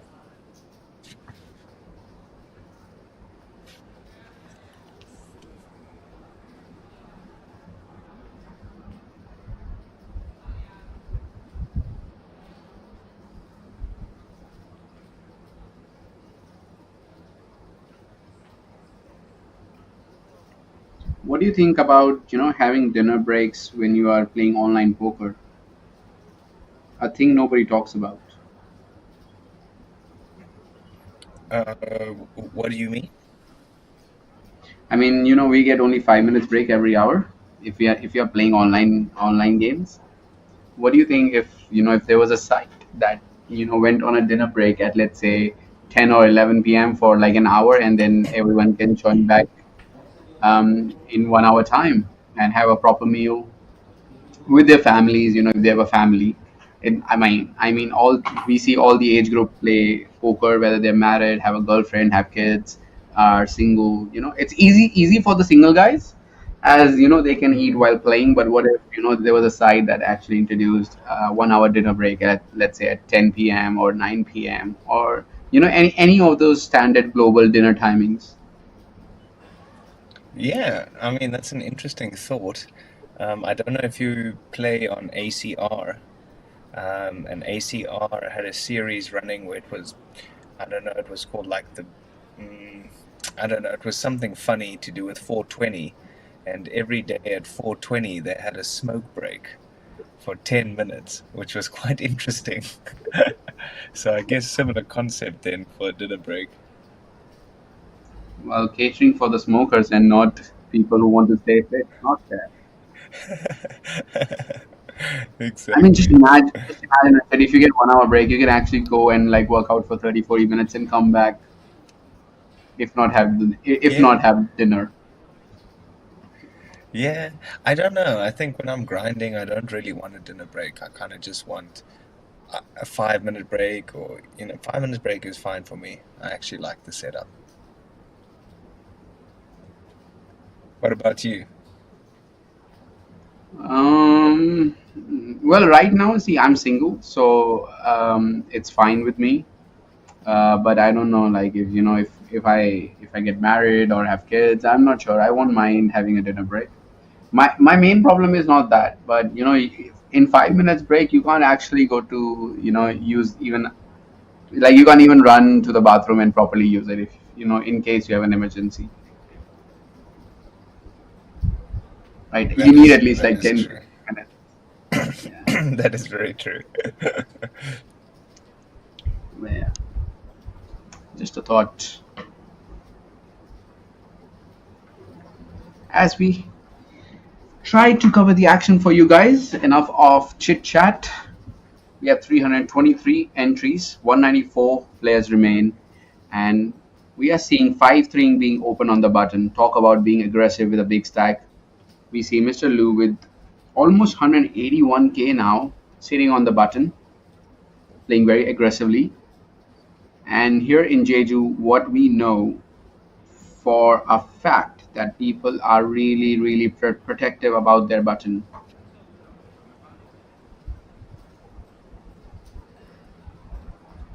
They really love their button.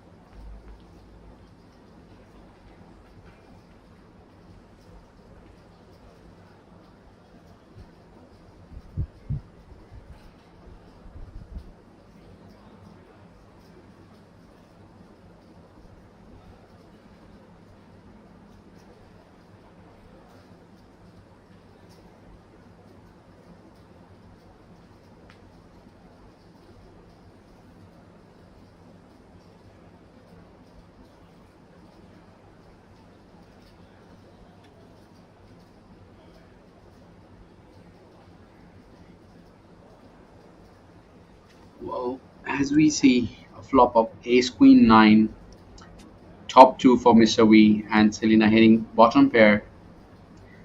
And we see a very small bet on the turn, 5,000, almost 40% of the pot. That is gonna make Selena fold a pair of 9, which she's definitely asking some questions from the player who had top 2.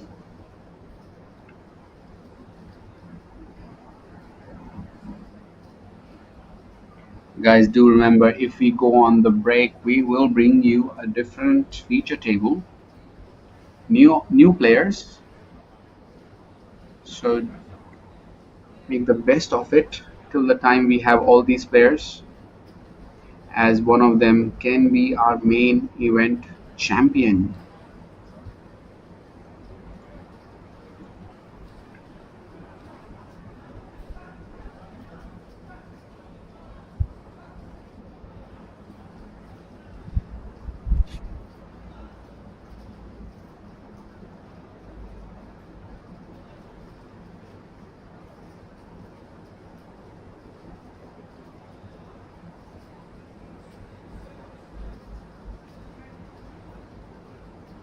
So some late position action. 3-bet coming in on the button with the king 3 suited. Nice, I like it. Well, probably players speaking on that Mr. Lee is opening very wide considering he's a very big stack. So now players are trying to get back at it, trying to 3-bet a weak hand. I mean, surprising to see king 3 being used as a 3-bet, although it's suited and it does flop really well. But Mr. Liu does have the top pair and the bottom pair, making 2 pairs with ace 8, top and bottom, as we call it. And what do you do if you are the 3-better and you have a flush draw? Well, my guess is that you're gonna bet small, and you are gonna be facing a check raise, in my opinion. So interesting hand to 3-bet pre-flop with king 3. Liu flatting with ace 8 of hearts, flopping top and bottom.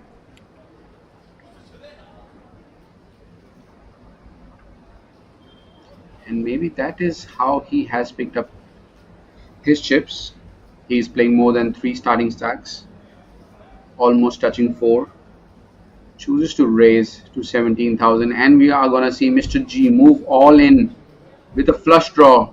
Gets snapped by Mr. Liu with ace 8, top and bottom pair versus a flush draw. Mr. G does have 6 outs to improve. Needs a spade and a spade only. Well, very important turn card coming your way. Oh, Well, it a deuce of spades. Mr. Liu looking for an ace or an 8 on the river. Well, it is not gonna come today, and Mr. Liu losing with top and bottom, as Mr. G converting his hand into a flush, a king high flush, taking a big chunk from Mr. Liu and becoming the chip leader of the table as we go on a break, I believe, Richard. Yep, 15-minute break, folks. Don't go too far. We'll be right back.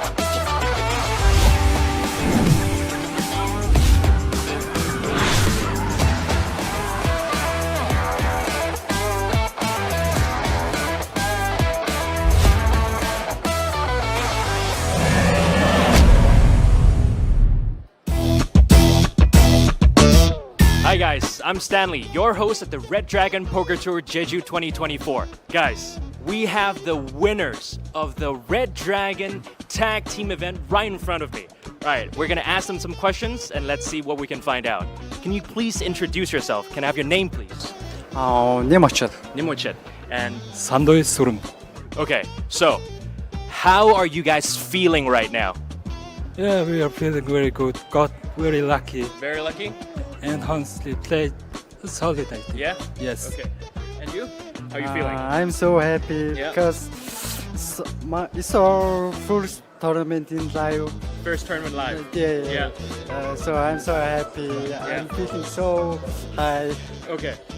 First time in live poker and they won, guys. Remember that. So, I want to see if you guys know each other very well, okay? Because you guys are teammates, right?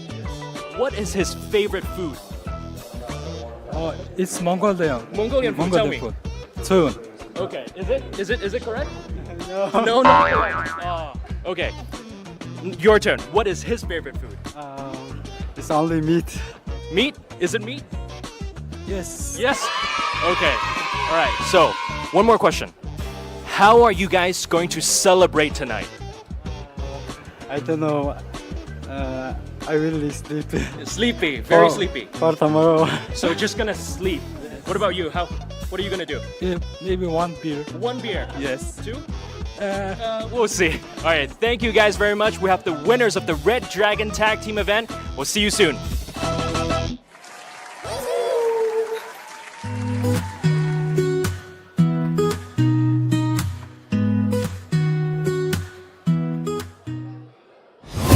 Hi everyone, we're here at the amazing Jeju Shinhwa World. I'm Stanley, your host of the Red Dragon Poker Tour.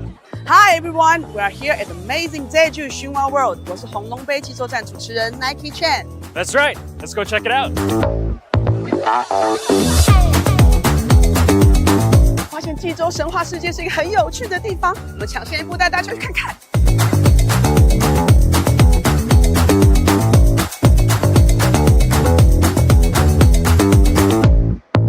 And the dining options are just as amazing. Perfect location to take a break, grab a bite. 真的很赞，我觉得我在这里快要控制不住，想要 shopping 了。 And here we are at the Shinhwa Water Park, one of the coolest attractions at the Jeju Shinhwa World. 哇，这里真的太适合跟家人朋友一起出游了，这里有那么多的事情可以做，那么多的乐趣可以享受。 Absolutely. Now let's check out the Shinhwa theme park.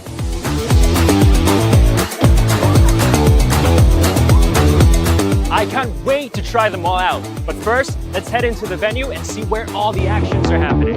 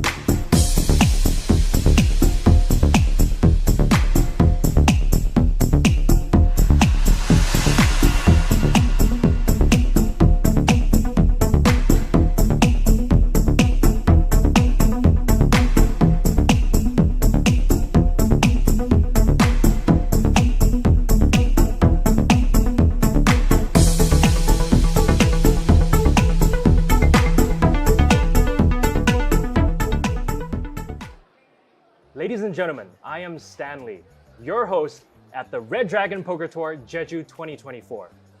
Right next to me, we have someone that requires no further introduction. With her numerous accolades and her immaculate poker face. Ladies and gentlemen, Selena Lynn. All right, Selena, how are you doing? How do you feel? Well, I got off a 26-hour flight to be here. Yeah. So I would say tired, but very, very excited. I think that adrenaline rush is just pulling me through. Yeah. So we know that you've been on a rather long hiatus from poker. How does it feel to be back playing tournament poker again?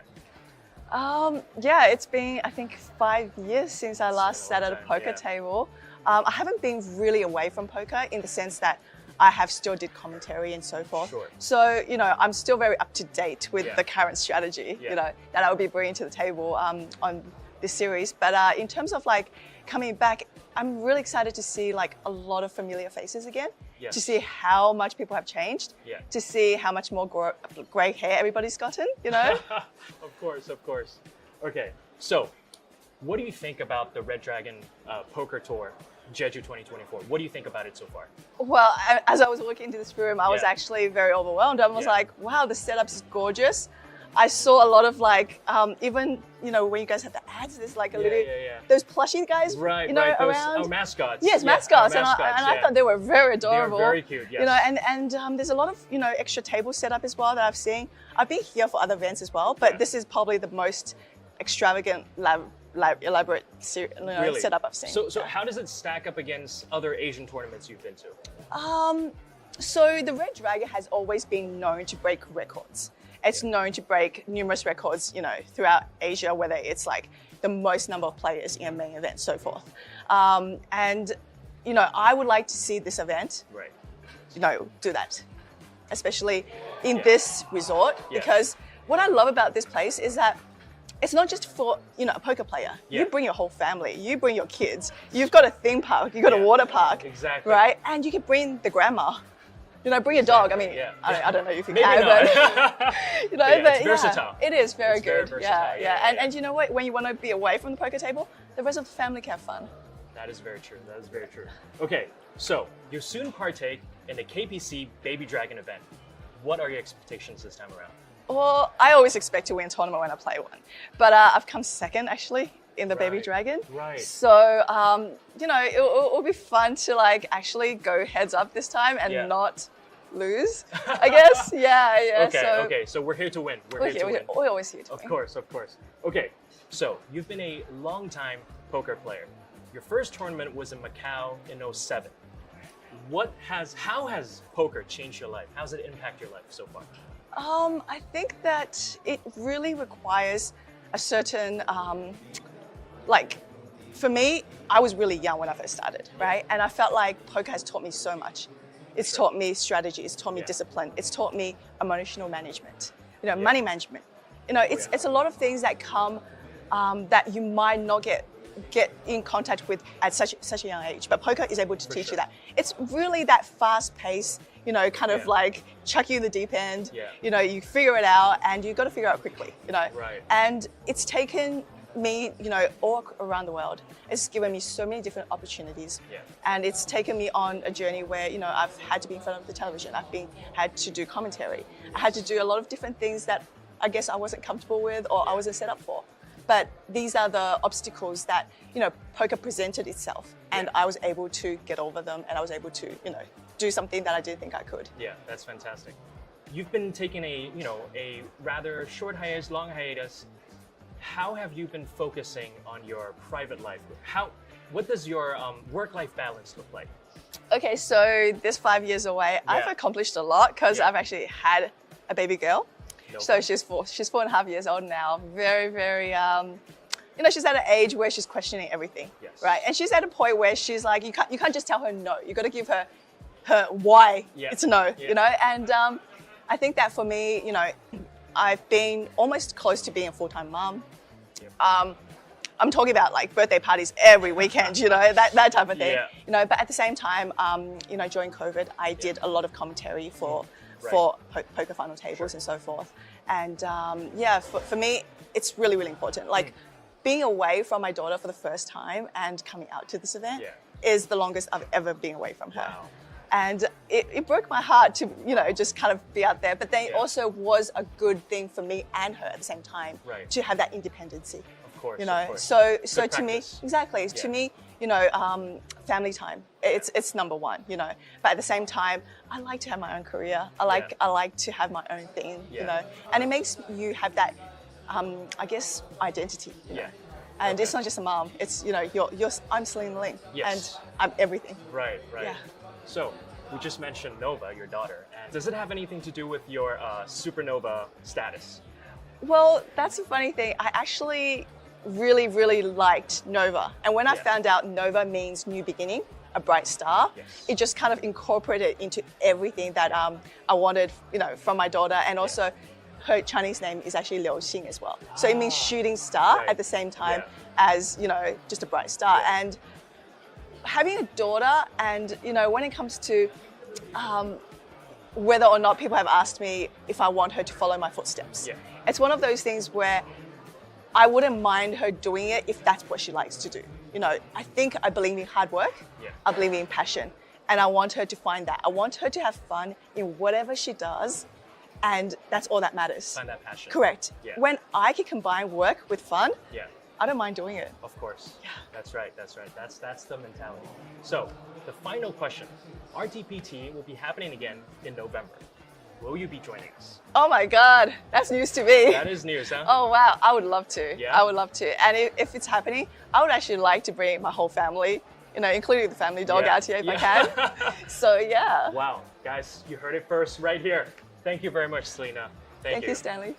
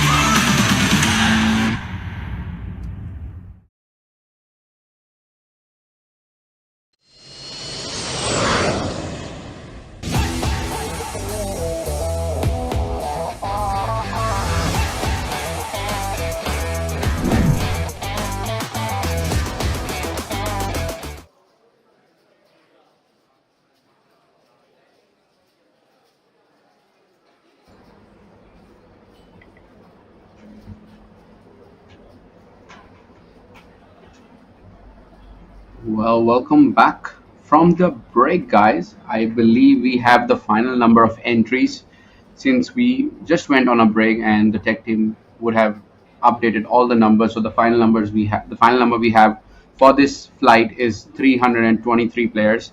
As we see some new faces, new feature table for you guys.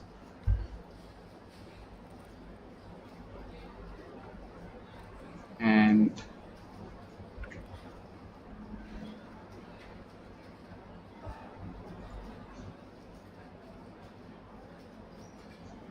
as we see the action brewing on a monotone board, 10 for 8, Jack 9 off,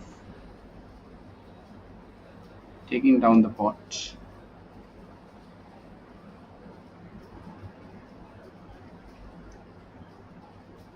And I believe these are the stats for our new feature table. We have some old faces that we have seen in the last 4 days. You can see Mr. Bao representing that Portugal jersey.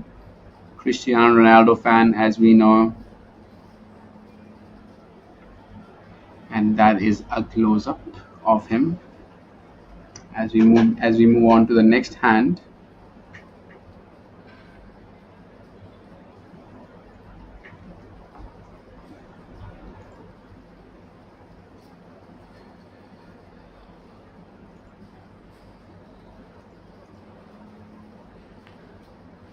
wow, moving all in with Ace King, the church.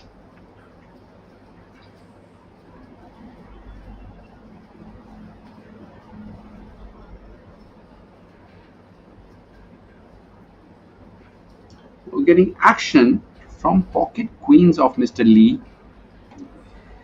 Well, as we say in our commentary booth, the El Clasico, Queens versus Ace King.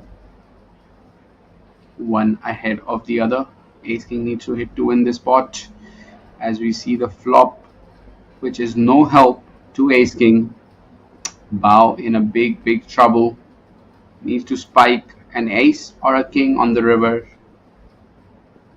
Well, no berry, as we see Mr. Bao, the Cristiano Ronaldo fan, really getting eliminated from this feature table, and very aggressive and a skilled poker player that just got eliminated from this table.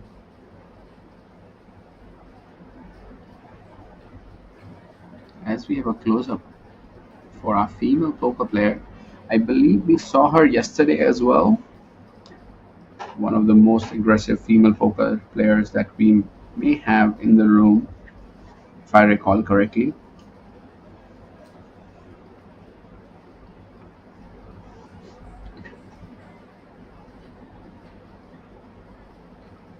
Well, the field size have increased to 327. I believe they are still counting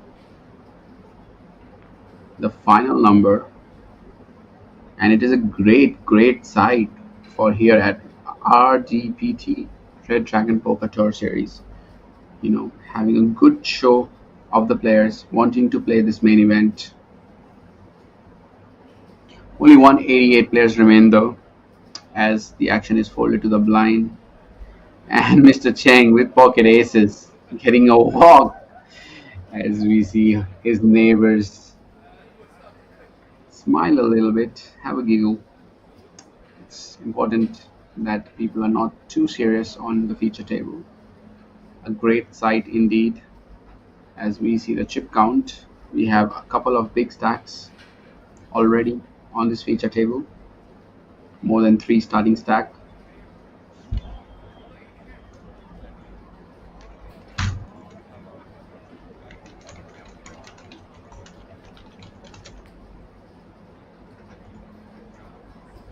Well, this is event number 16, so a lot of side events also being run here at Jeju, South Korea.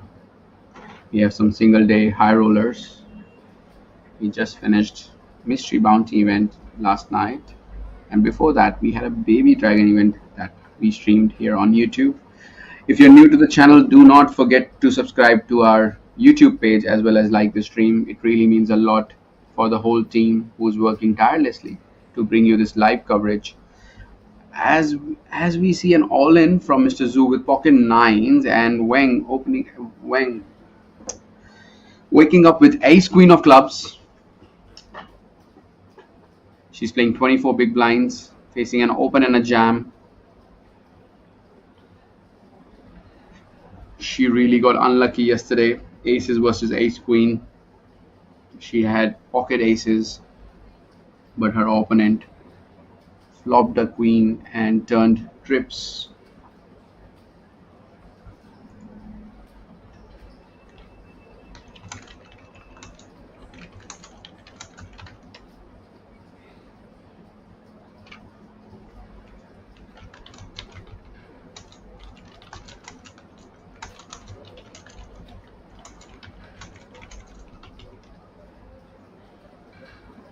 Ace queen versus pocket nines. Very standard flip, as we see a flop of king high, king 6-3. No help for ace queen, no help for Miss Wing, looking for that queen or an ace, and now a jack on the river can save her. Well, it's not gonna be, and we might lose her from the feature table.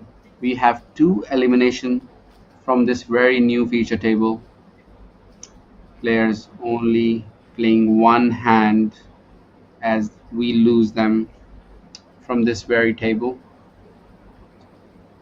Very standard in a classic flip, ace queen versus pocket nines. Well, she is not eliminated. She still has some chips behind. Maybe a graphical error there. As we see another female join us on the feature table. A great sight indeed, as this game is very, very male dominated, but not here. We always have one or two females on our feature table showcasing their skills and talent.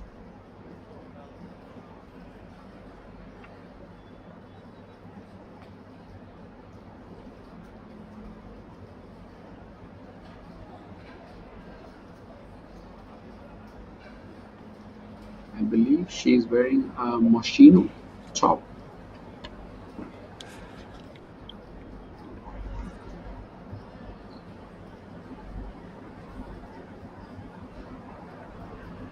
As we see Mr. Wu open up the action with ace queen off, one of our bigger stacks on this table.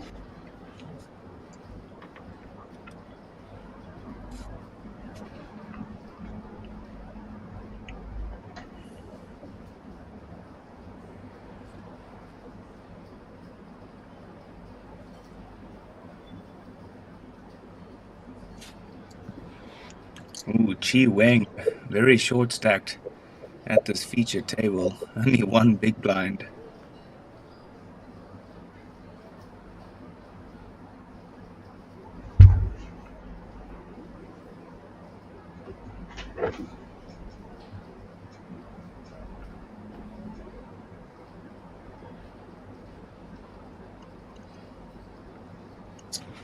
Do you think Miss Weng only has one big blind?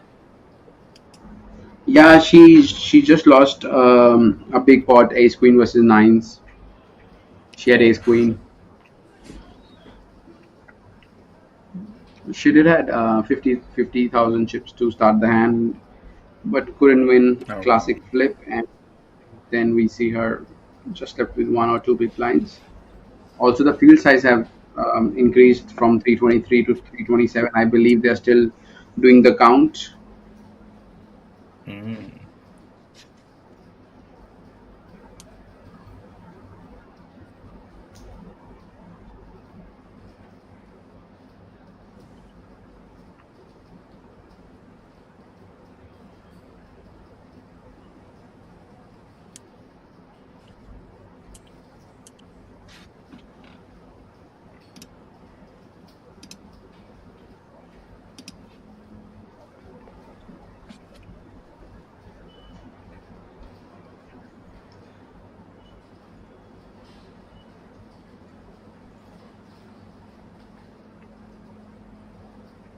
As we see, Jeju fold ace3 off from early position,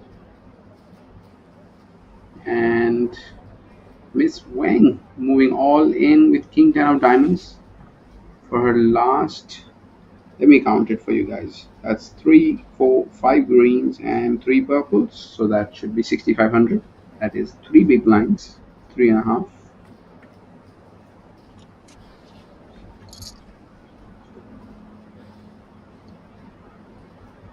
Oh, terrible hand to be calling with, Mr. Hu. Even though it's such a good price.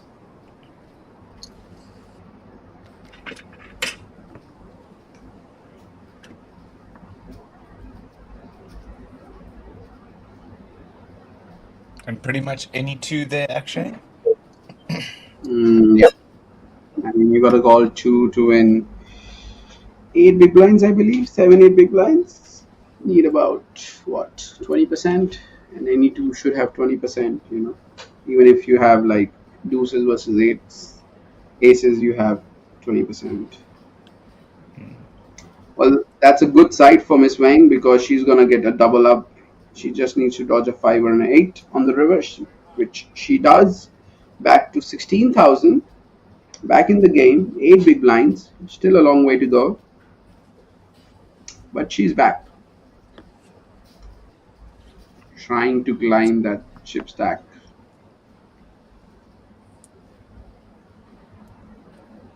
What do you think is a good stack to go into day 2 for this main event, Richard?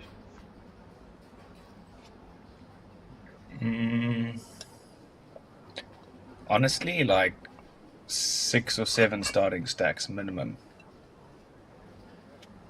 So we talk about 300,000, 350,000. That's a lot, no? Yeah. I mean, that is probably putting you in, like, let's say top 20 stacks for the whole tournament before you start the day 2. Yeah, but I mean, are you talking about what we need to qualify, or what is a good one? I mean, see, what should be like a good stack to have a decent fight? I mean, at least 3 or 4 starting stacks. I would say 4 starting stacks to have any hope of a fight.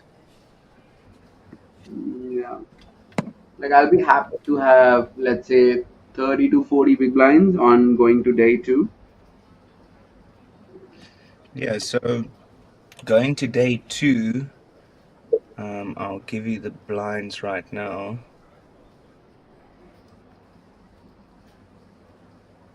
So when we look at day 2, we begin with 2,000, 4,000 blinds.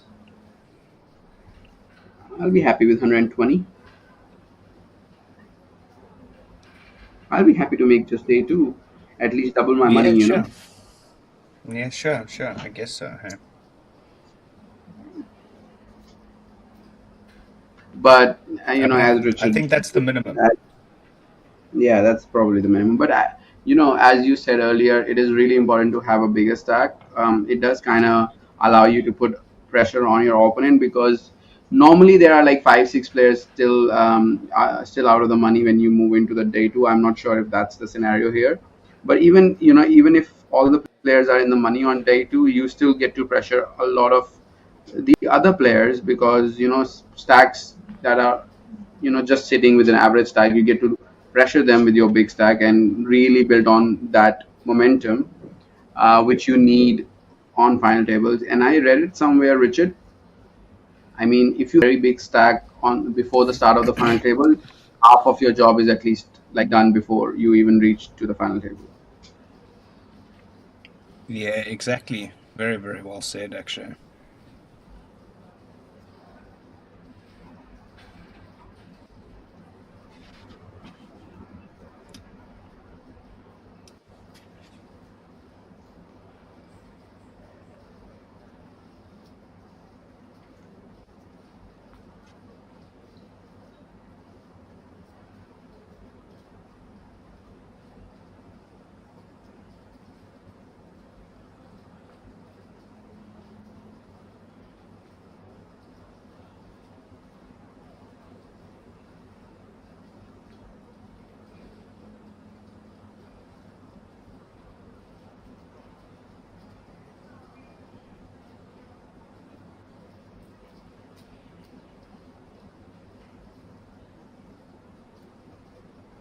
As we see Miss Wang move all in one more time with pocket queens, and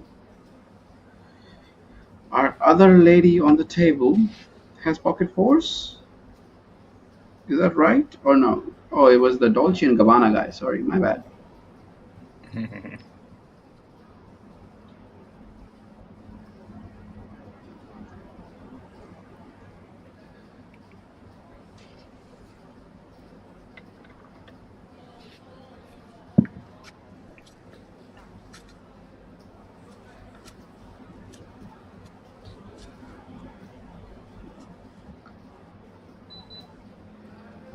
Two females at this feature table currently. Always nice to see them make an appearance here.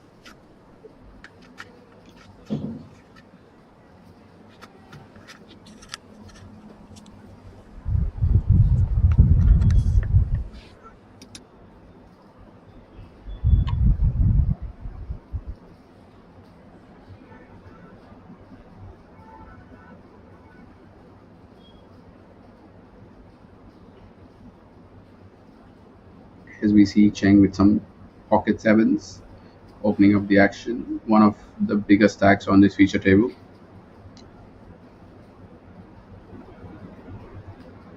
And actually, you've said you've played against Miss Wang, right? Yes, yes, I did.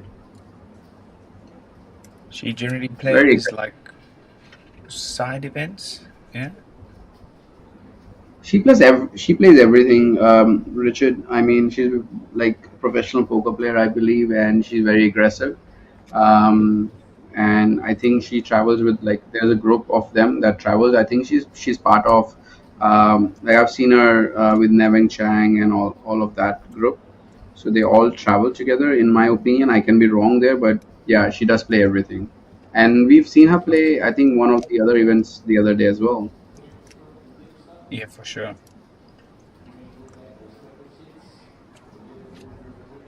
I think I've seen her at a couple of stops before. And trust me, there's nothing better than traveling in a group. You guys can go together to have a meal after you're done grinding, and there's a good support system. Like let's say when you run deep in a tournament, you have a rail that is cheering you up. Absolutely, no better feeling. Exactly. Generally, that's what I do. So I've done a couple of trips with my friends, and there was one time I did a trip solo, and that solo trip really, really kind of impacted me.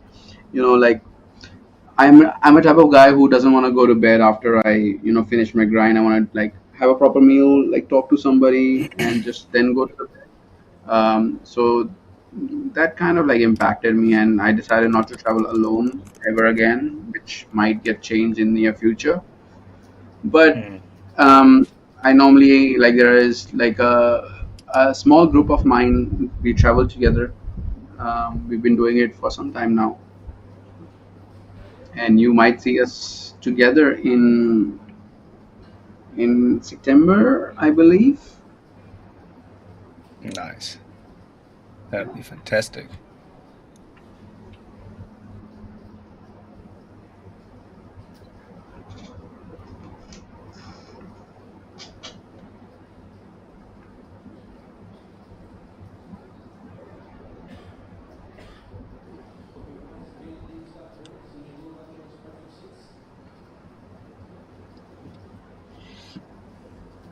What a flop for Mr. Cheng, 6-4 of diamonds, huh? Beautiful. Straight draw, flush draw, everything. And I was just having a look at Miss Wang's earnings on the Hendon. She's got over 420,000 US dollars in cashes, so very, very nice. Definitely a professional. Absolutely.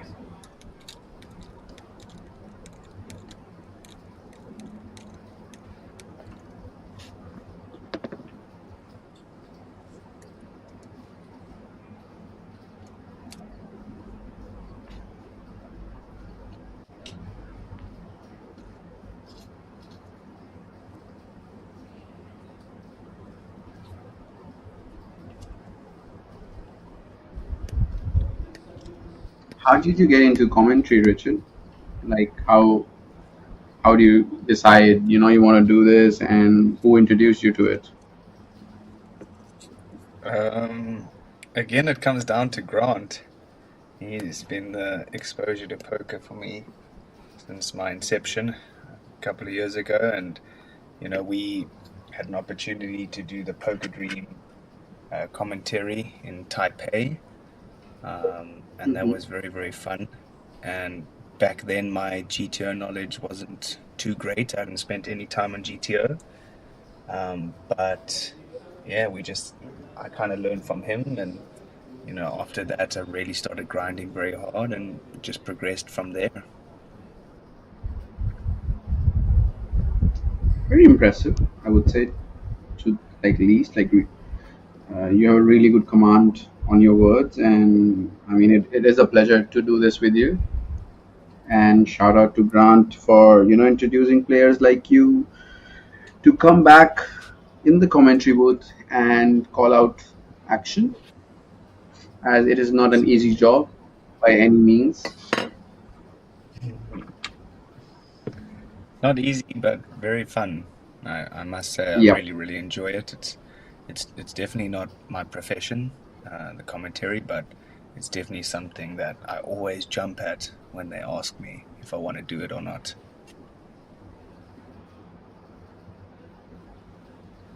Same. How did Like you get literally. started? Well, I have a little bit of an interesting story. So I used to make a lot of Instagram reels and all that stuff, and there was an event happening in India. But one of the commentators who were approached to to come and do the commentary, he actually couldn't do it because of some like family medical emergency. So he basically recommended my name. Well, I'll hold that thought because we have an all-in on a call. Queen 10 versus Pocket Jacks. Oh my goodness. Queen 10 finds the queen on the flop. Jack's all in and at risk here. Yang needs to find one on the river, 2%. And she can't do it. And just like that, we do say GG to one of the females at our feature tables. GG indeed.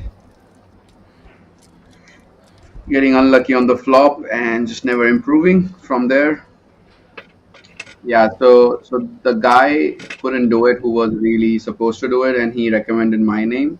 So I got approached by the people who were organizing it, and I jumped on and said yes, why not? That was my first time, but I was doing it with like very experienced people, and it was like four of us or maybe three of us, we were covering an event for almost 7 to 10 days, and we were like kind of rotating. We were in like a rotating shift, and that's how my journey started. And then I basically end up being the commentator for any Indian live series that happened that year in Oh, India. wow. Yeah, Fantastic. yeah, I was sun running in the commentary, I would say, right here in India. And then we had a hold because of some new laws incoming that kind of reducing the live poker that we have right in India. I think there's only one site now that do live stops, which is probably every 4 months. Every 4 months they do something. I mean, we only have like, let's say, three maximum four live tournament series happening in India, and that is why you see a lot of Indians traveling to Asian countries. And I'm pretty sure that we are going to be seeing a lot of Indians travel to Korea and play this very event here at Red Dragon Poker Tour. Absolutely. I mean, it's always I mean, nice seeing the boys from India at the series.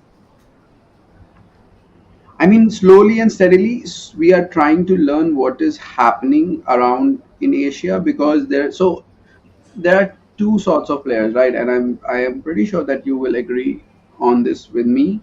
So there are two sorts of players, right? One is like the OG of poker, have been playing poker for a lot of years, like 5 years, maybe a decade or something. So they know what's happening. Okay, and now there is another set of players who are like very new, starting out, just been playing poker for a year or two, and have no idea about the international waters. So they don't know such series exist, and if they can go and play things like that. Like people in India are not that aware of what is going around in Asia. I mean, they do know some series that run, but not all of them. Like for me, Red Dragon was a very new, but it is a very established brand. As we see another all-in, Ace 8 versus Pocket Queens. Pocket Queen at risk of getting eliminated from this feature table. Super safe flop. Just needs to dodge an ace and an ace only. Well, 3 outs for Mr. Zheng on the river. And Miss Wang is gonna double up one more time.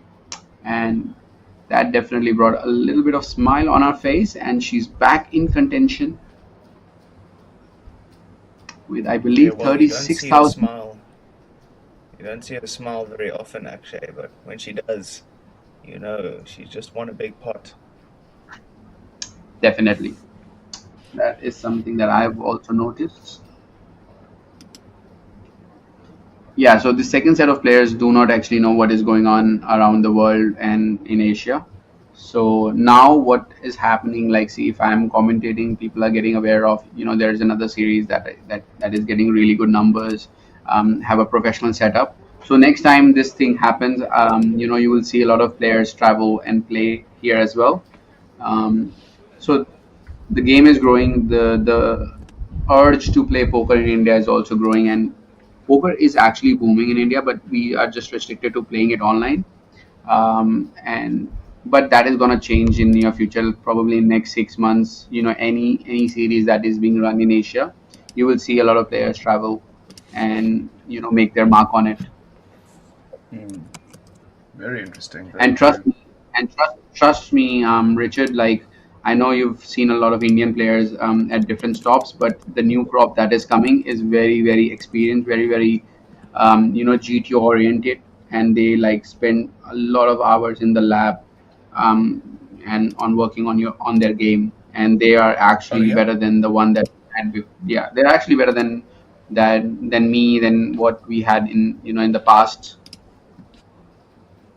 Wow, Definitely some that's a big superstars statement. on. Yeah, that I'm not even kidding. There are definitely some superstars on their way, and you will start seeing them very soon. Great to hear.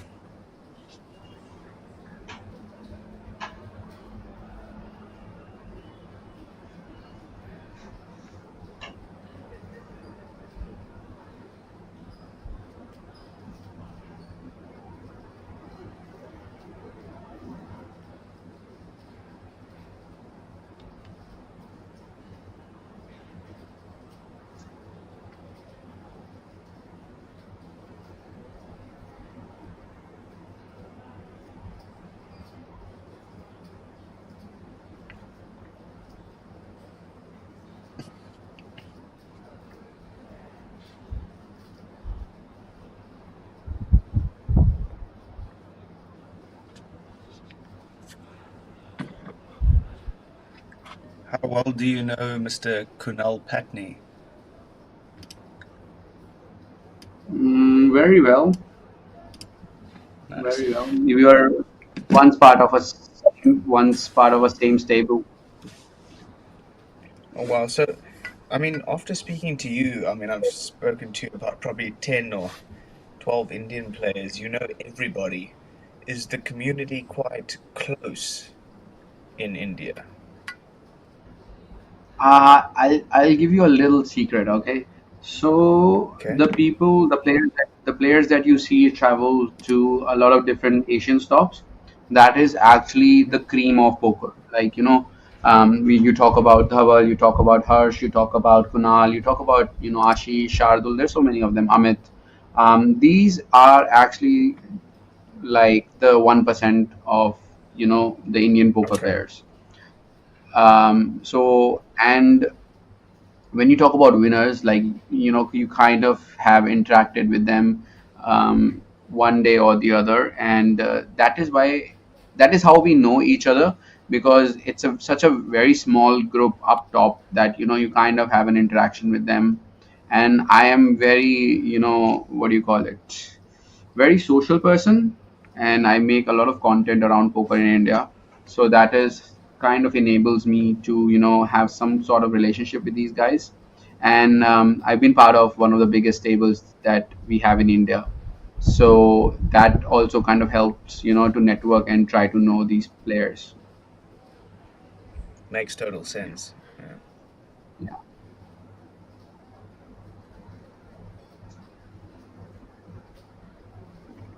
I'd really like to travel to India very, very soon. I'll definitely be hitting you up.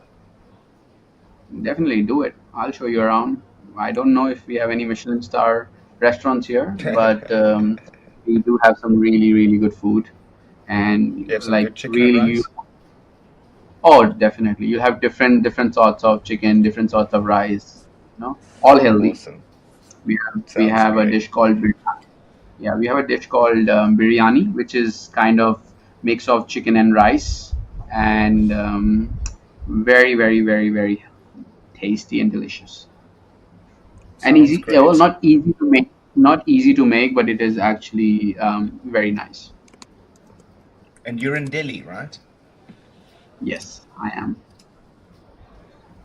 Yes, I am. Come any day, buddy. We'll show you around.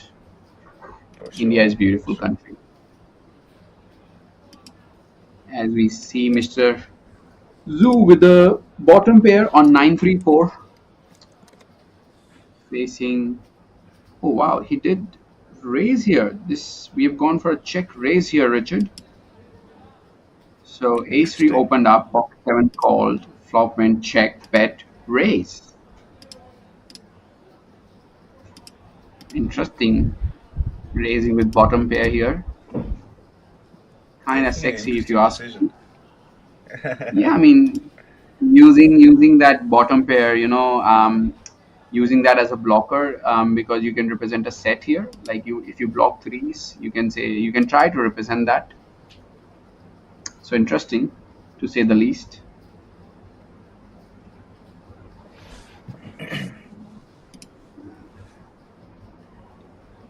Well, pocket sevens are not going anywhere. And what are we gonna see? We are gonna see a call, and we are going to a very, very important turn here, Richard. The pot Very. is already 60,000, and these guys Whoa. have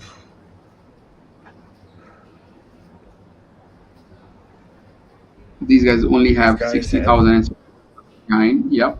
Turn is a 4. interesting turn for sure. Yeah. Zoo really needs to ask himself, what is he doing here? Is he going for value? Is he bluffing? He's been called on the flop.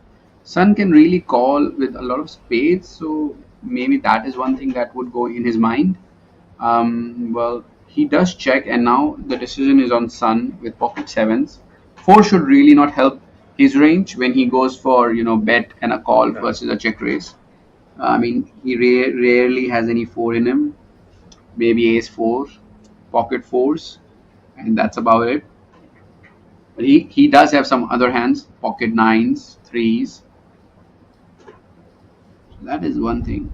But I think we are And gonna see a overpairs. check, and overpairs, yes. And he's not afraid of a nine, and he's not afraid of anything really. As he loads up chips, I guess he's gonna bet. The question is how much, and what is he really targeting? Flush draws, maybe some pocket sixes, pocket fives, sticky ones. Yeah. Flush draws, fives and sixes, and any low pocket pairs, perhaps.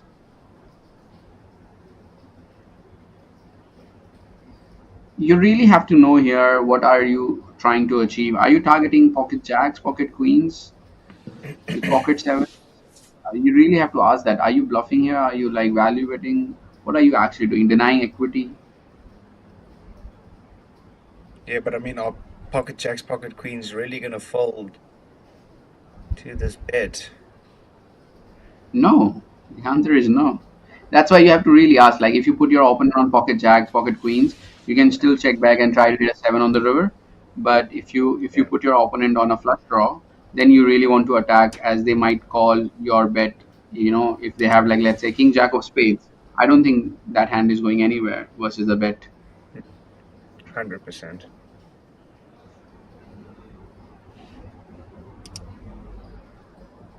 Well, it's a game of incomplete information, Richard. As we are gonna see ace three of clubs fold. Do you think ace three overplayed on the flop by check raising? Hmm. Yeah, I think so. Not many backdoors that you can carry on barreling with, so I like a more tied into the flop return. So I mean, more connected. Then I like that. Fair enough. I mean, you have other hands that you can check raise. Hands like Ace Jack, Ace Queen with one spade. Ace Three really not doing much. You're not unblocking his folding range with Ace Three. Like you want him to have a three, then you. Exactly.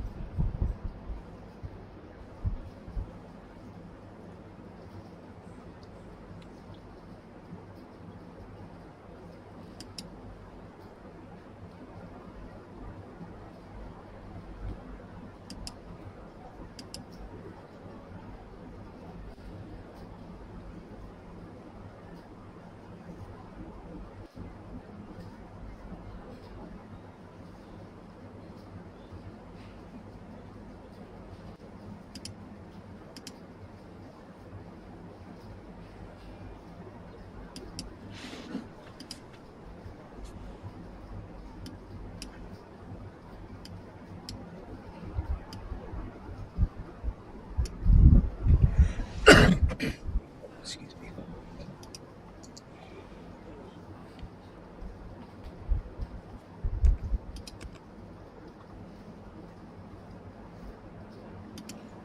So I was just checking flights to New Delhi, and they're really not that bad. Only like 2.5 hours.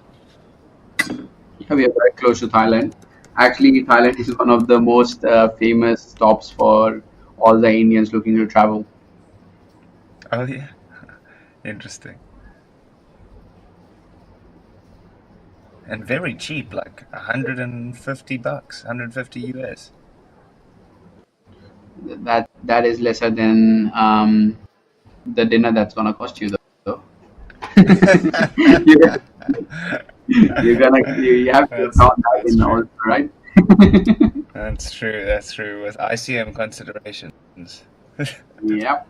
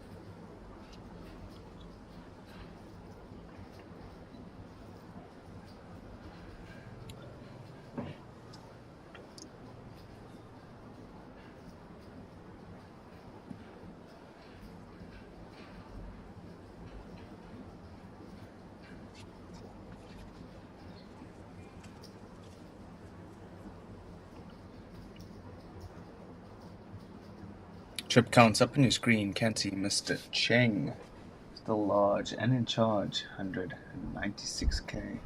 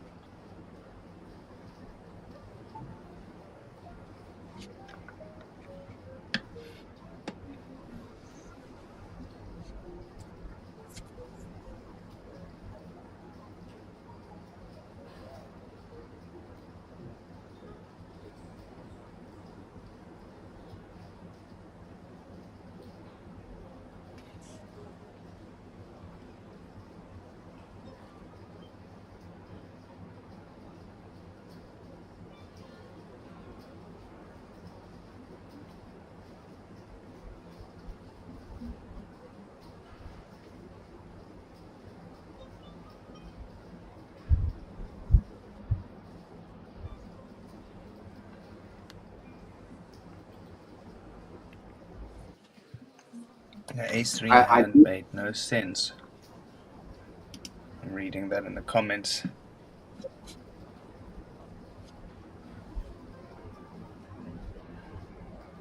we do have some check raises on 934 board, but I don't believe ace3 is one of the hands that actually chooses to do so. You have hands like ace queen, ace jack with the spade that wants to do that with. You have two overcards, backdoor flush draw. When you have ace3, you want to keep the pot small. Try to hit an ace, maybe trips on the turn. Try to keep the pot small. No need to bluff or no need to deny equity versus your opponent. That's my opinion on it. I agree.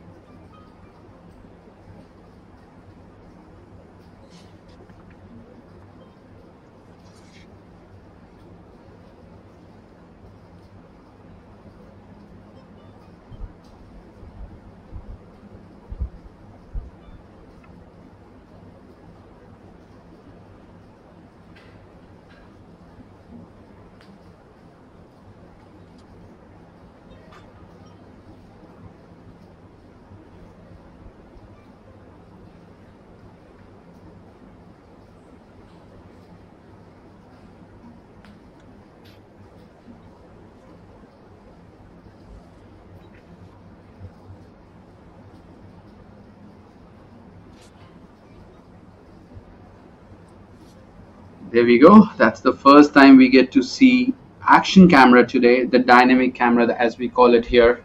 King Queen versus pocket tens.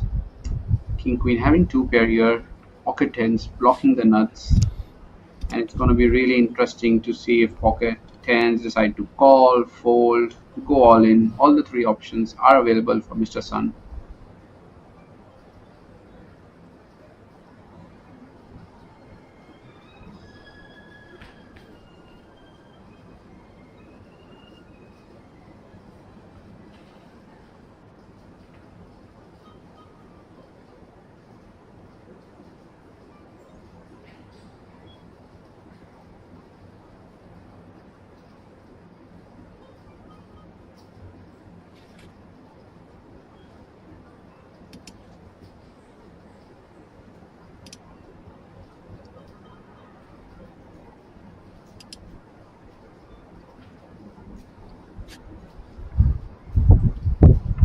Well, I must just remark once again, Akshay, on the amount of runners we have seen in all of these events so far that we've been featuring on our live stream, and this one also super impressive, 332 runners in this first flight of the Red Dragon Championship event.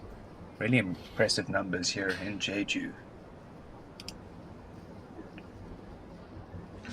Well, definitely, I'm really impressed with the number of entries we've had, and this is just our flight 1A. We have three more flights to go, Richard. So we might hit 1200 pairs in my opinion as our total players that are going to play this championship event. Oh yes, I don't doubt that, Akshay.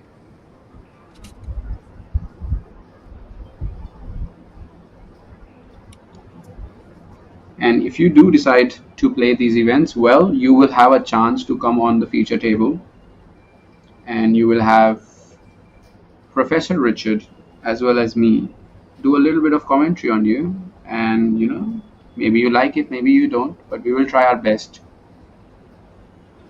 to call action and really impress you so that you keep coming and keep playing here at RDPT, Red Dragon Poker Tour.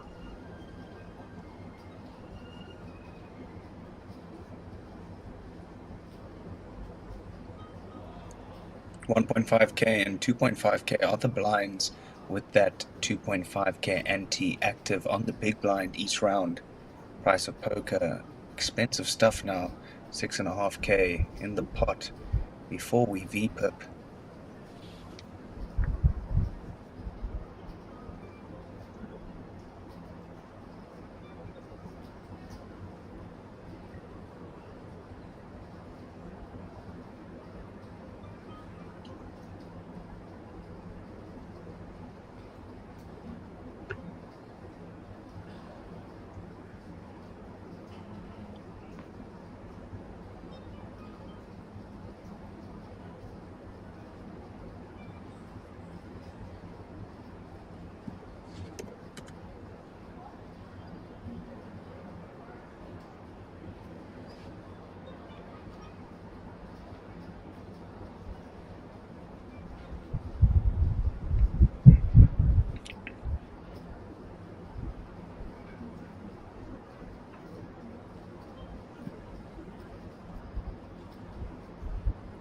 Ace 10-0 being raised up by Mr. Hu. We will find resistance in the big blind. Ace 9 suited. Good enough to defend Mr. Yang.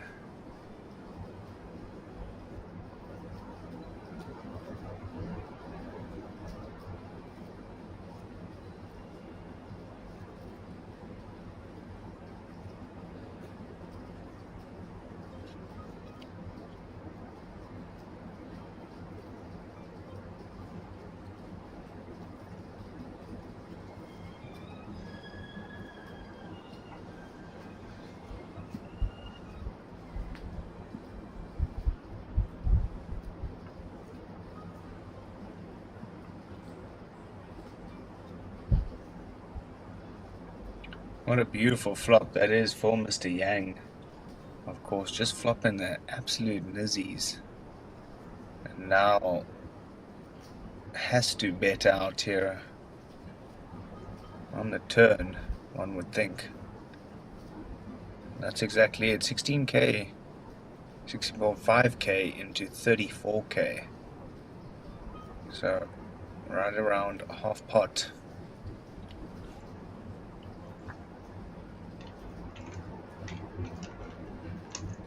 Who also holding a club, so he does have the backdoor flush draw, but I must say this seems so strong, and yeah, he's managed to sniff that one out.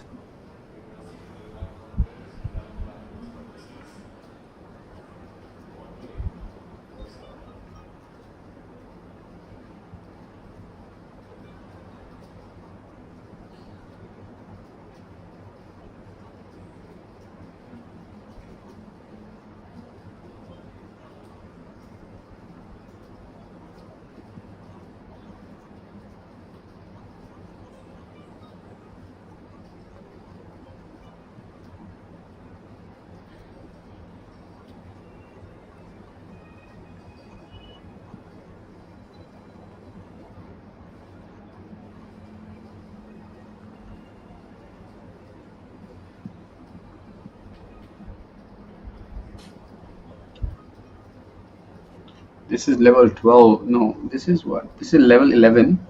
So we're playing 1500, 2500, and 2500 as a big blind ante. And I believe next level is going to be the last level for today, Richard, where we are going to play small blind of 1500, big blind of 3000 with a big blind ante of 3000. So just last two levels for the day, if I'm correct. Yeah, that seems to be it. I can't believe it's come so quickly. That is indeed correct, actually. We are now level 11. We'll finish this level, then there's 40 minutes of the next level, and then we're done skis.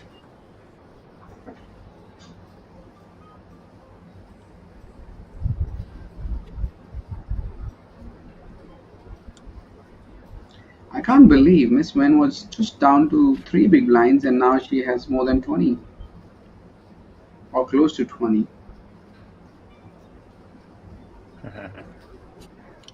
She's definitely a fierce opponent.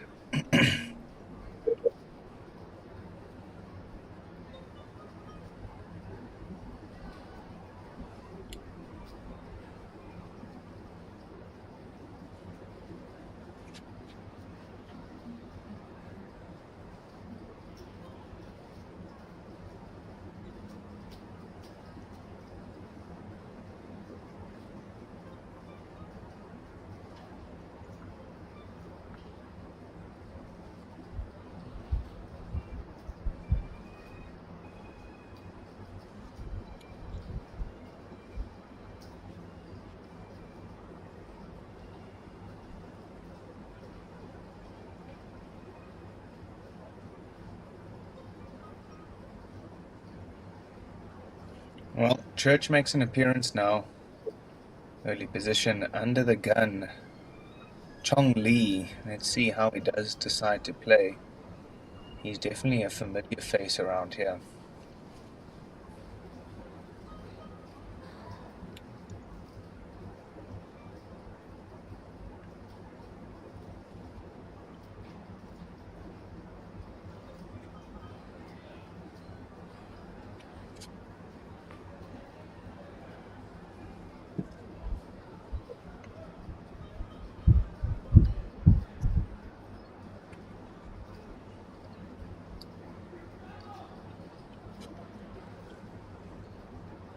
Well, surprising fold there on the on the big blind with 5-6 off there, Richard.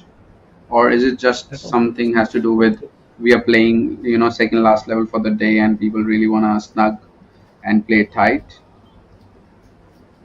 Yeah, I think that is definitely a factor. Let's not write that off. And it is normally, people have a perception that, the bubble or the ICM only appears when you're close to the money. But when you are on the second last level of the day, and then that's where I believe there is a significant amount of ICM that starts creeping in, just because your stack does get a dollar amount attached to it, which is bigger than what you started with. As we see that, we have nearly lost half of our field. Yeah, absolutely. So Actually, at this point, they've been playing for quite a while and not wanting just to give up a hard day's work so quickly, I think.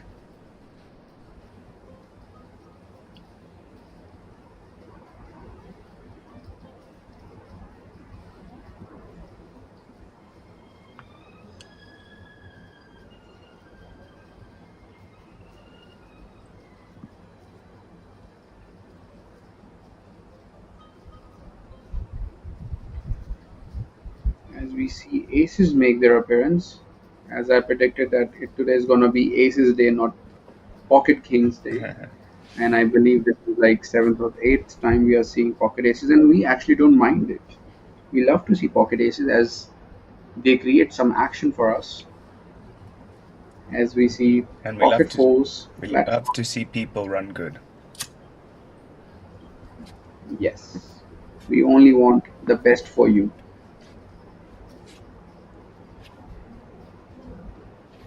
Well, as we see pocket aces being cracked on that flop, as I was just about to say, oh man, pocket aces do have a backdoor flush draw there, Richard. Yeah, do you have a Does backdoor have flush time. draw? Yeah, talking about wanting the best for people, Mr. Chong Lee wants the best for himself and takes top and middle pair. Is a scary board. He will check to the pre-flop aggressor. Oh, who actually decides to check with the aces. Interesting all round, and whoa, what a turn. Wow, Lee still not betting. Zhu surely has to bet now.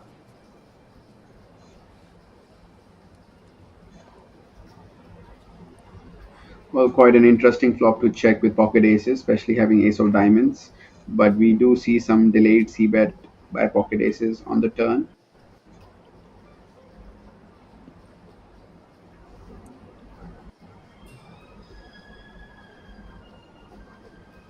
And luckily for him, his opponent is holding the exact holding that just has to close their eyes and call.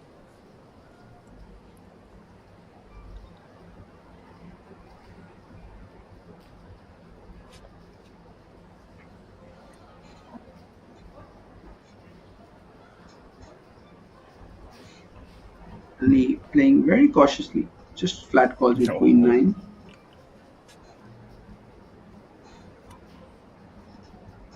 And any bet from Zhu, I'm sure Lee folds. I mean, you have to fold, right? He bet on a turn when the turn card completes a flush, so he's really only going to bet on the river with a flush or just a complete air. And as predicted by you, we see a snap fold by Queen 9. I believe both the players played their hand to the perfection. Pocket aces checking on the Queen 8 9 board, very connective, and the opponents can really have Jack 10 there, Queen 9, Queen 8, 9 8. So I actually, when I look back at it, I actually don't mind seeing a check back by pocket aces and trying to control the pot, as the board was very, very coordinated and it really hit both the player ranges, in my opinion. Yeah, this is true.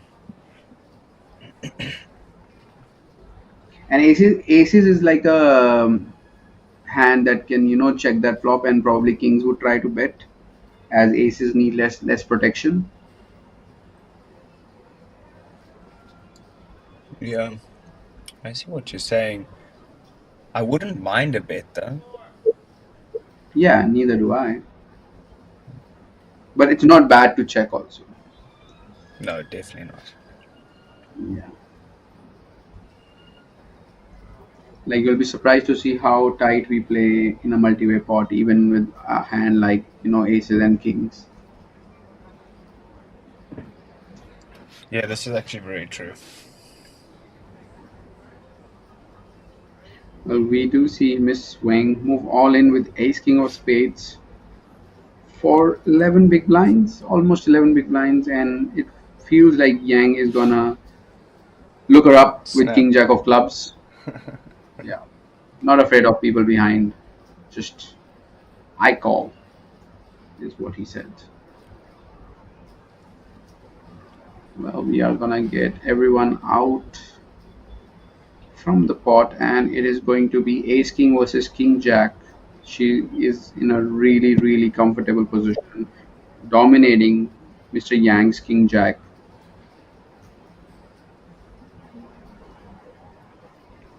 Yang would have to get really, really lucky here. Looking for some clubs or a jack.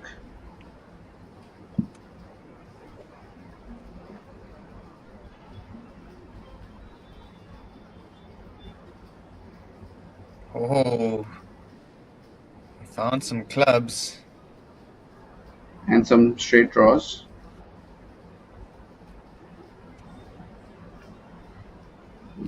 But going to miss out on all of them here, Richard. He had a gut shot, I Too believe, with a flush draw and a jack also working for him. too many out syndrome. Indeed, too many outs. And look how Miss Wang is, as she rack up all the chips, going to somewhere around 60,000, which is gonna give her at least 20 big blinds.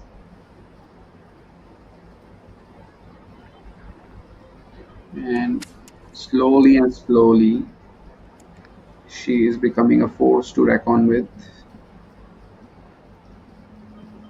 as we see her play 60,000 chips, which is 24 big blinds.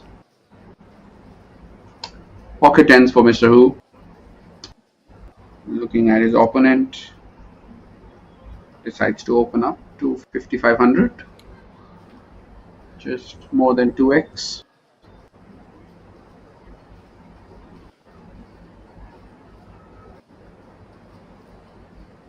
King 5 off in the small blind, or is it at the big blind? Well, heavy. Small blind decides to, but no, small blind I think folded, right? I don't, yeah.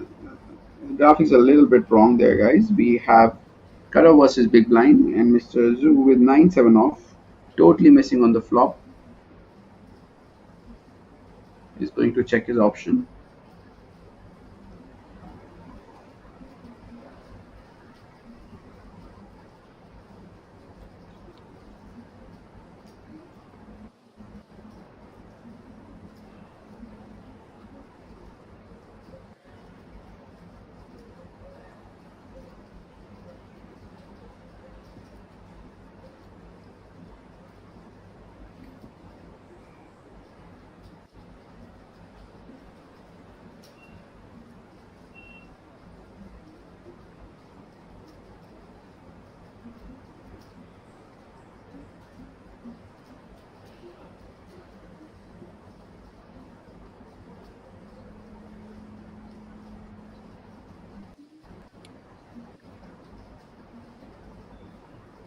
beautiful camera views here at the RDPT Jeju 2024, courtesy of the gentleman behind the camera. A shout out to Mr. Chris Lebroho, coordinating things as always.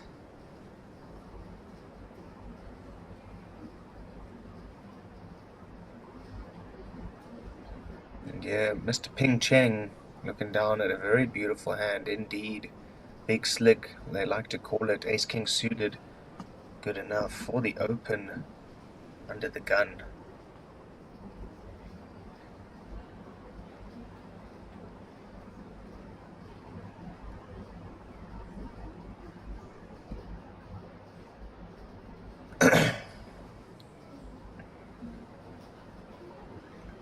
So Akshay, why don't you let us know how your water fast is going?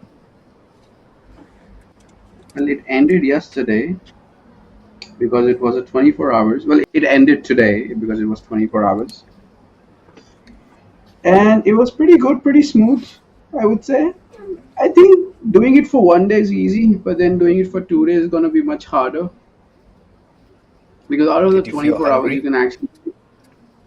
No, because normally, even in my normal days, I normally don't eat anything till 3 or maybe 4 in the afternoon. Oh wow.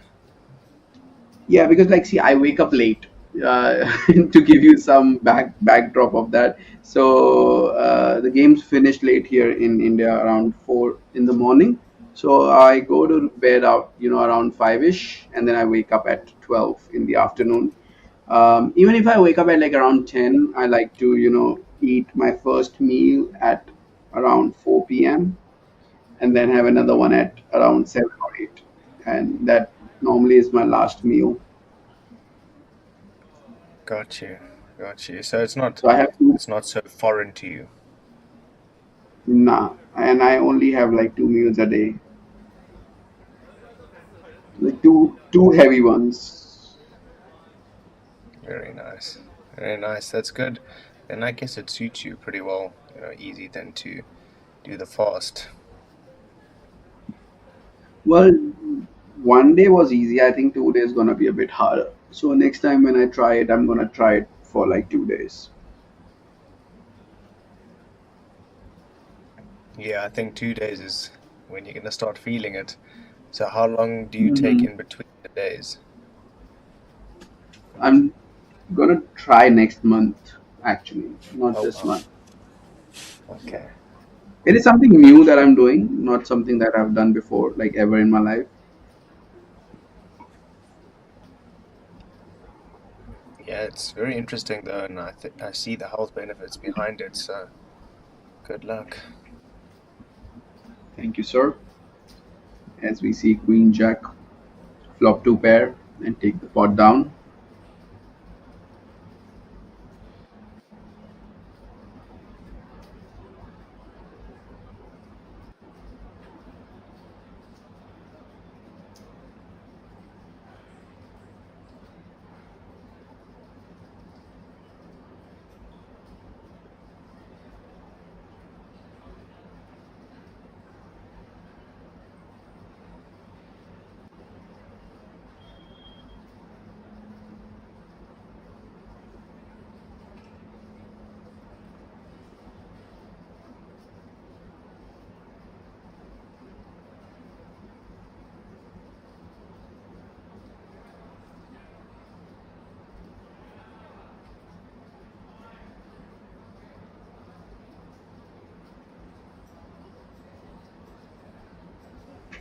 Well, King eight as we see, suited. Mr.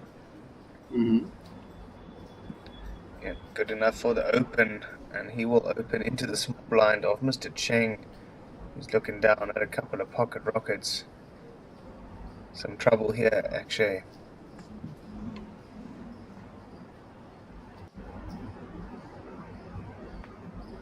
Well, that depends if Mr. Lee's gonna call a 3 bet or not.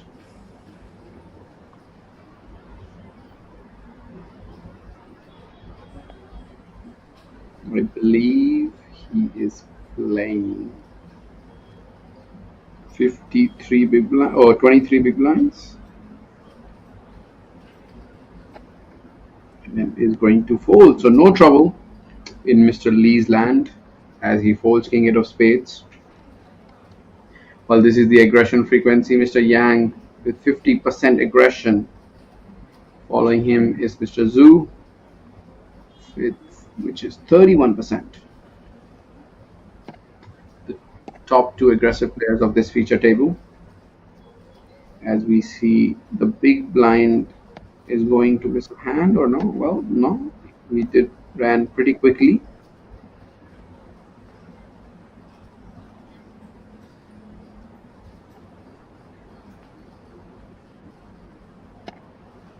We see a lot of different brands being represented on this feature table. We have Balmain, we have Dolce & Gabbana, and American Eagle, and I believe we have non-branded as well.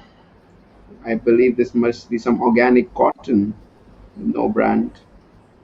As we move on and see Mr. Lee shove A7 of hearts. Well, the organic cotton ones are always the most expensive. Yeah, that's exactly my point. That's exactly what I wanted to try to tell our viewers, that it doesn't matter if it doesn't look expensive. Normally, people who do not look rich are generally the most rich people in the room. That's it. And I believe Steve Jobs, one of the Apple co-founders, actually only wore like a black T-shirt and normal jeans every day. Yeah, very, very simple guy. Yeah, had no furniture in his home as well. Yeah, that is bizarre.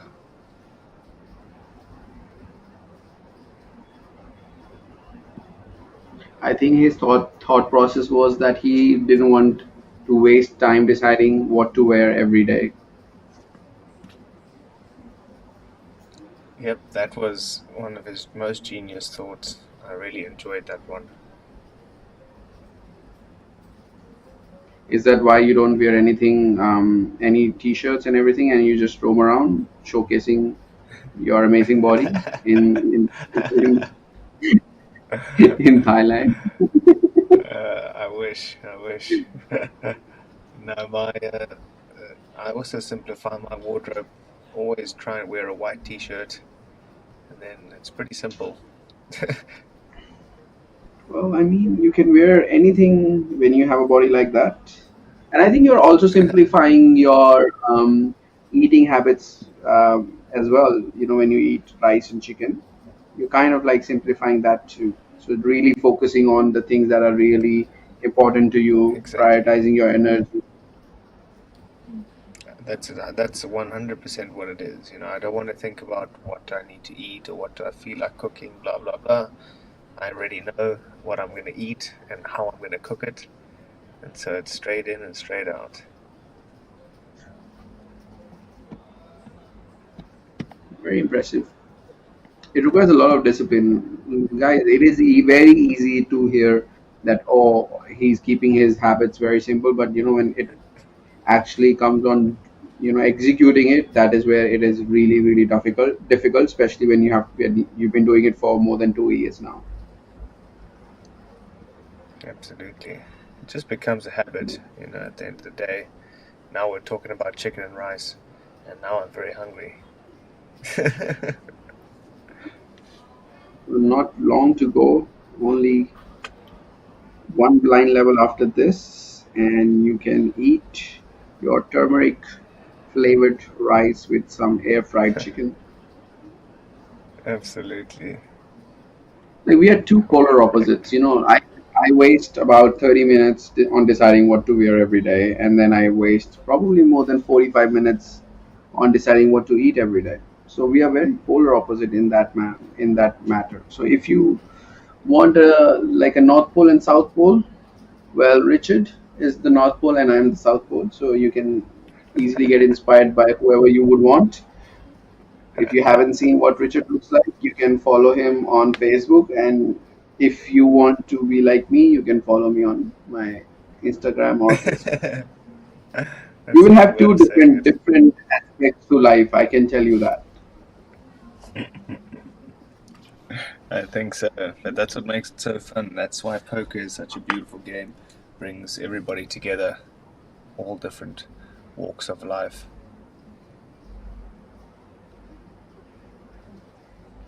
That is indeed the truth, my friend. As we see Mr. Zhu with 10-9 of diamonds, my second favorite hand.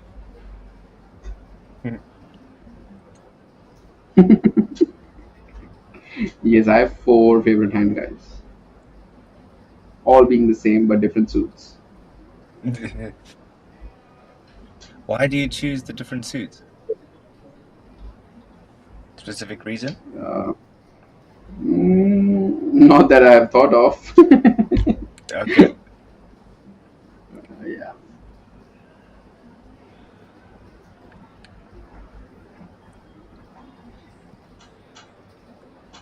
So when you play online, are you a four-color deck guy or a two-color deck guy? Four color. What about yourself? Okay. Yeah, for sure. I mean, it's more fun. It's more, entertaining when you're four card deck when you're playing online, especially when you play like 10 tables at one time. How many tables do you play at one time?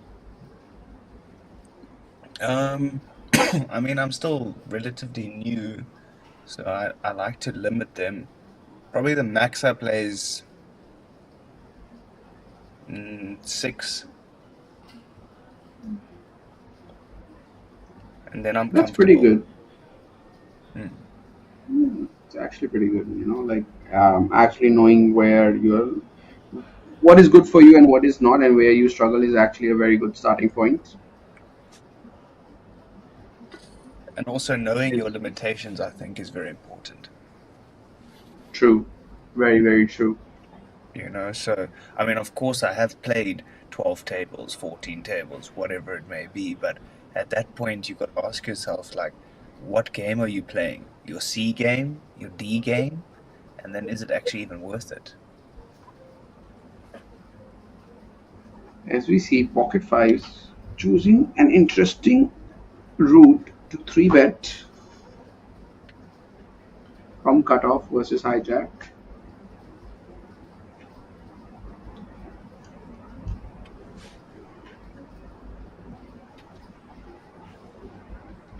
And it is battle of pocket fours and pocket fives as we go onto the flop. And I feel like this is going to be a very interesting hand. I guess my prediction has come true. We have bottom set for Mr. Yang on a monotone board as pocket fives do spike, do have a flush draw. And we are gonna do we are gonna see a small c bet, I believe. In a pot of 30,000, we see 20,000. Well, that is not small by any means, and Mr. Yang has moved all in, putting Mr. Sun for his pocket fives very very quickly, choosing a very unorthodox line to play pocket fives, I believe, and then going for a very unorthodox bet sizing on the flop, especially considering it's a monotone board.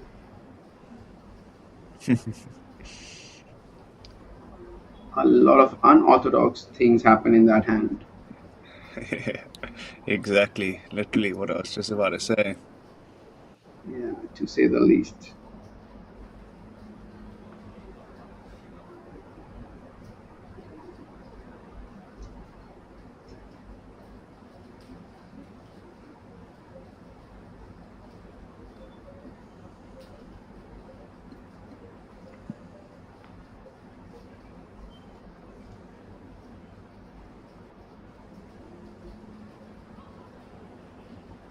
Ace 7 off for Mr. Who. 143k.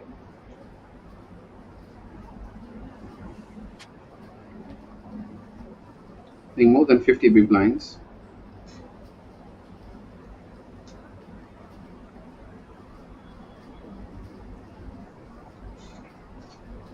Raise 4 in the big blind. Well, you can 3-bet at very low frequency this hand, facing an open from late position, or actually call. And I feel I see raising chips here, then calling chips, Richard. Yep, definitely what it seems to be. 16.5k is the end result. So ballsy And really, 3-bet. and really targeting the hands that Mr. Hoori has here: A7 off, Ace8 off. Definitely. And Great this is hand the to do it beauty of with. 3-betting. Yeah, and this is the beauty of this, this hand 3-betting, because what you really achieve. So what you're gonna have is you're gonna have A7, Ace8 fold, and then you'll have a hands that you beat, hands like King Queen suited, King Jack suited, Jack 10 suited call. So basically converting this into kind of a value-ish 3-bet, unless your opponent 4-bets you.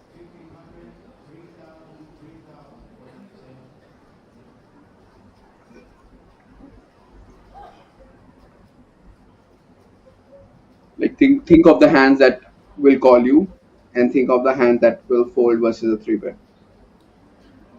You will find your answer.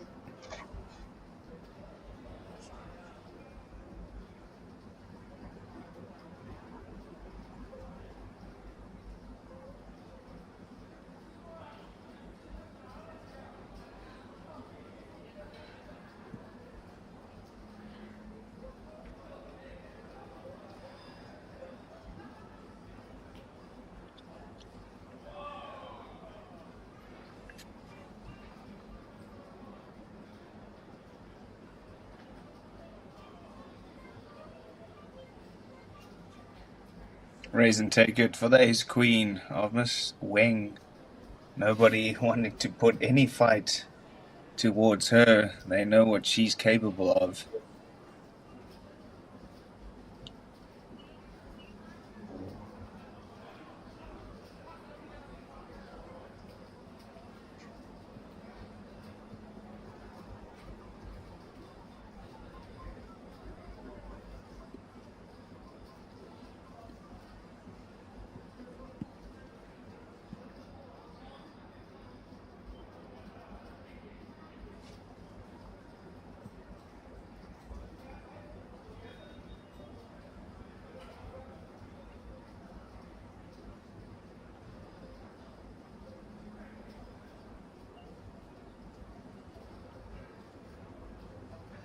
Well, we've just started our last level for the day. 1500, 3000 with a 3000 as our big blind ante. And I believe we are going to be playing this for 40 minutes. Is that right, Richard? Yes, 40 minutes.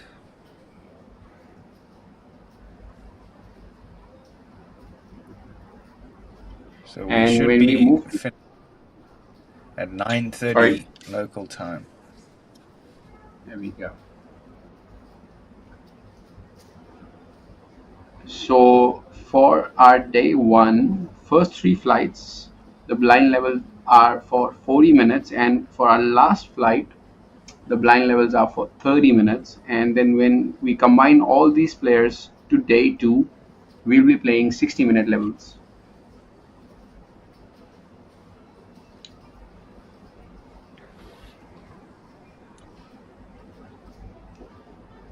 A very deep structure tournament, as we see King Deuce flopping trip kings on King 4 board. Mr. Lee with Jack 10 off, going to bet Just one big call. blind. Calls. Well, talk about improving on the turn, making a boat.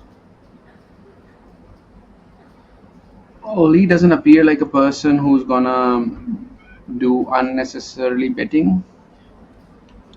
I mean, he can still bet, try to make a 4-fold. As we I see don't him like bet the very bet. small. Oh, excuse me. He's really targeting that 4 with a very small bet,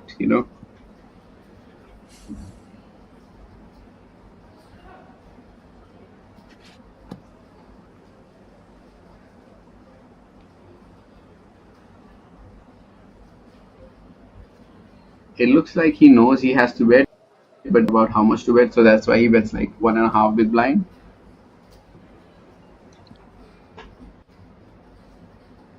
Yeah, I take that back. I think it's okay. I mean, as long as he's betting very, very, very small, it's fine. Well, if you consider GTO, I don't think you want to keep on betting small. You actually want to like build the pot and go for like at least pot size bet. And even if you're bluffing, because with that size you're not making a four fold, but if you maybe go like for a pot size, you're definitely putting four in a maximum pressure situation. Definitely. Like it's interesting to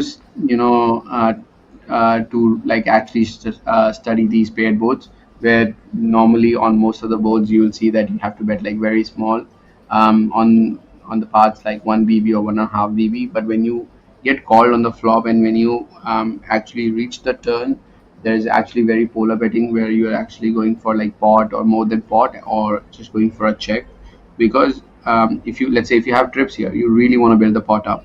Like you are not incentivized to bet pocket queens, maybe pocket tens, pocket nines, because your opponent can really have a king when the flop goes bet call. So the hands that you really want to bet is those king x, and then you will construct your bluffing range around that as well.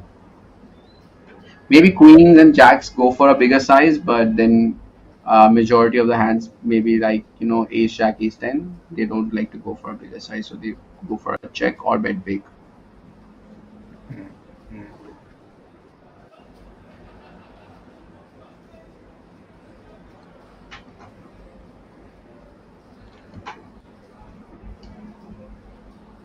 As we see pocket fours for Miss Wang,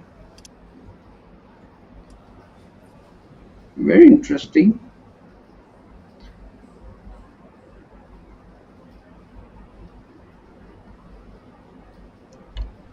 Seven, eight big blinds opening from hijack and getting shoved on. You have to call surely, right? Oh yes, Well, Miss always gonna go in there. Fours all in and at risk of Miss Wing. Ace Jack needs to hook something. Oh, and that's exactly what they were looking to hook. No regard for Miss Wing's feelings, they deal it out quickly, and just like that. Oh, Miss Wing was not all in and at risk. the other player was. They got it a little bit wrong with the graphics, but that's no problem. I will take the hit. What do you make of her jam with pocket fours, or facing an open with only eight big blinds, seven big blinds?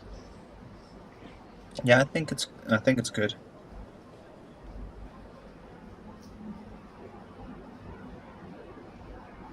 And you? Mm, to be honest with you, no. And like it's not bad, but it's not good either. It's like somewhere in the middle, in my opinion, because a seven big blind is not opening like a hand like pocket threes, pocket deuces. It's just open jamming hands like that, and maybe jack 10, king 10 suited. So whenever in general, like when a very short stack opens, especially someone with under 10 big blinds, they normally have hands like ace jack, ace queen, aces, kings, and queens. Versus that pocket fours are not really doing good, and you can just try to call and try to hit your set. I know it sounds very nitty, but like I don't think that guy would be opening more than 15 to 20% of his range, and pocket fours won't be doing really good versus that open range, in my opinion. Yeah, so I totally misunderstood the question. I thought it was an open jam on a blind who had 7 bigs or 8 bigs.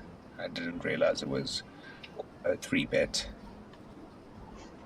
Like jamming pocket fours is not actually too bad, but it is actually not good. Like it probably be break even. But considering this is ICM where you really want to preserve your stack as well, I would lean towards a call and fold the flop as it comes a side. Understood.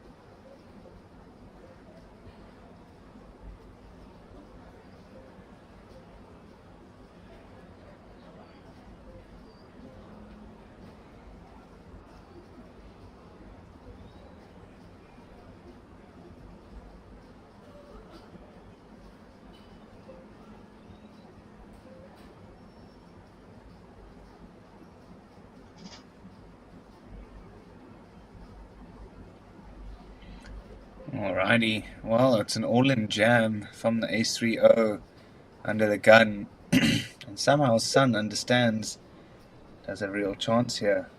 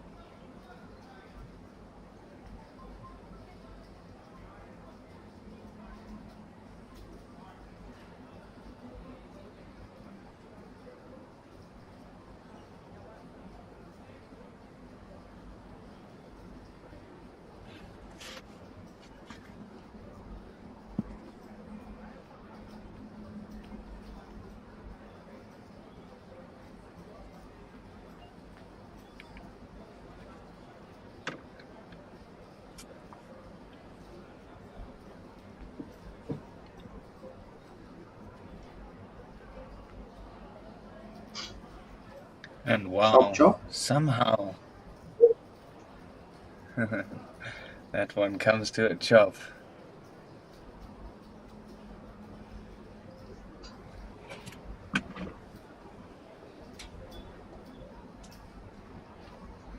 Well, right on our final leg, guys. Almost 30 minutes left in our stream for today. We have 127 people left out of the 332 players who started this day one flight 1A.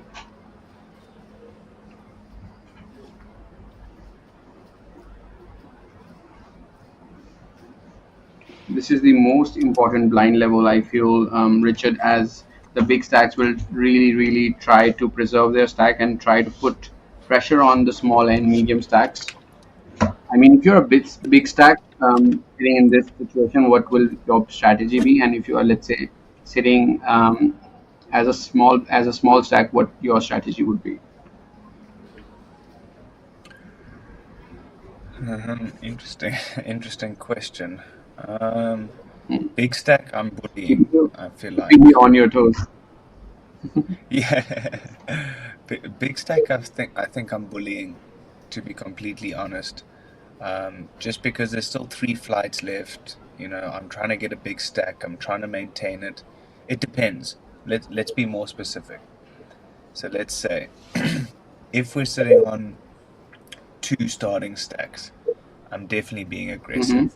If I'm sitting on 3 or 4 starting stacks, I'm kind of preserving. And if I'm then short stacked, I'm going wild for sure.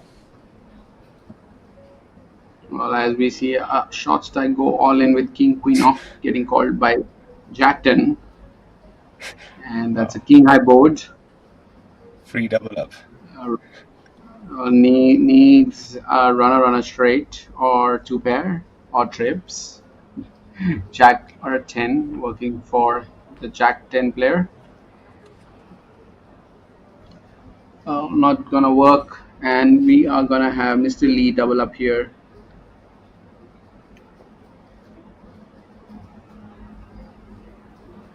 So I kind of agree with you on that strategy, but it is very important to identify which player is really playing scared poker, and which player really doesn't mind, taking the spot and try to double up. So there are going to be players who are, just wants to lock their stack in, moving on to day two, and there's going to be players who really want a bigger stack, going on to day two. They won't be happy with, let's say, two starting stacks, or even at, let's say, three starting stacks. So you really have to identify those players, and you need to really go hard at players who are playing very passively and very tight and really do not want to play any bigger pots.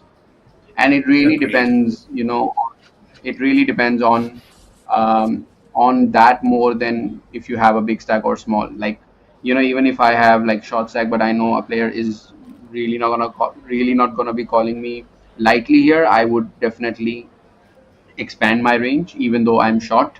But if I know that this player is gonna take, marginal spots because they want a bigger stack, or try their luck tomorrow, then I'll be very nitty versus them.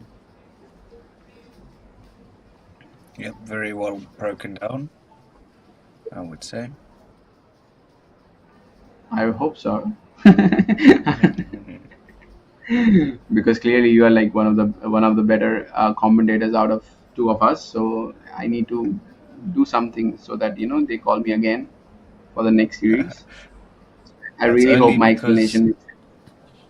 Yeah, that's only because you're doing it in one of your second languages. If we were doing this in any Hindu language, or any of your native tongues that you may also speak, I think I would not pass at all.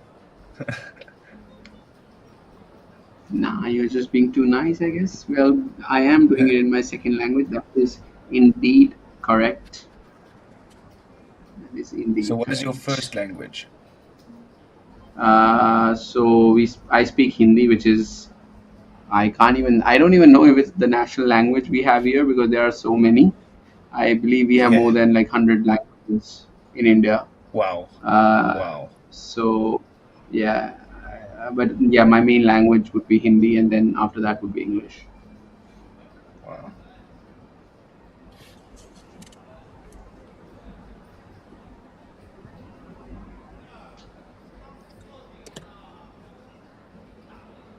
And did As you we learn see how to pocket- speak English at school, or is this Yeah. after school? Oh wow, nice. No, that was during the school, and I kind of improved it when I was living in Australia. But even then, Oh, yes, people of were course. really surprised. Yeah, people were really surprised because, like, I'll tell you after this hand, as we have sevens versus ace eight, and ace eight probably defends his big blind.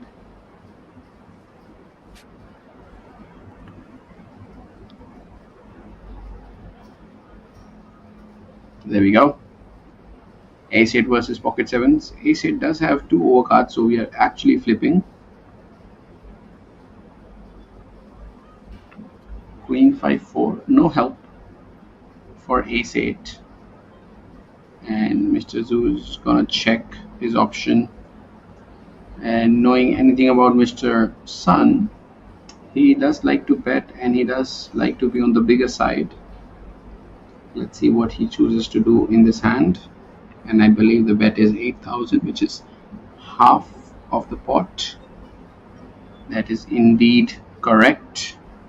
And I actually like this sizing here, Richard, because the Queen 5-4 really interacts well with the big blind range, if you see that range overall. And if you bet small, I think ace-8 might continue, but then if you bet big, you really deny that hand a lot of equity. I agree with you there. Like, boards like this, queen 5-4, queen 6-8, king 6-5. These are generally the boards when you are up against the big blind, you want to go for a bigger size than not the smaller one, because these are the boards you are actually not supposed to range bet, but do like a mixed strategy. Yeah, and I think, we have been seeing mixed strategy from all of these players. Nobody's really playing open book strategy here.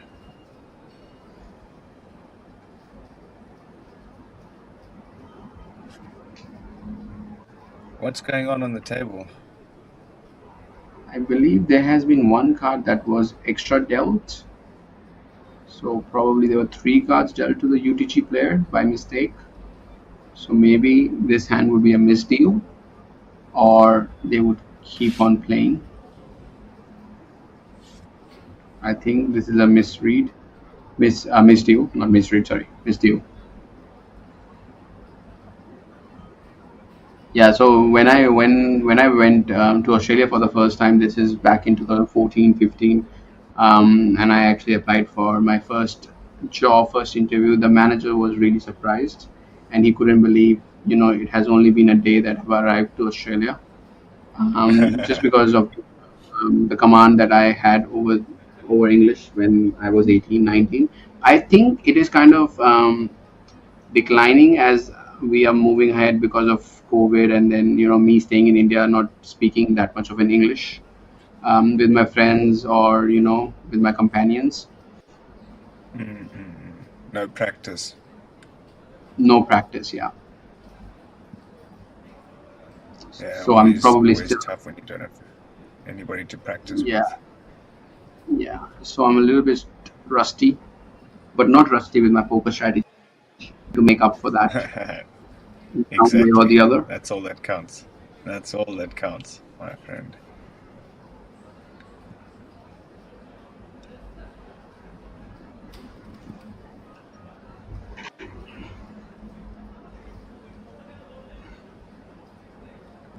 Well, Mr. Zhu is gonna move all in with Queen 3 of diamonds, and Mr. Lee has a decision here. Like, he's playing uh, 12-ish big blind and is going to fold King 8. A tight fold, in my opinion, if you ask me, but I think we're just playing the last level for the day, and he just wants to be in a better spot than King 8. I think that's exactly it. It's really coming towards the end of the day now. Nobody wanting to bust out at this stage. Seems like they're playing very passive strategies, not super aggressive. It'll be really interesting to see if Miss Wen can pick up a hand, and then it is going to be important for us to see if how she's playing, because I've never actually seen her cards up. Poker, like, she doesn't show up her cards if even if she like wins, like if she wins she would show, but if she's bluffing and the other guy folds, she's like a person that will never show her cards. At least she didn't show it to me. Yeah.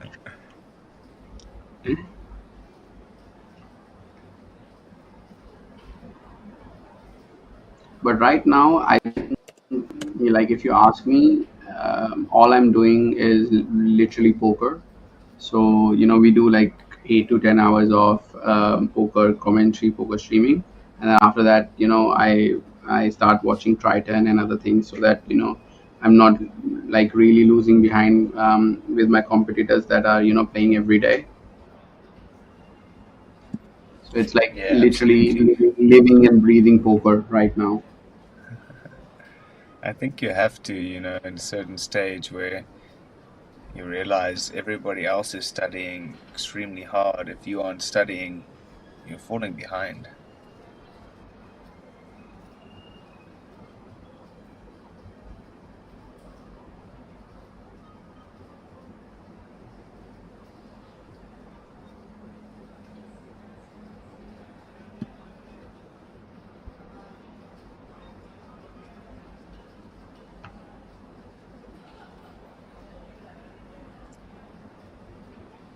So Mr. Cheng all in now with the ace-10 on the big blind. And Mr. Zheng caught with his pants down. Queen 10-0. Definitely not going to make that call.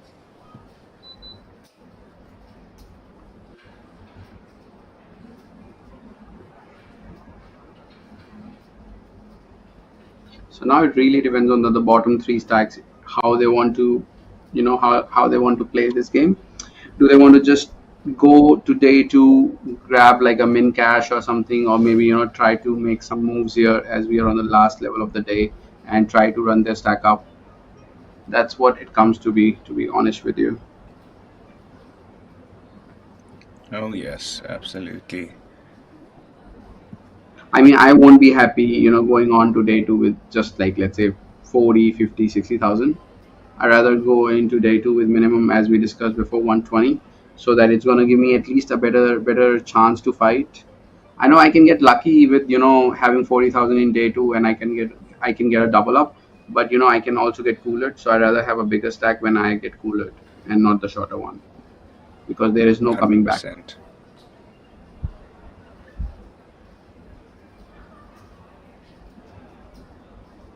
And that is what separates the pros from the amateurs. For example, on the river betting, if you see it, if you analyze it, poker pros, like the professional players, actually go for the thin value bet and they get called.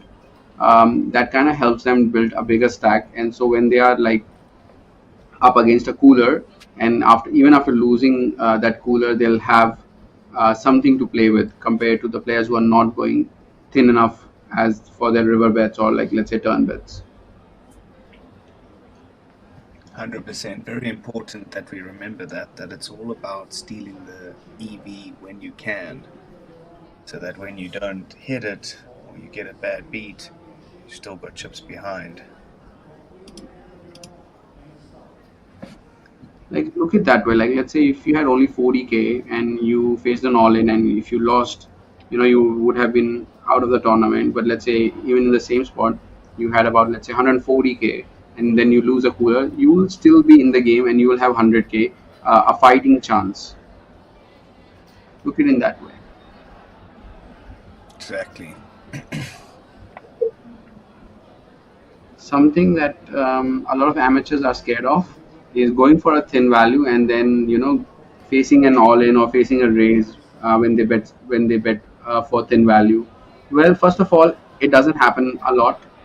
If it does, you can actually fold profitably, because most of the population is not raising the rivers with a bluff, and you just have to detach yourself from your hands when you reach in a situation like this, so that you are able to fold your hand.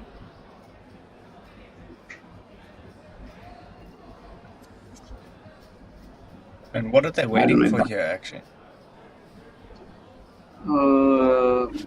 Not sure. Not sure, to be honest with you. Ms. Wing got up from the table and walked away, and she's on the button. Well, maybe what happens in the last level of the day is that some random player picks up a card which says, "Oh, this is the amount of hands that you're going to be playing for today." It could be 5, 4, 3, or deuce, or 2, and then whatever the number actually comes up, that is the amount of hands that you will play, and you normally don't play till the end of the level. Maybe Okay. maybe that is what is happening.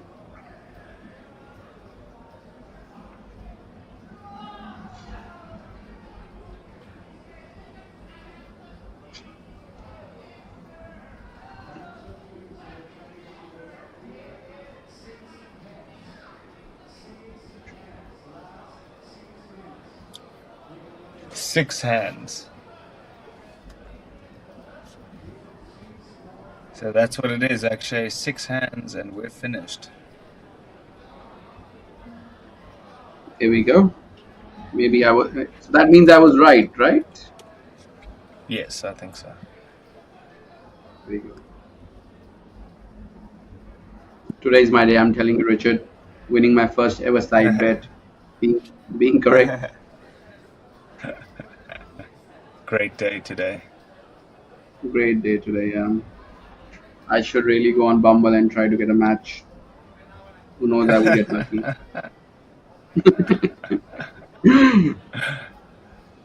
I think you should.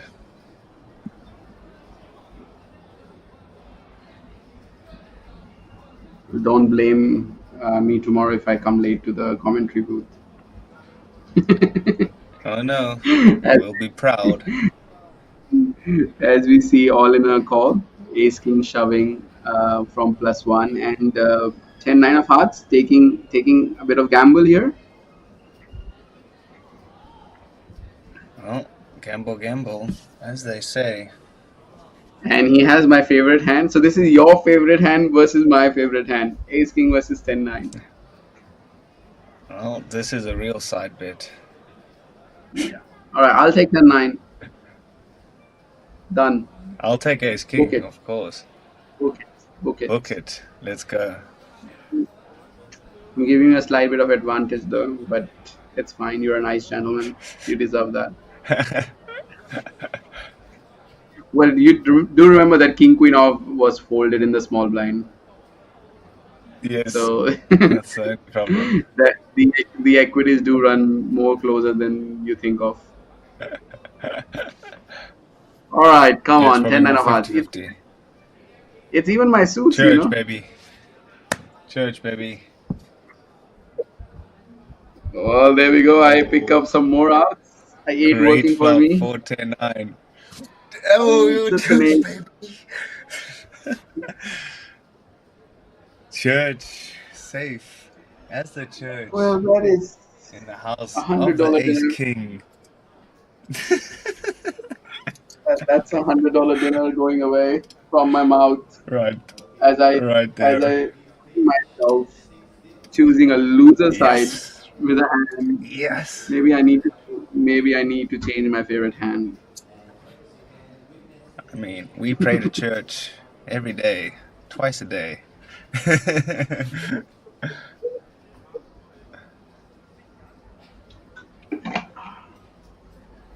Was that the first hand?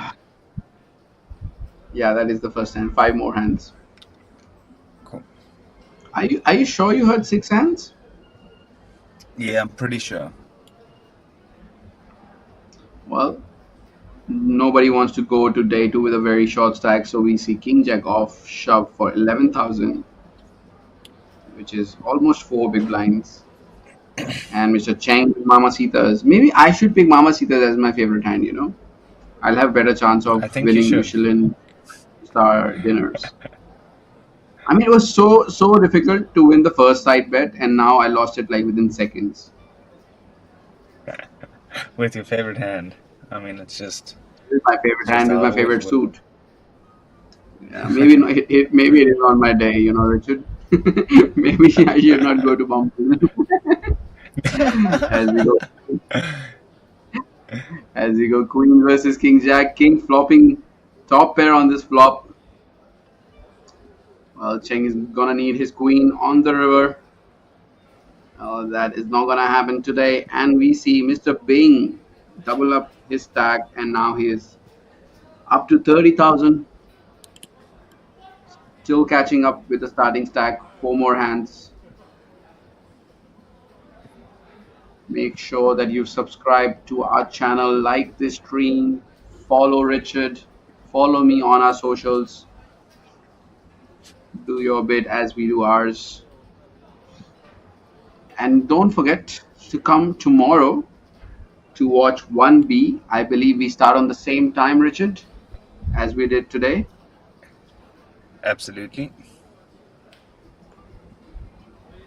And if you don't see me tomorrow, just know that I am doing something really important.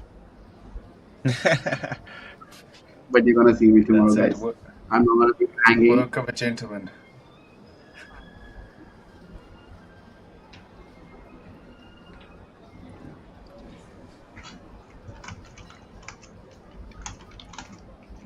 As Pocket Kings make an appearance.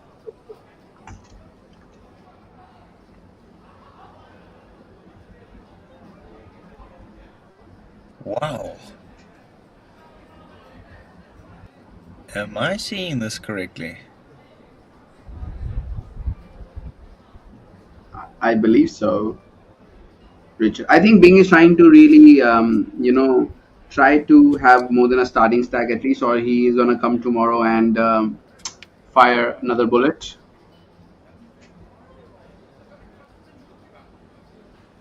Wow.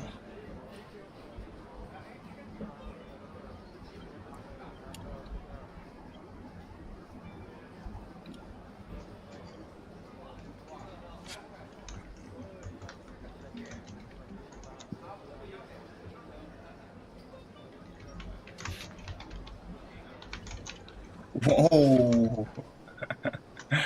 Some outs. 5 and a 5 Oh, only on the and river. that's it. Mr. Zheng Bing eliminated. GG. But he just didn't knock out the player. He also got the chip that he lost in the very last hand with his pocket queens. So a bit of redemption. True. Well, 3 more hands.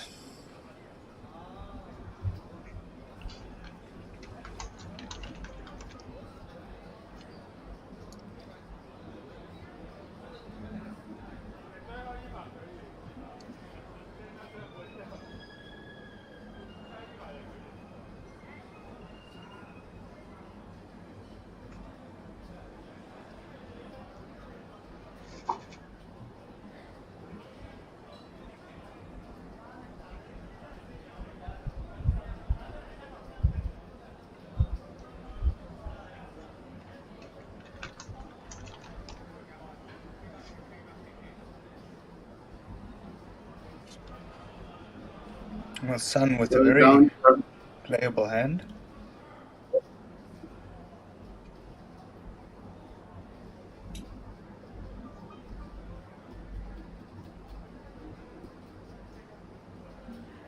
Decide to move all in. It's too much, no? Well, he's not all in. Oh, He's probably putting 75% of his stack in already.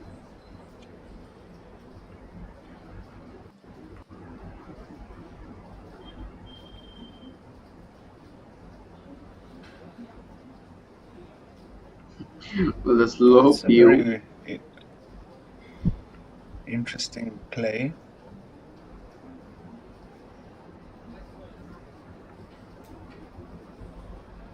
To say the least.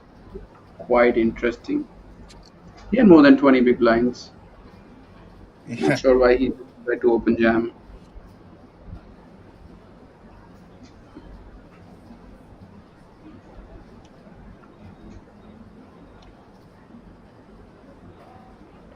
Last 2 hands for the day, guys. Don't go anywhere. That's it. Expect fireworks as big stacks try to put pressure on the smaller stacks.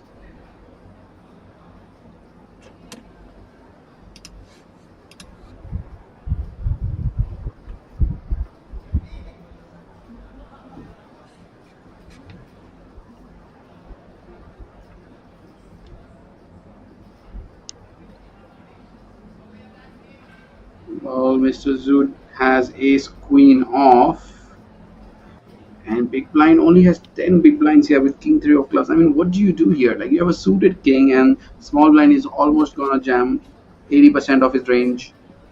King 3 should be ahead a lot of the times, but not this time exactly, as we see Mr. Zoo with ace queen off.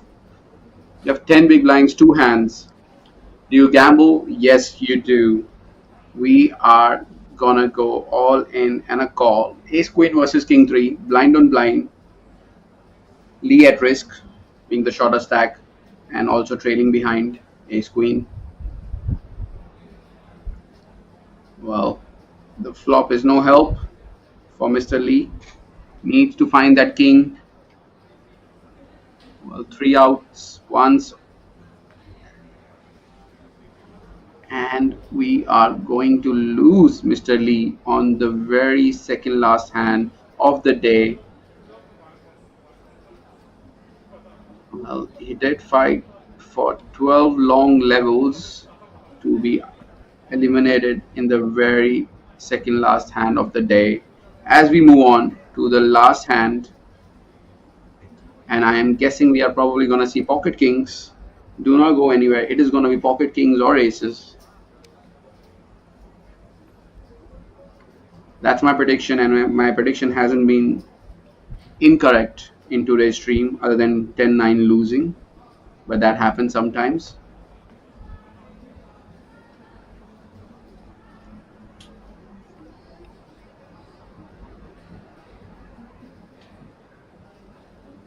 I'll literally start dancing and jumping if we see kings or aces, Richard.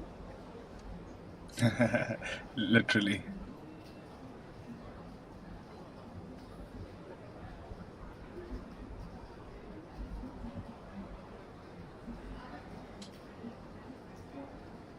As we see Lee open up the action with a6 of hearts from cutoff. Well, there are only two players left, and Cheng with a6 of diamonds, he's definitely going to be playing this hand if you ask me. And considering his big stack, he can like really put the maximum pressure and go all in, and Lee can really not call here with a6 of hearts. He really doesn't have to worry about Miss Wen as well, because she has a very short stack indeed too. But it's going to be interesting how Cheng decides to play this one.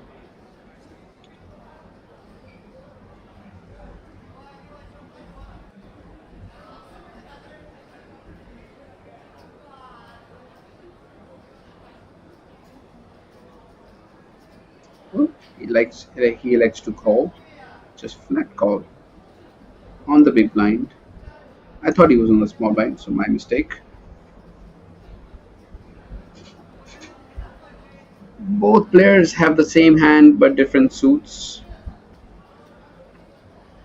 Mr. Lee with slight bit of advantage with his backdoor hearts. Yeah, interesting to see how they go about this. Lee will continue. Snap call on Mr. Cheng.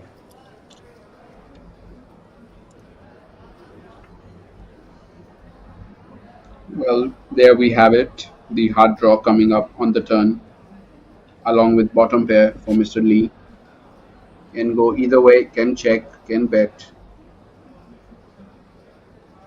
I am probably leaning towards a check.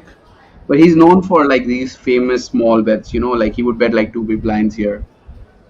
He's done that before in the past too. So, I'll not be surprised if he goes for a very small bet or, actually checks.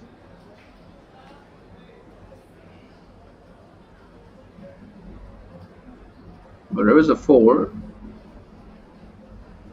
Is Cheng try to bluff his hand? Maybe make Lee fold a jack here? Or a weak king X maybe?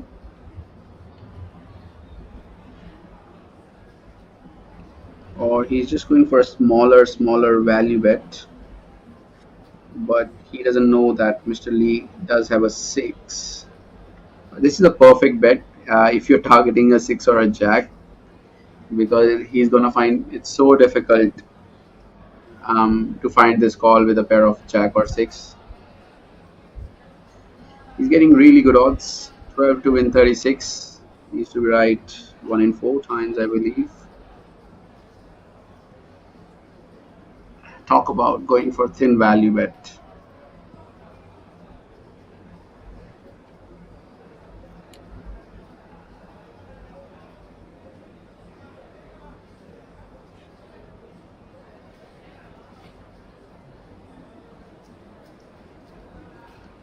Well, that's it, folks. I think we are done. I'll pass on to Richard, who will do the honors to finish the stream, I believe.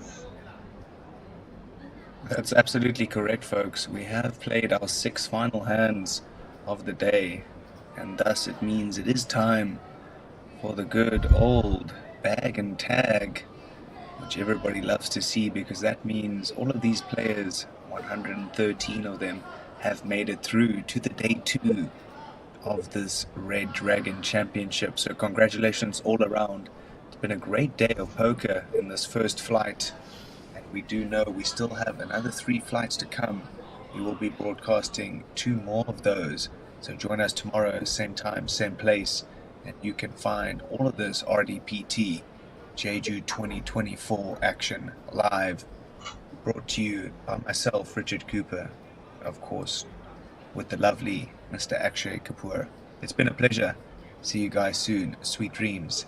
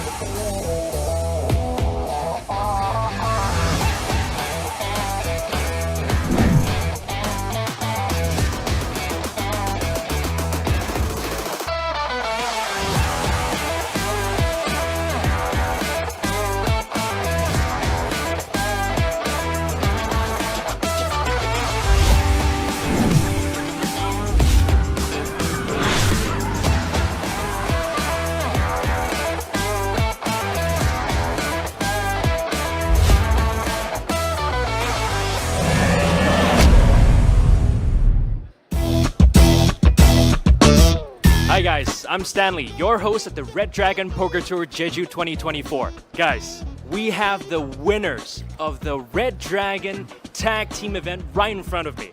Right, we're gonna ask them some questions and let's see what we can find out. Can you please introduce yourself? Can I have your name, please? Nimochet. Nimochet. And 산도의 소름. okay, so how are you guys feeling right now? Yeah, we are feeling very good. Got very lucky Very lucky? and honestly played solid, I think. Yeah? Yes. Okay. And you?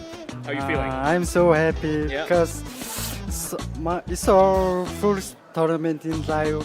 First tournament live. Yeah. So I'm so happy. I'm feeling so high. Okay.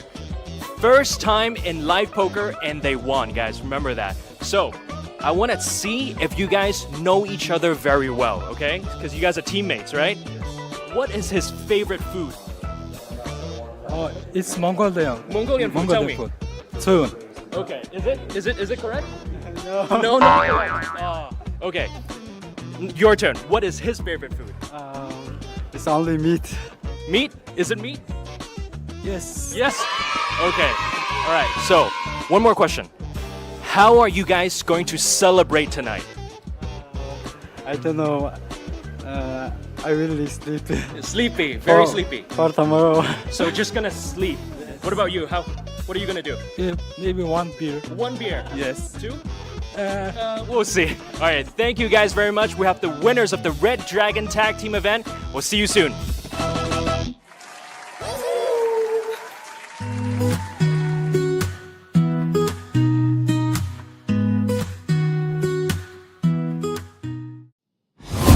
Hi everyone, we're here at the amazing Jeju Shinhwa World. I'm Stanley, your host of the Red Dragon Poker Tour. Hi everyone, we are here at the amazing Jeju Shinhwa World. 我是红龙杯季作战主持人 Nike Chen。 That's right, let's go check it out. 发现济州神话世界是一个很有趣的地方，我们抢先一步带大家去看看。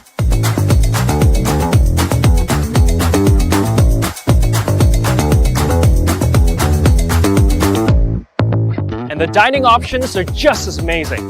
Perfect location to take a break and grab a bite.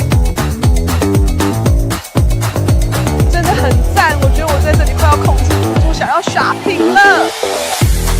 And here we are at the Shinhwa Water Park, one of the coolest attractions at the Jeju Shinhwa World. 哇，这里真的太适合跟家人朋友一起出游了，这里有那么多的事情可以做，那么多的乐趣可以享受。 Absolutely. Now let's check out the Shinhwa theme park.